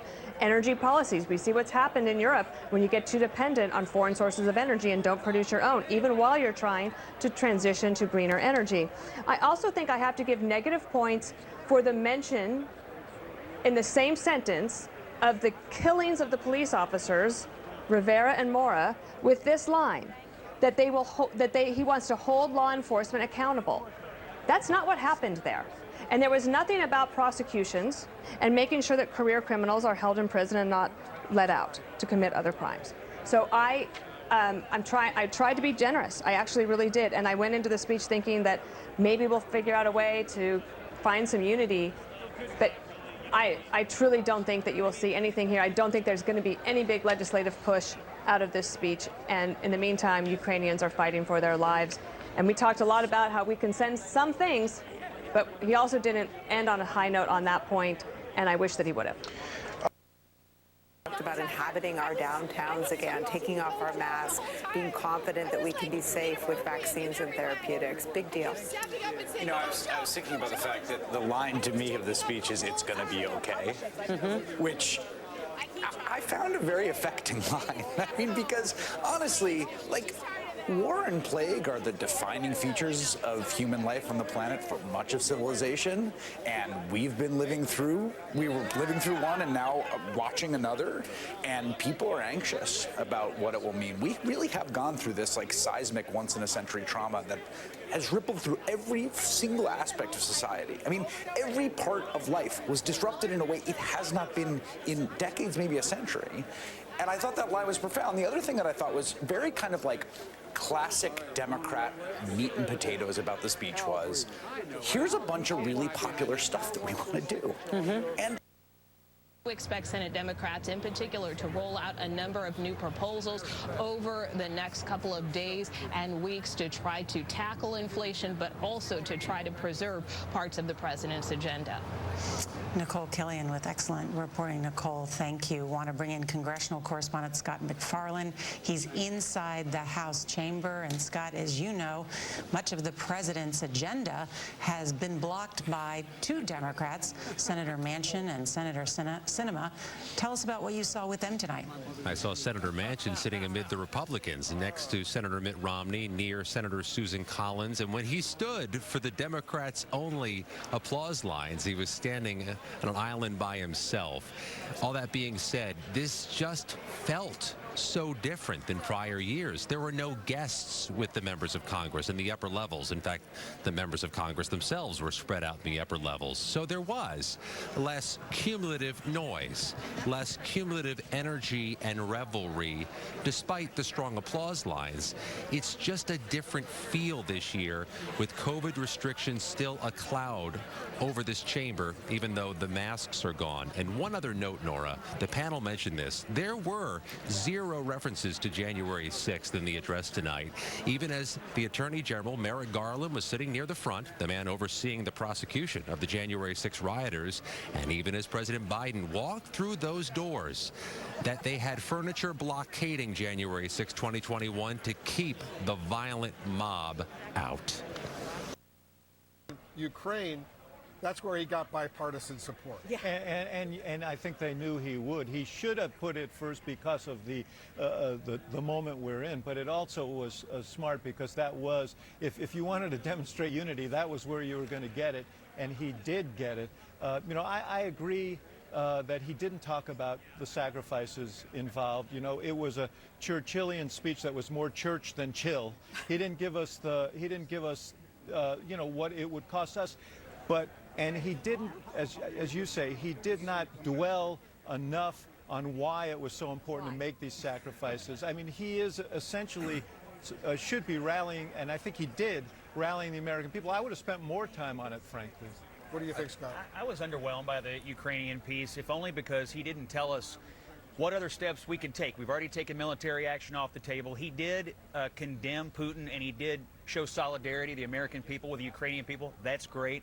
But I was hoping for something big tonight, because this presidency needs a pivot, let's be honest, politically needs a pivot. He could have said we're going to ban imports of gas and oil from Russia, like something like that, a big idea that would have really ratcheted up American resolve. But he left that for a future date, and I don't know if we're ever going to get there, but I think a lot of Americans are asking, how serious are we if we're still going to be bringing in hundreds of thousands of barrels of Russian oil every day? How serious are we? I think he had a public that was ready to hear more. And ask for some sacrifice and explain why we're going to need to sacrifice. I also think there was a strange moment at the end where he said, "Go get him." That was audible to the audience, and we're not quite sure what he means. I think he's talking about Vladimir Putin and the bad guys over there, but it was an ad lib that kind of normally his felt close is strange. God bless And our that was soldiers. I think he was trying to buck up America and say, we're strong, the State of the Union is strong, get out there and, you know, remember that we are strong as Americans. By the way, his COVID messaging was very strong. I think that was sort of that was a moment where it seemed to get everybody and keep masks on. And you looked at me halfway through the State of the Union address and took note that there were very few overt partisan moments where the president went after the other party or things that they had done, other than the tax cut from the previous administration, but he didn't mention the former president by name. There's certainly no mention of the words Donald Trump in the speech, and it didn't have a partisan edge to it. Look, there's a lot in this speech that Republicans will disagree with on the policy, no question at all, but he didn't have a partisan edge to this speech. In fact, the overriding message was one of unity. Cecilia mentioned on COVID.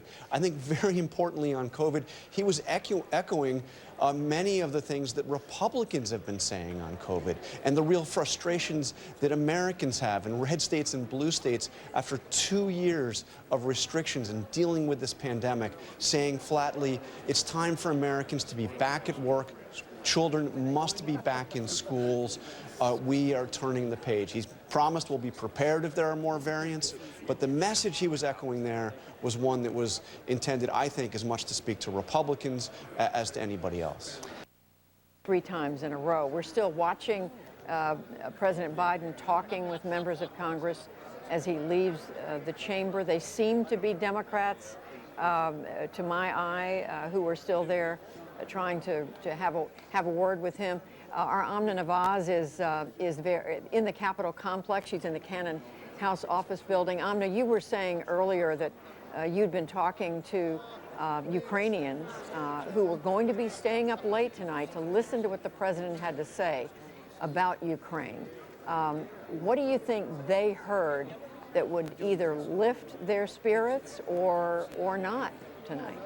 Well, I'll tell you, Judy, right off the bat, the thing that most heartened them, that really impressed them, surprised them, was that the president opened what is largely a domestic messaging opportunity with Ukraine, speaking directly to the Ukrainian people, hailing them for working so hard to fight and defend their democracy and their freedom. I got a number of messages of people noticing just how many lawmakers were wearing yellow and blue and waving the Ukrainian flags.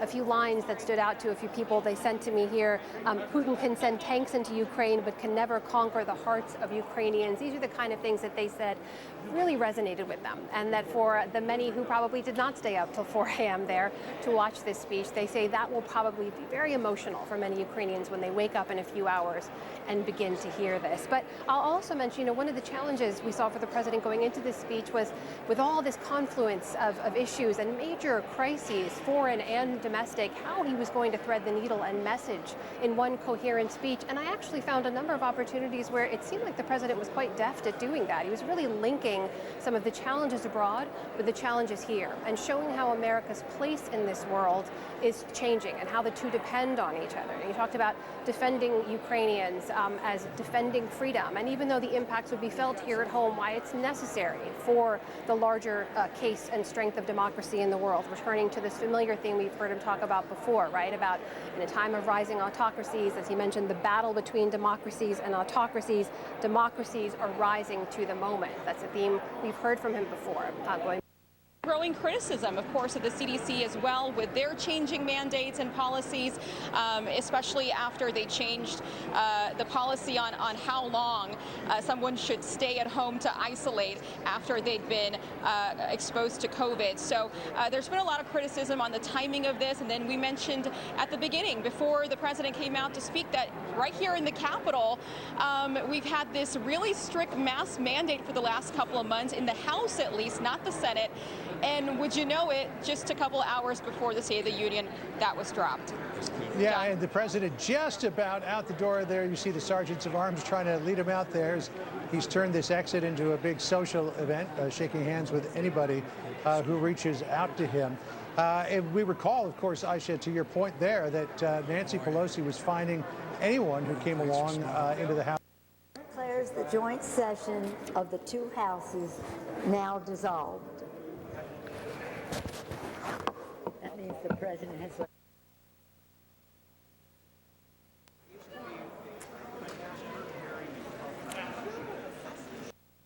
30% of its value. Again, some of the best time at a podium by Joe Biden in his political career. Yes, when he said that the Russian stock market has lost 40% of its value, that's a stunning demonstration that in a globalized world with nations all wound up in the same flows of capital, globalization is a way of bringing to heel renegade states. I've never heard an applause line in a speech in the capital of the United States about punishing another country in that way. I thought it was a stunning moment. George Will with us throughout the night. Players and said, listen, we can still win. Opportunity to be with the best. He's been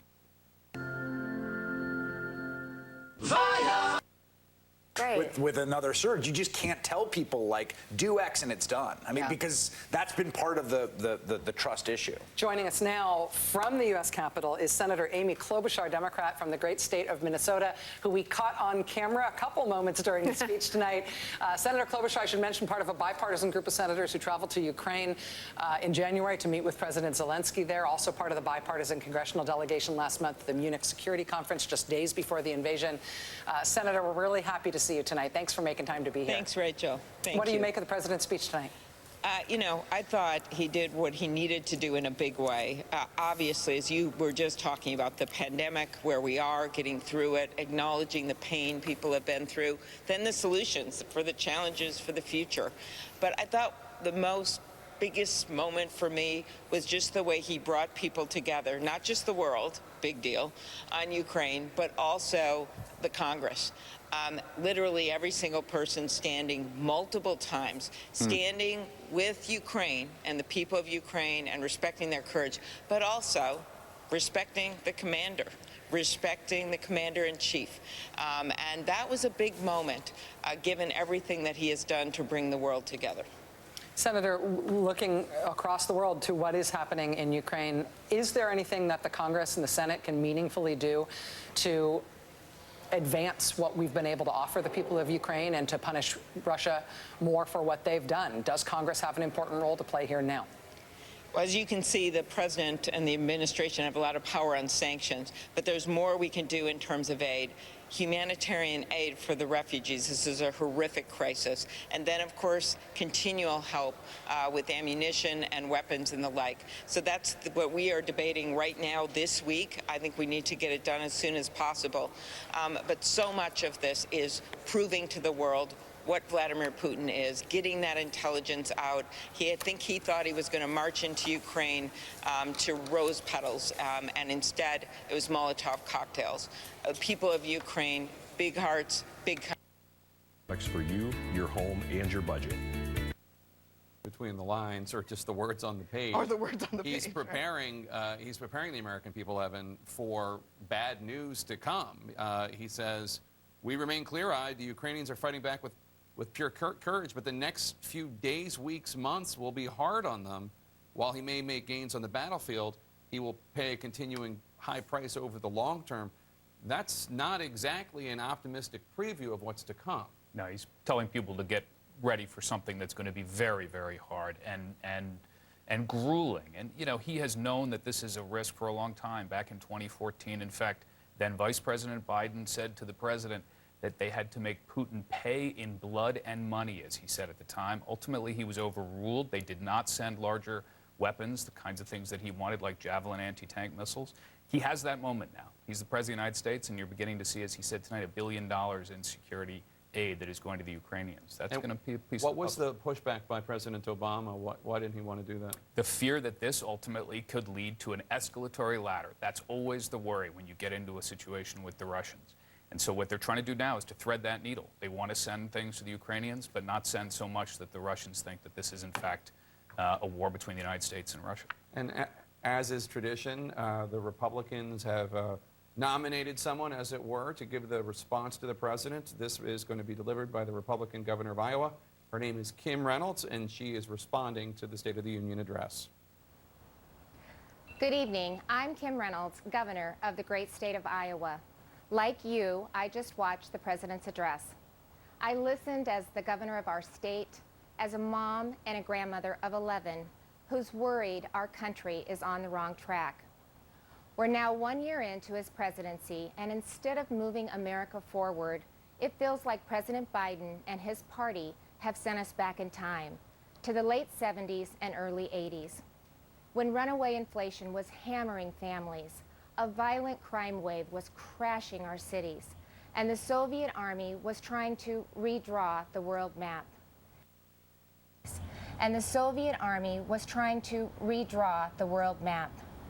Even before taking the oath of office, the president told us that he wanted to, quote, make America respected around the world again, and to unite us here at home.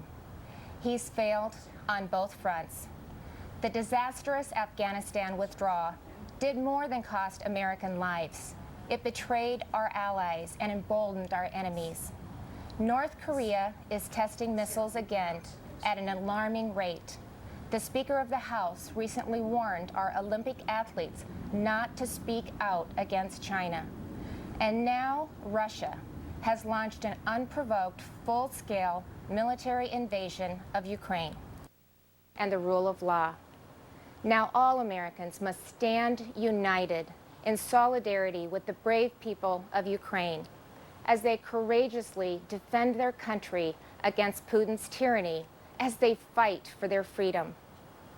But we shouldn't ignore what happened in the run-up to Putin's invasion, waiving sanctions on Russian pipelines while eliminating oil production here at home, focusing on political correctness rather than military readiness, reacting to world events instead of driving them. Weakness on the world stage has a cost, and the president's approach to foreign policy has consistently been too little, too late. It's time for America to once again project confidence. It's time to be decisive. It's time to lead. But we can't project strength abroad if we're weak at home. And that's what I want to discuss with you tonight.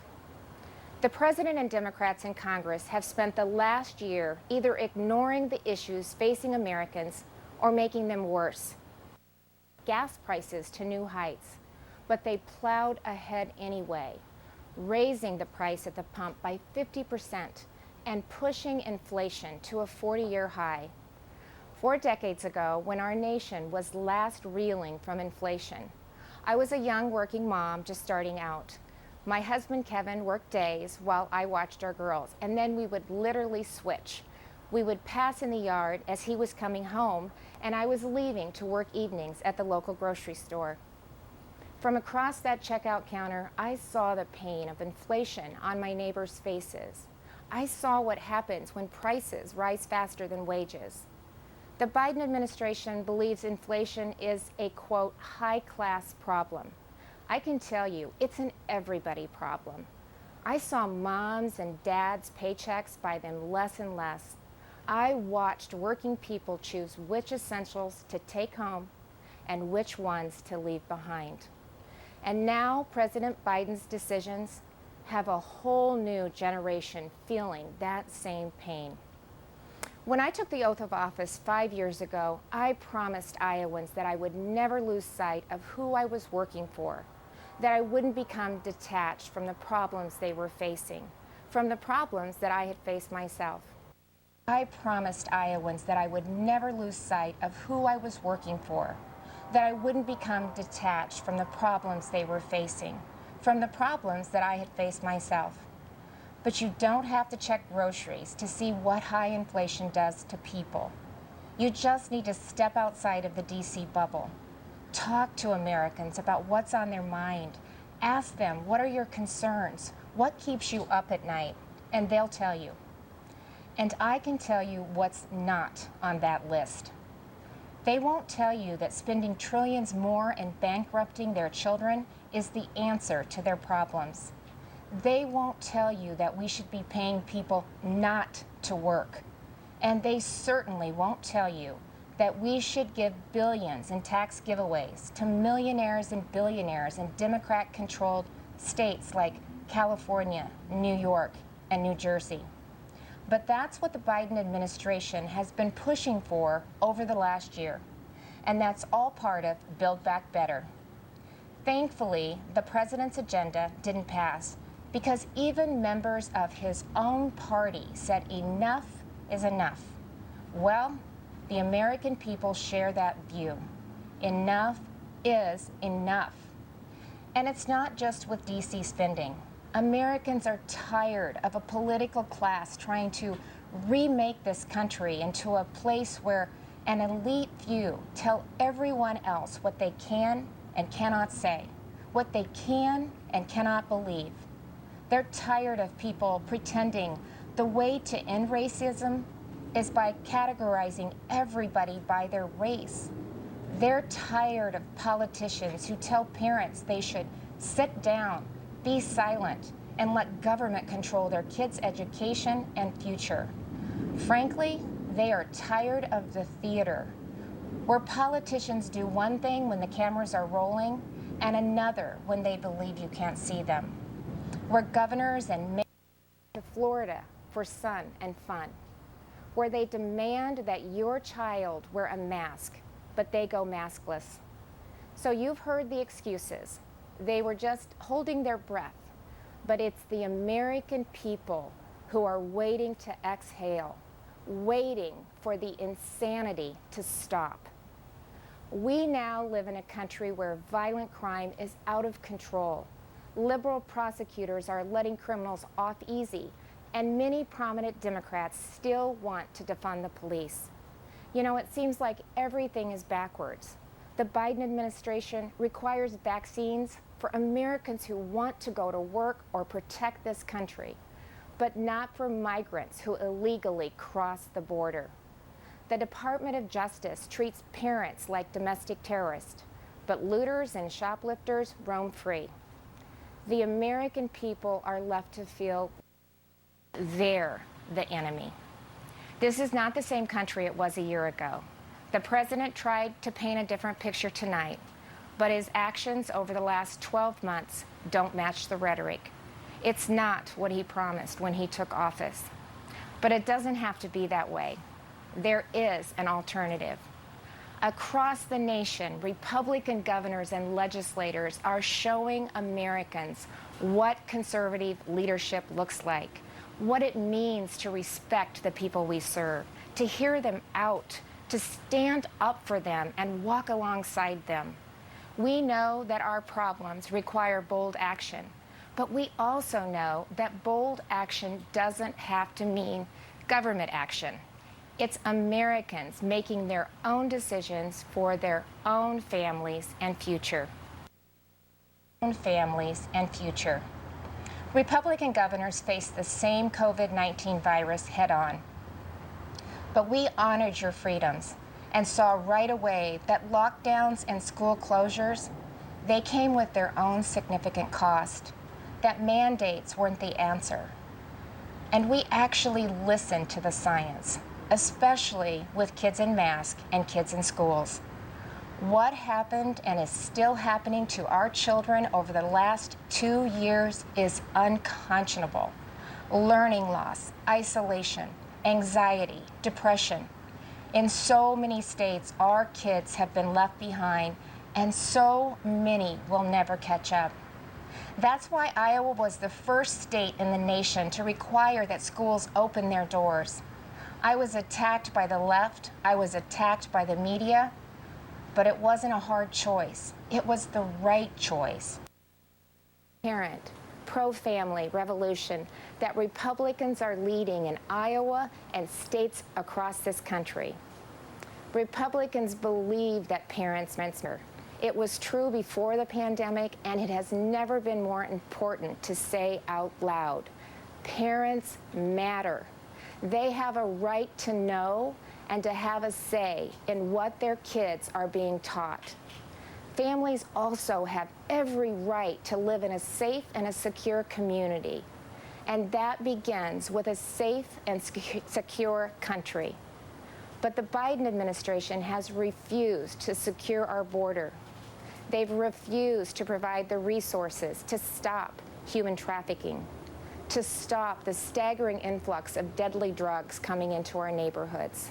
They've refused to protect you. With Texas and Arizona leading the way, I, along with Republican governors from several states, have sent resources to the border.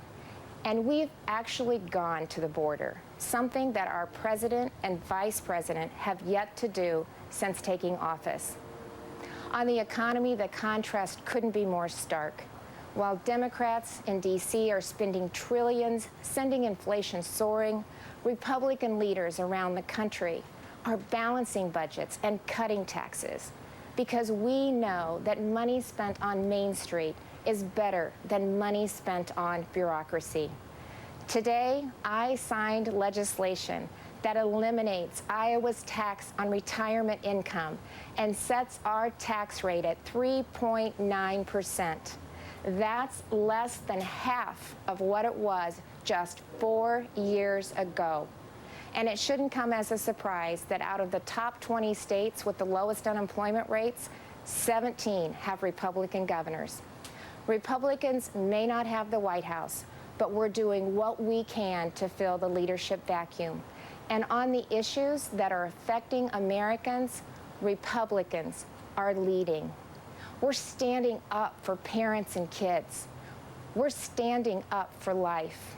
We're keeping our communities safe and thanking those in uniform. We're fighting to restore America's energy independence, and that includes biofuels. We're getting people back to work, not paying them to stay home.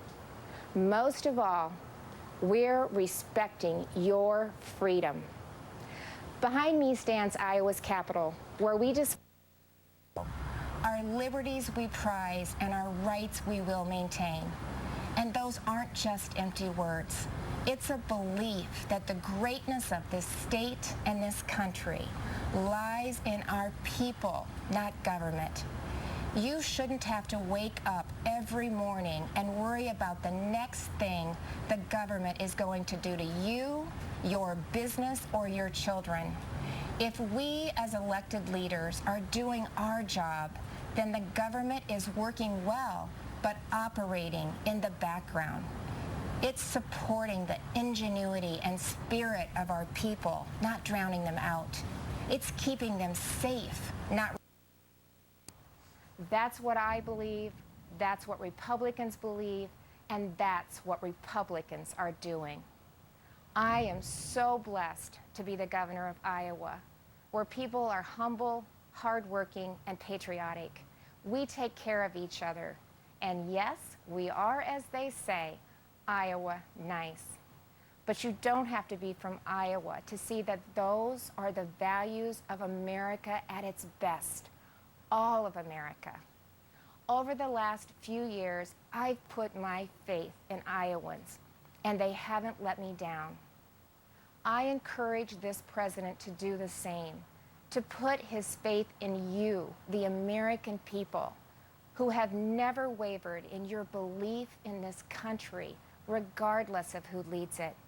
Because you know, you've shown that the soul of America isn't about who lives in the White House.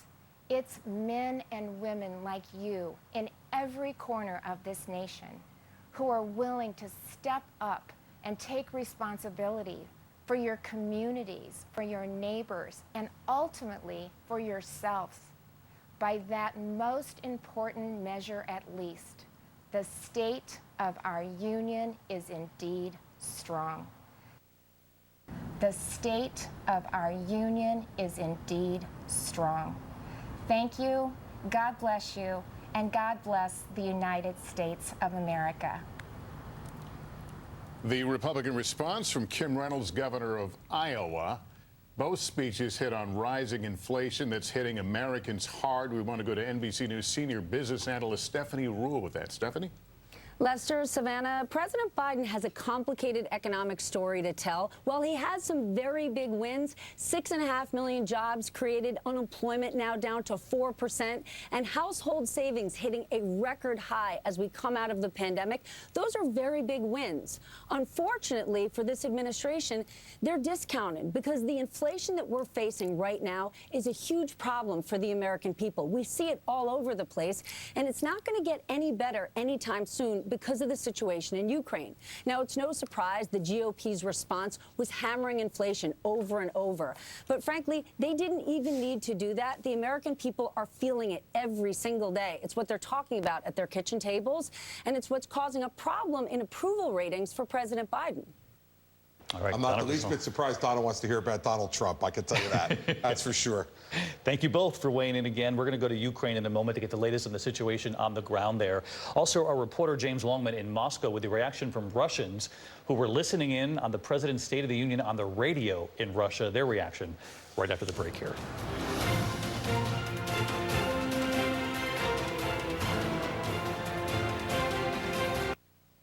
Believe the economy is either in a recession or depression, and 2/3 believe that prices are going to be higher than their paycheck for the next 3 to 5 years. So I think the president's economic message fell flat.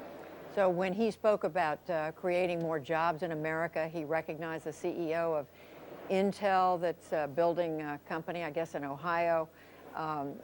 When he spoke about things like funding the police, you're saying that those are not messages that resonate with Republicans? Well, I think from the standpoint of Intel, I think they've made it clear that they'll build that only if taxpayers subsidize it to the tune of tens of billions of dollars. The truth of the matter is these are very successful businesses that don't need taxpayer subsidies to compete and win. In my view, there's no question Republicans support funding the police, but we know the new message from the president's really just poll-tested. American public have turned their backs on Democrats. Crime is surging across America as it is from the open borders, and so I don't think you can just switch on a dime and hope the American people believe it. That they just don't. And just very quickly, Congressman, when the president talks about a unity agenda, let's work together on things like fighting cancer, opioid addiction, mental illness, are any of those areas you see bipartisan cooperation? I do. The question is he serious about it? We heard the same things at his inauguration a year ago, and it's been the most partisan year in all my 26 years in Congress. Cooper Seamer, Dakota News Now. All right, Cooper, thank you. Turning things over now to a check of the forecast, and we've been a little bit spoiled this week, Phil. We certainly have. Temperatures way above normal. They were a little cooler today for most of us, but still above normal, with the exception maybe being northeastern South Dakota, where a cold front moved through. You were quite a bit cooler today. He wants to unite the country, yet as a college student, he alienates me. It costs me $50 to fill up my tiny car. I have to wear a stupid mask in class while all of Congress is broadcast across the entire U.S. maskless. And I am forced to get a human-tested shot in order to pursue my calling and dream of nursing. I think his entire State of the Union was filled with platitudes and lies. Whereas Governor Reynolds, she embodies everything that I believe. She is pro-family, freedom, and liberty. Isabel, what are you studying in college? Nursing. Thanks for calling in. Patty, Albuquerque, New Mexico. We want to hear your voice as well. Hi. Hi, thank you for taking my call. Isabel was on point, by the way, but I believe the whole Biden speech is gaslighting people with critical thinking skills and is way out of touch with the working people, and we are tired of it.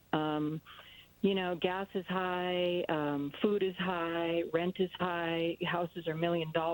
I mean, we are getting choked, and they didn't touch on any of those issues, especially. Quite a lot here about trying to unpick the previous branding of legislation like Build Back Better. I think that was seen as a label that just didn't really work. So now we have Building Better America. Well, I think what insert America in the middle of a foreign policy crisis, and maybe we've got a shot here. Because I couldn't tell, Sarah, you covered Build Back Better intimately on the Hill. Could you tell a difference?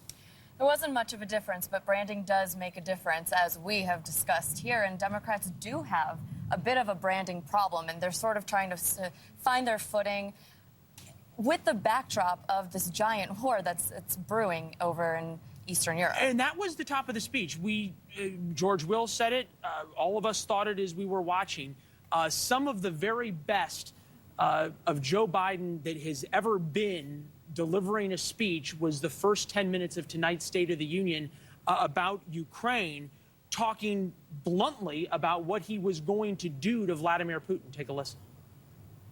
To all Americans, I'll be honest with you, as I always promised I would be.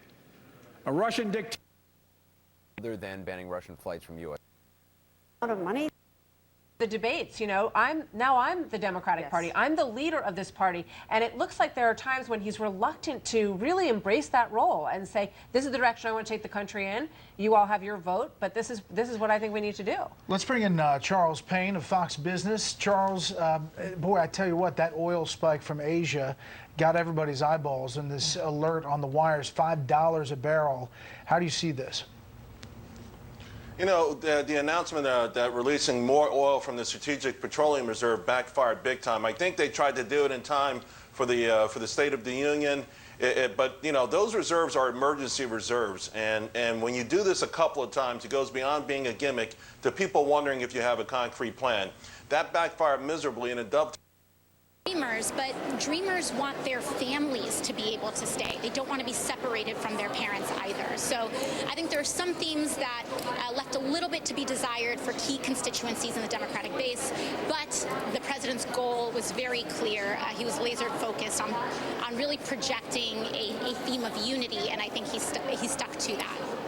Representative Ocasio-Cortez, it's Joy Reid. You know, I'm curious what you made of the president's choice to talk about releasing oil from the strategic reserve and really focusing on making sure to lower gas prices, even as we ratchet up sanctions against Russia for what they're doing in Ukraine, but not really taking a moment in the speech to talk about the other possible policy, which I know you are very much in support of, which is to move away from fossil fuels, to move away from oil and natural gas. It was something that even George W. Bush did when he was giving his State of the Union speeches during the sort of Iraq conflict.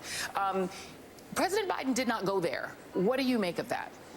You know, I think that it definitely was a lost opportunity because the entire country does support, there is profound bipartisan support to a long-term shift away from fossil fuels. The vast majority of Americans do support ending fossil fuel subsidies, for example.